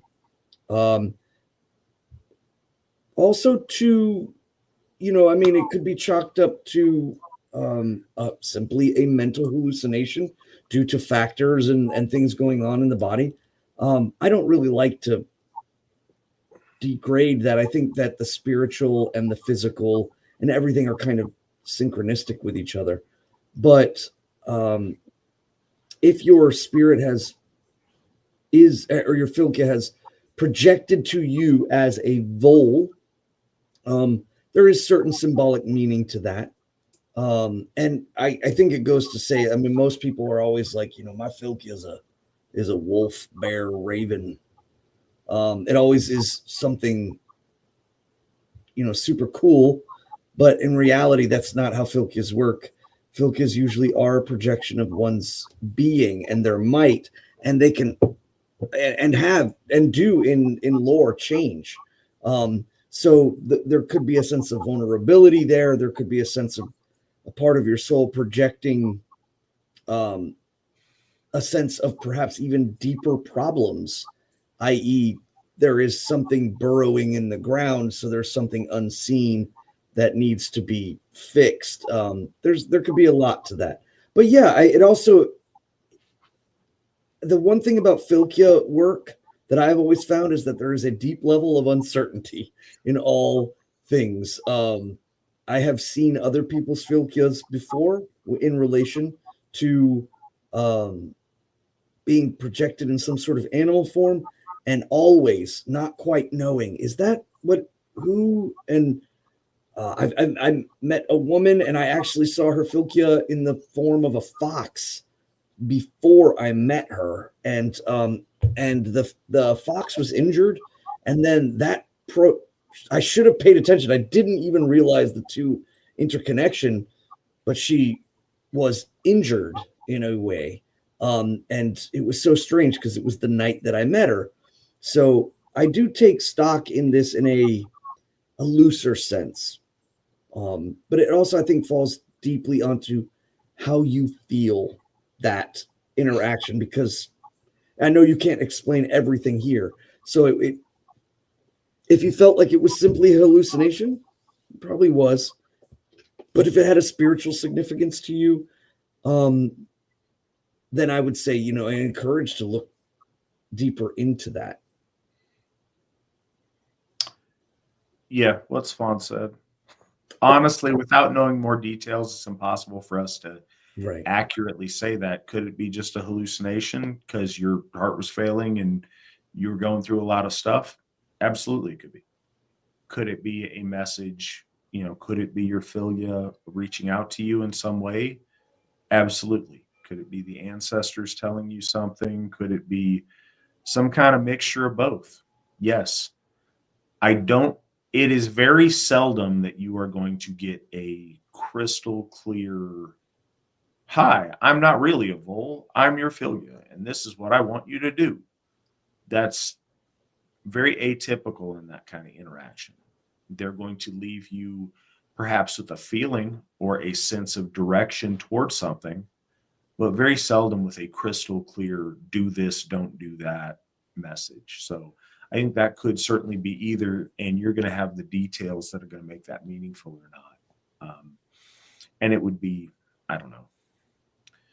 It would be us taking advantage to be like, yes, that was absolutely your philia. What they're saying is you need to donate to Njordshof. Like there's right.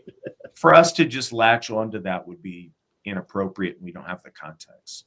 But if that's something that you want to talk to either or both of us about later in a little bit more detail, sure, we'd love to talk to you about it. Finn, I did want to say, because I had made mention of that it is mentioned that people see their philia right before they're passing.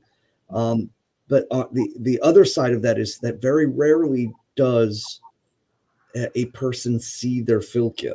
Let's say without the precipice of death and passing through the veil, from my experience, most often, if you are seeing it, it is not your philia, but a messenger, an outside source or point coming to you to relay messaging, because there is this sense that the philia follows you, is behind your sight, and when it catches up to you, that is when you see it, and when it catches up to you, it is because you are now traversing through the veil, which this guy did.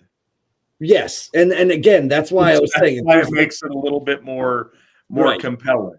The convergence, but for other folks listening, if you see a wolf or something in your dreams, generally, I've always taken that is an outside source, or could be your kin philia. I'm not saying that people can't have, there's different senses too of philias. The soul of the collective people versus the soul of the individual. But I will say this much: other people will have a tendency to see your philia without you even intentionally doing anything about it. They will have some sort of moment of running into or having this animal kind of appear in their life. And if they're not openly looking or communicating that, you'll never really hear it. But your philia can bridge that gap to other people and almost subconsciously telling them your nature, showing them your true nature. So if you do run into someone and you see a lot of animal imagery in relation, that's probably their philia. And it's, again, that communication is on a deeper, more symbolic level, and it doesn't happen fast usually, unless you're greatly gifted. But I have had it, but it usually takes a long time.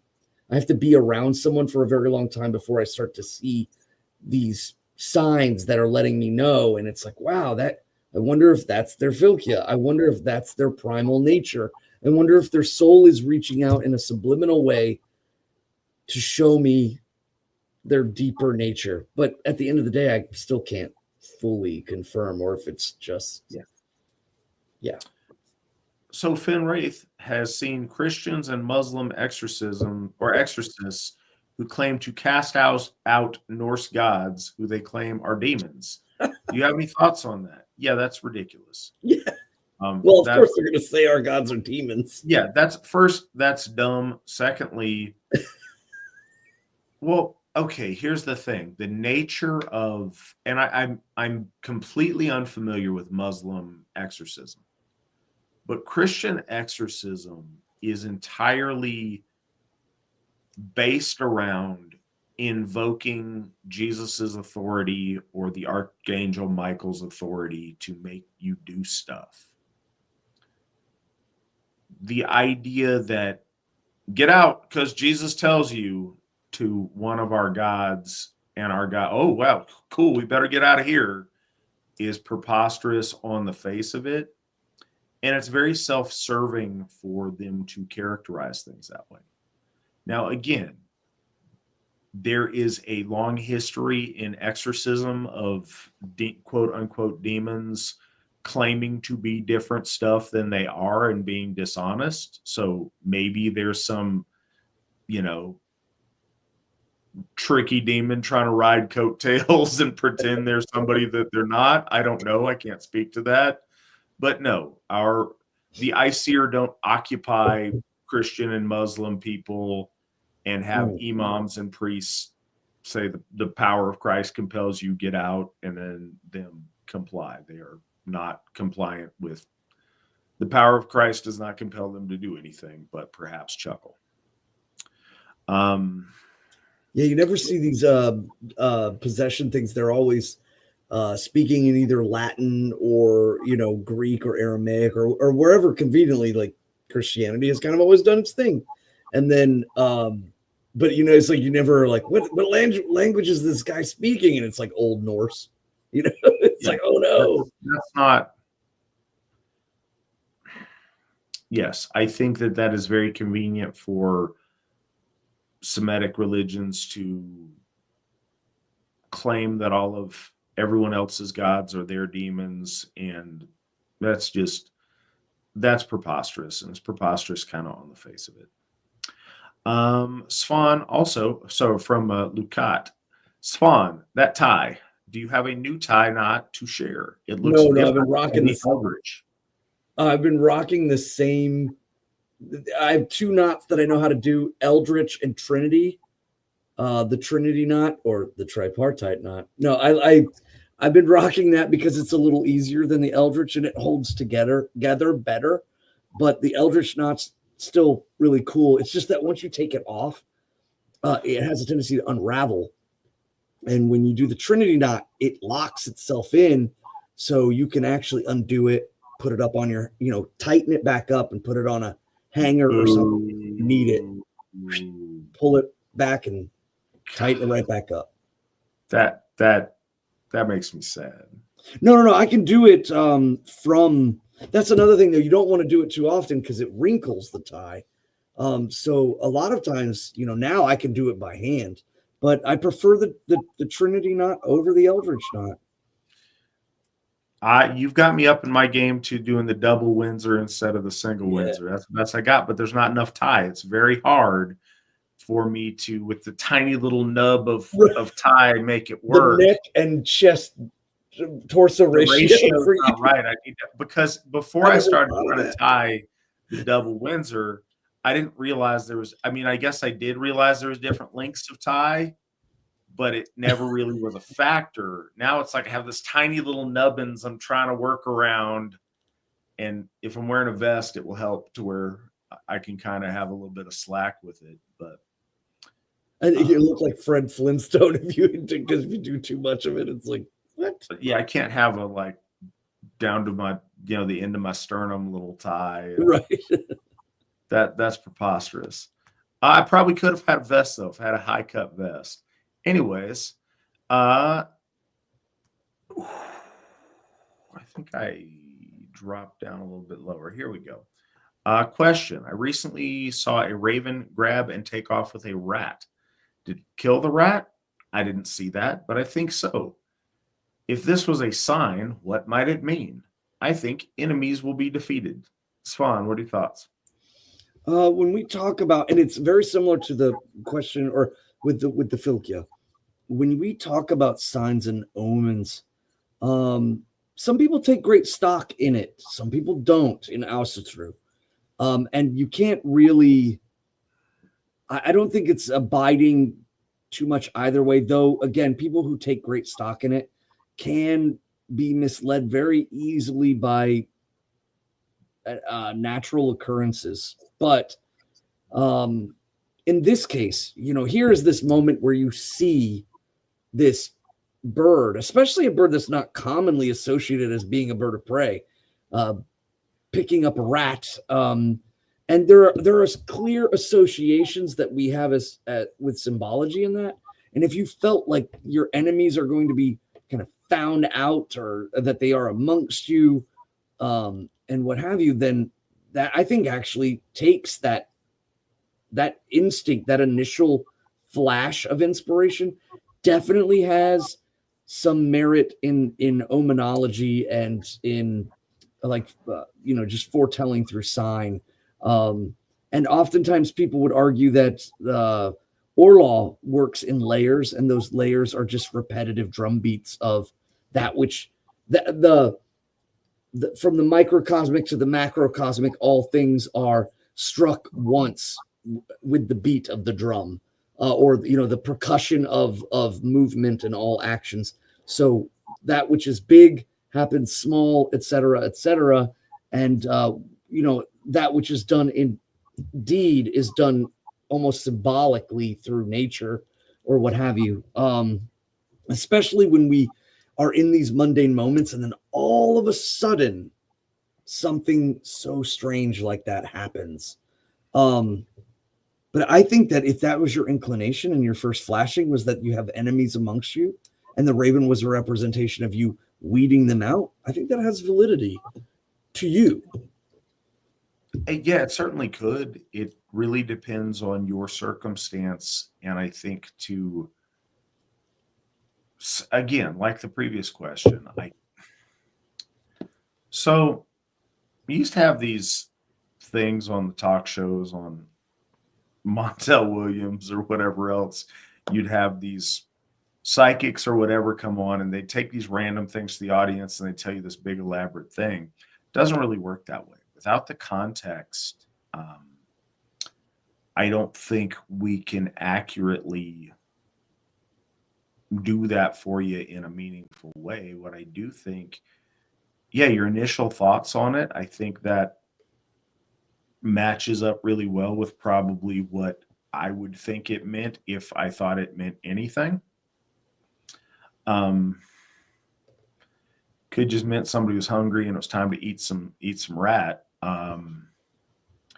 But your circumstances, and if you had foes, like I said, that needed to be, uncovered. I don't think rat is just about killing an enemy. I think it's about, uncovering and defeating a hidden foe, or a shady,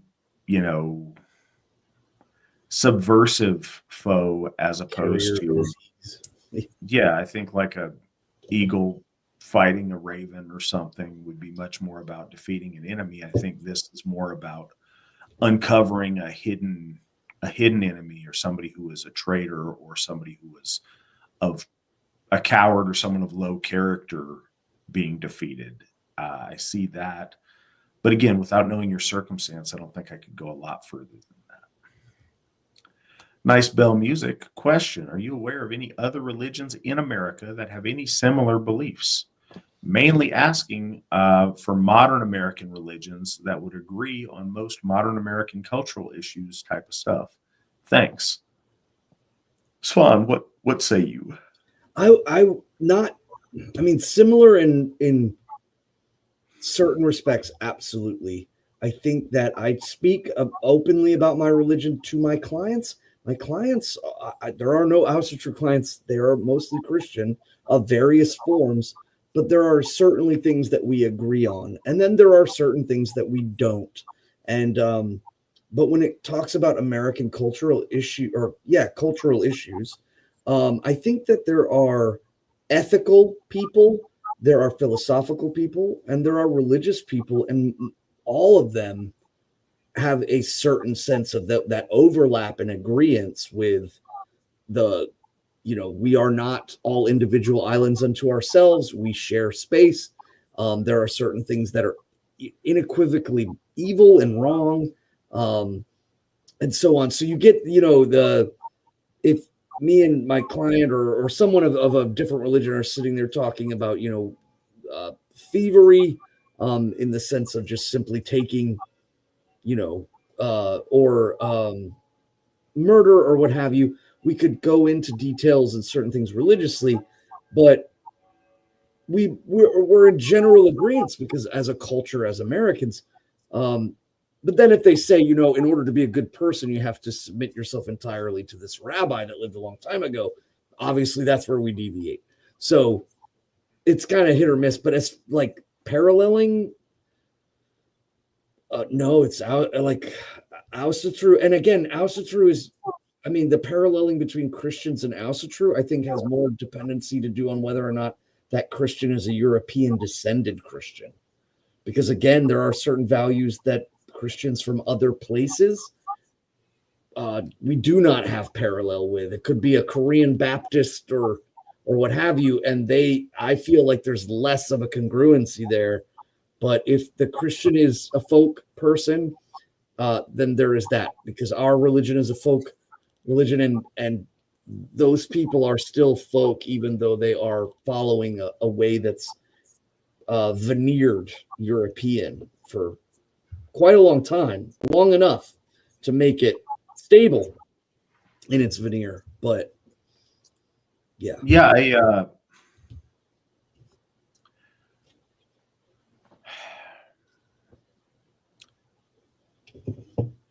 the trickiness is in the details of the question. There are traditionally minded people, because the divide in this country is so huge.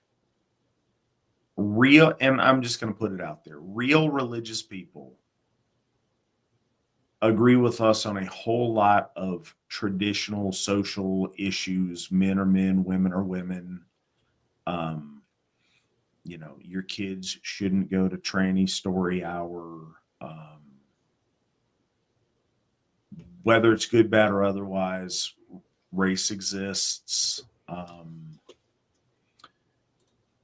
There's absolutely such thing as right and wrong. The victim mentality thing is bad. All the degenerate culture things that have gone on the last 20 years, 30 years, I think most truly religious people share on that, in the sense that they are pious and they have respect for a higher power than themselves. They have respect for an ordered, structured society. So I think there's that point of commonality.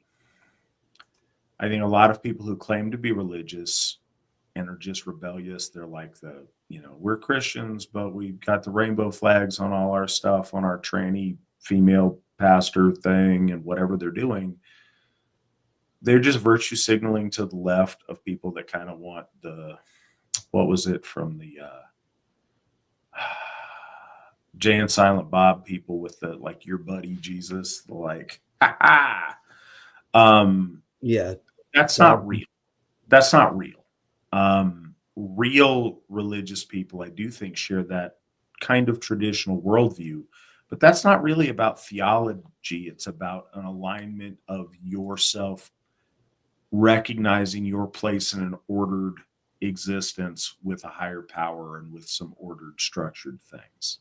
And then there's some other things about just being decent people and otherwise. You find that more commonly, I would say, with deeply religious people than you do with people that don't have any faith system. But as far as specific American religions that share a commonality, this is really odd, and I don't really claim there's a lot of commonality, but it's an interesting overlap that I've noticed recently. Pentecostals take an interest in Asatru in a way that other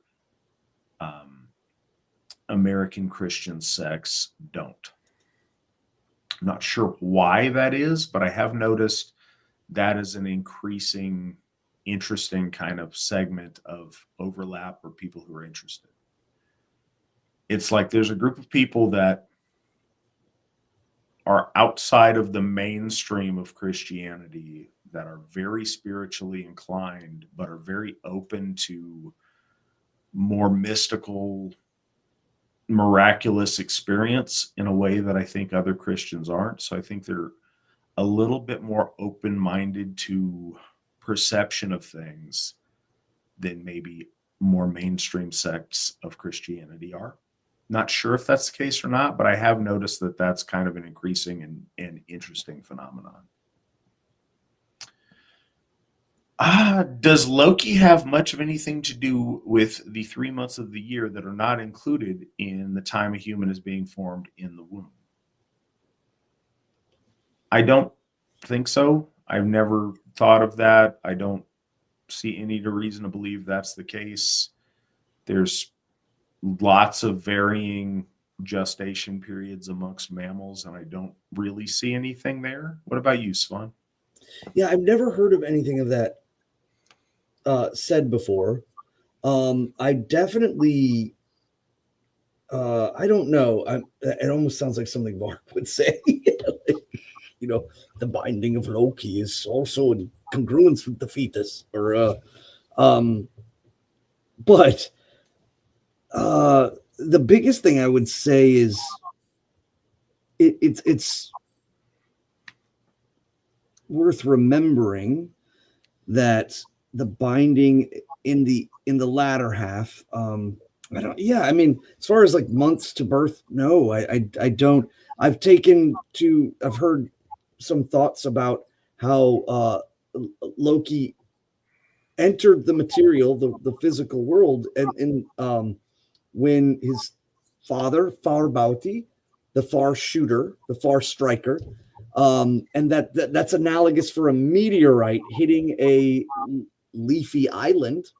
I've heard that before, and that was pretty interesting. But as far as like in relation to birth or children or gestation, not really. Generally, I don't think that he is held too tightly to any truly natural processes that involve gender in its proper places and the inception of life and things of that nature. He's kind of the opposite. He's,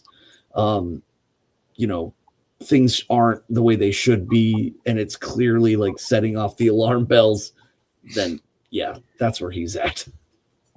All right. So last question of the night from Sierra.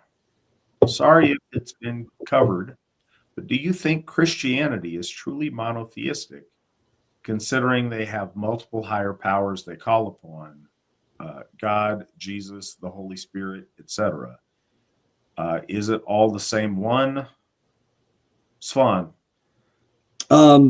Judaism. Break down the Jesus tripartite. Okay, so Jesus, or the Trinity, like your tie. Judaism comes from a polytheistic worldview.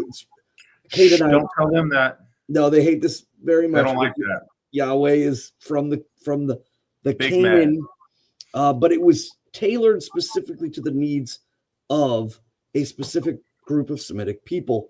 So and I bring this up because Christians will utilize a lot of the Old Testament to kind of hype up, they called on their God and we called on our God and all that stuff. And it's kind of a very passive way of saying, like, we are the chosen ones.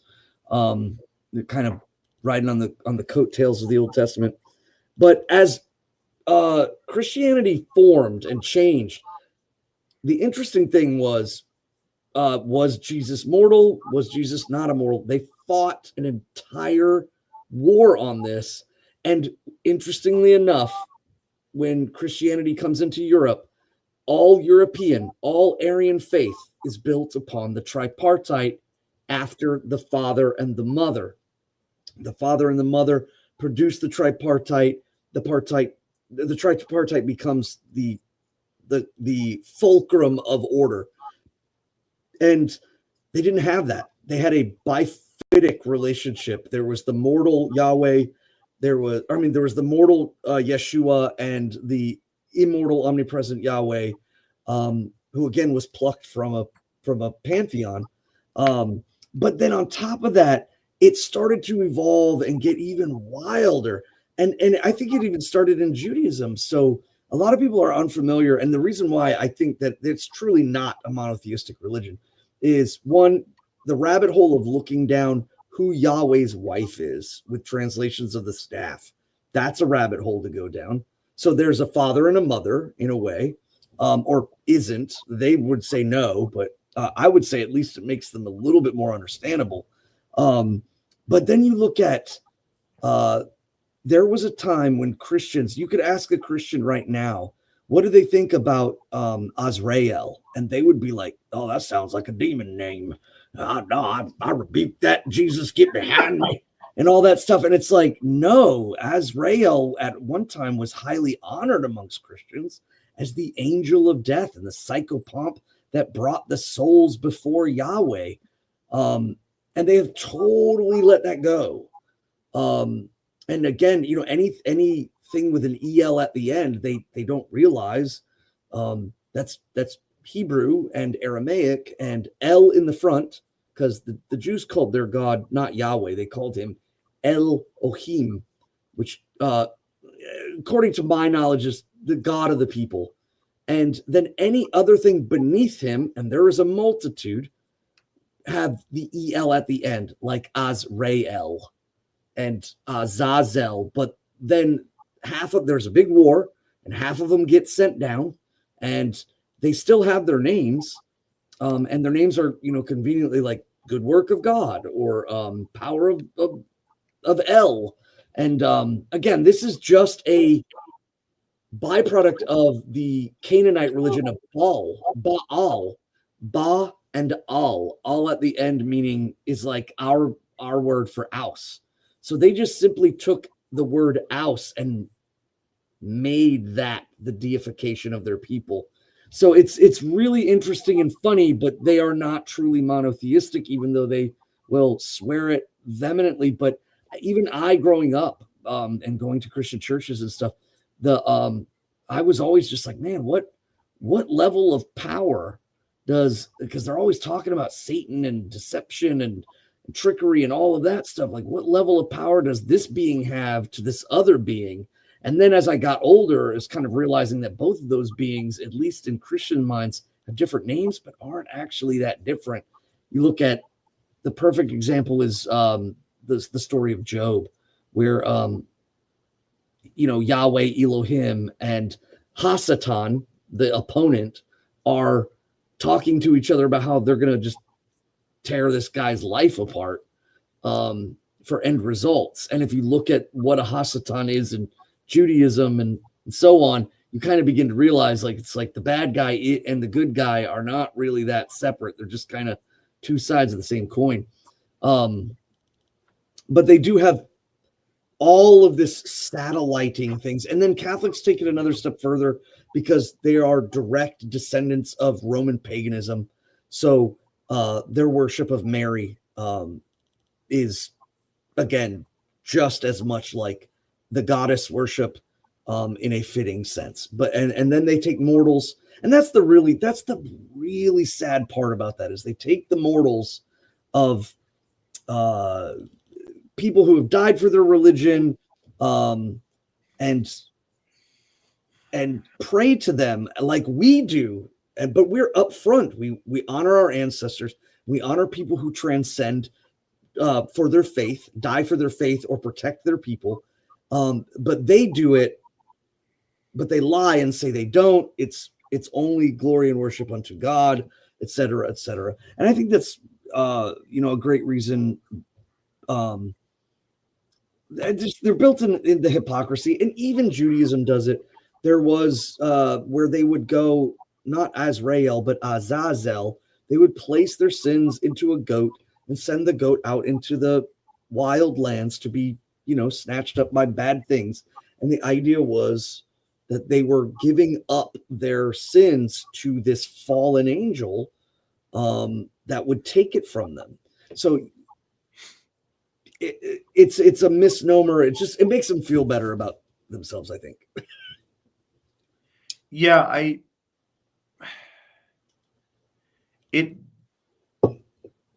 yes, I think, and so this is a tricky answer.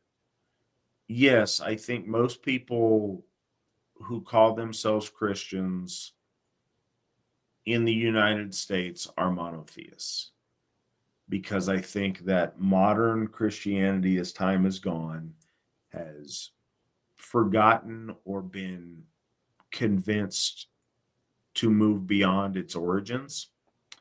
I think most people, common sense kind of dictates that their God exists as like God, and then he had a son, Jesus, that hangs out with God and is like his right hand go-to guy, and that the Holy Spirit doesn't really make any sense. It's just a nice way of saying God telling you to do stuff. I think that most people common sense it to that and don't dig deep into origins or theology or any of those things. So I think your average American Baptist is probably a sincere monotheist. That's due to his ignorance, not due to actual Christianity. Right. I think that if you try to make the Christianity that is presented to you biblically make sense, that is monotheistic. I think when you know how that all came about, it is very apparent all of the ways that it's not, beginning with their God himself is clearly, you can trace his root back to he won out amongst a bunch of other Semitic gods in the area of, you know, who's the top dog and going to have the cult that wins out over the others. You see the interesting terminology of, you know, not that other gods are false, but you shouldn't have any other gods before me in the commandments, which is kind of telling. Or he couldn't go northward to where the gods of the iron wheel was. Yeah, there's in the Old Testament, there's a number of different places where the divinity, like other divinity, is mentioned. If you look for it, or you know that it's there. But as that evolves into, you know, the Christianity of the apostles, I think had a brief moment where that was monotheistic, because they were very intentionally trying to contrast themselves with the paganism surrounding them. So I think the apostles were monotheists. I don't think that any of the apostles thought Jesus is God, and there's like a God that's in heaven, but also a God that they were hanging out with. I think the apostles were monotheists, but very quickly, and I say this too, so maybe Ethiopian or, you know, Coptic Christians might be monotheists. I don't know. That's so foreign to me. I don't really know what they do. Catholicism has always been overtly pagan since its dawn. All of the debates about the Trinity are really telling and interesting. When it becomes obvious that they are polytheist, no, but they're all the same person, but in no way that anybody found that made sense. So that was always a constant struggle as it went into Europe. And then you see very quickly, and you can argue like one supreme God, and then if you worship and deify saints, is that really lots of gods, or is that just a god and a bunch of like demigod, like lesser? You can, and I see that argument. I think that we get, it's silly to fight that too far. It is absolutely idolatry, and it violates their God is a jealous God, and you can't venerate anything else that's not Yahweh or Jehovah. If you're worshiping Jesus or you're worshiping Mary, that's against that very fundamental tenet of that faith. So it becomes very, very confused in medieval times. The veneration of saints and praying to them for intercession, and, you know, celebrating their like dead pieces and reliquaries, which is all really cool. It's cool because it's stolen from us. Though it does get a little death heavy and odd, like when they had the Christians looking for the foreskin of Jesus, the holy prepuce. I mean, whenever you're looking for pieces of genitals, that's a bit odd. They didn't When steal you that. find like the bones and they're encrusted in just these amazing gold reliquary things, that's pretty cool. I'm not going to say it's not. That's awesome. It's awesome, but it's not Christian and it's not Jewish. You will find with most of Christian things that are awesome is kind of ours and not theirs. The things that are not awesome is they're confused. Is it a monotheism? Maybe it's not. Maybe it is. A lot of that's silly. So it's a very contorted answer to your question, because honestly, a lot of cool stuff. I think the whole internally amongst Christianity, that has always been the struggle and always been the contortion. If you want to say it's monotheistic because they only worship one God, I think that gets a little bit closer to the truth. Yeah. Throughout the Old Testament, it's never really. Sometimes they'll talk about false gods of wood and of stone or of whatever else. But other times it seems very clear that they're talking about like actual gods that are rivals to their God that you shouldn't worship. And I think that gets a little bit more honest. If you're monotheistic because you only worship one God, but you acknowledge there's other gods, that's fair, I guess. That's a way of looking at it. But yeah, you see, again, it goes through a lot of different stages if you trace it from the Jewish roots all the way through Christianity and into modern times. Like I said, I do think we're in a state where it is currently monotheism, because I think most people just don't really think about it that hard, and it makes a lot more sense just to say, oh, God, okay, cool. But again, that's due to ignorance, not due to them being awesome Christians. Well, and I was going to say one thing, too. I saw in the chat with Jason, he had made mention about the Babylonians, and I think it's worth noting, yes, there was the time when the people that would eventually be known as the Judahites or the Judeans or the Hebrews were enslaved by the Babylonians, and you can clearly see their influence 3,000 years before the Bible is written. The story of the flood in the Epic of Gilgamesh is almost word for word the same in with Noah's Ark. So that info, and the tree and the serpent and the snake in the garden with the fruit, all of that Babylonian. So nothing comes out of a vacuum. Obviously, our religion has evolved from Stone Age time to now with advanced. There's a difference between being honest and not, though, and that's right. But that's the thing. If you're honest about the evolution of your faith and similarities of Semitic people and whatever, there's a case to be made, but it's not. It's very much plagiarized. Right. But they say it's the one truth. Yeah, and that's dishonest. But yeah, it's not honest. It's not really monotheistic. If you are a scholar, it is. Maybe if you're the guy down the road that, listens to Creed. Whoa, hey, be nice. Creed is wonderful. I'm not a fan. I've never been a fan. I'm a fan of Creed, but Creed probably is monotheistic because I don't think they know a whole lot about Jesus. Exactly. So you established you're supporting. You've already explained them. I support them because their music entertains me, is fun to sing along with, right? And it's powerful, not because they have spiritual gravitas, right? But I mean, I think that also has to do with the fact that I'm 43 years old and you had to be there. So that said, we're going to call it a night. This show went way longer than I thought it would. We did, in fact, cover a little bit more of the lore than we did 2 weeks ago. We're going to cover still more of it for you in 2 weeks. Until we get there, next week, we are going to speak with newly ordained Gothi Jonathan Rock, and he's going to have things to tell us about corn and other things. So it'll be awesome. I'm looking forward to talking to one of our most charismatic Gothar and a really interesting guy that's got a lot of really good things to share with us. So that'll be fun next week.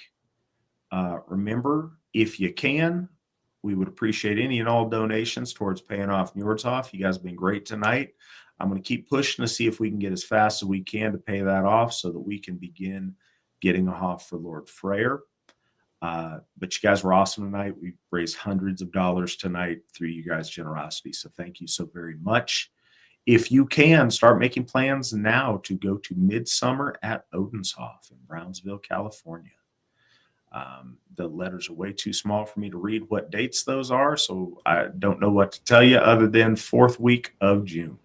June 27th and 29th. Excellent. 27th through the 29th. You heard it here, folks. We will see you there, Brownsville, California. Come to Odenshoff, though. It's likely to be the biggest event of the year, celebrating our 30th anniversary. I would love to see you guys there. Until next week, hail the Aesir, hail the folk, hail the AFA, and remember, victory never sleeps. Holy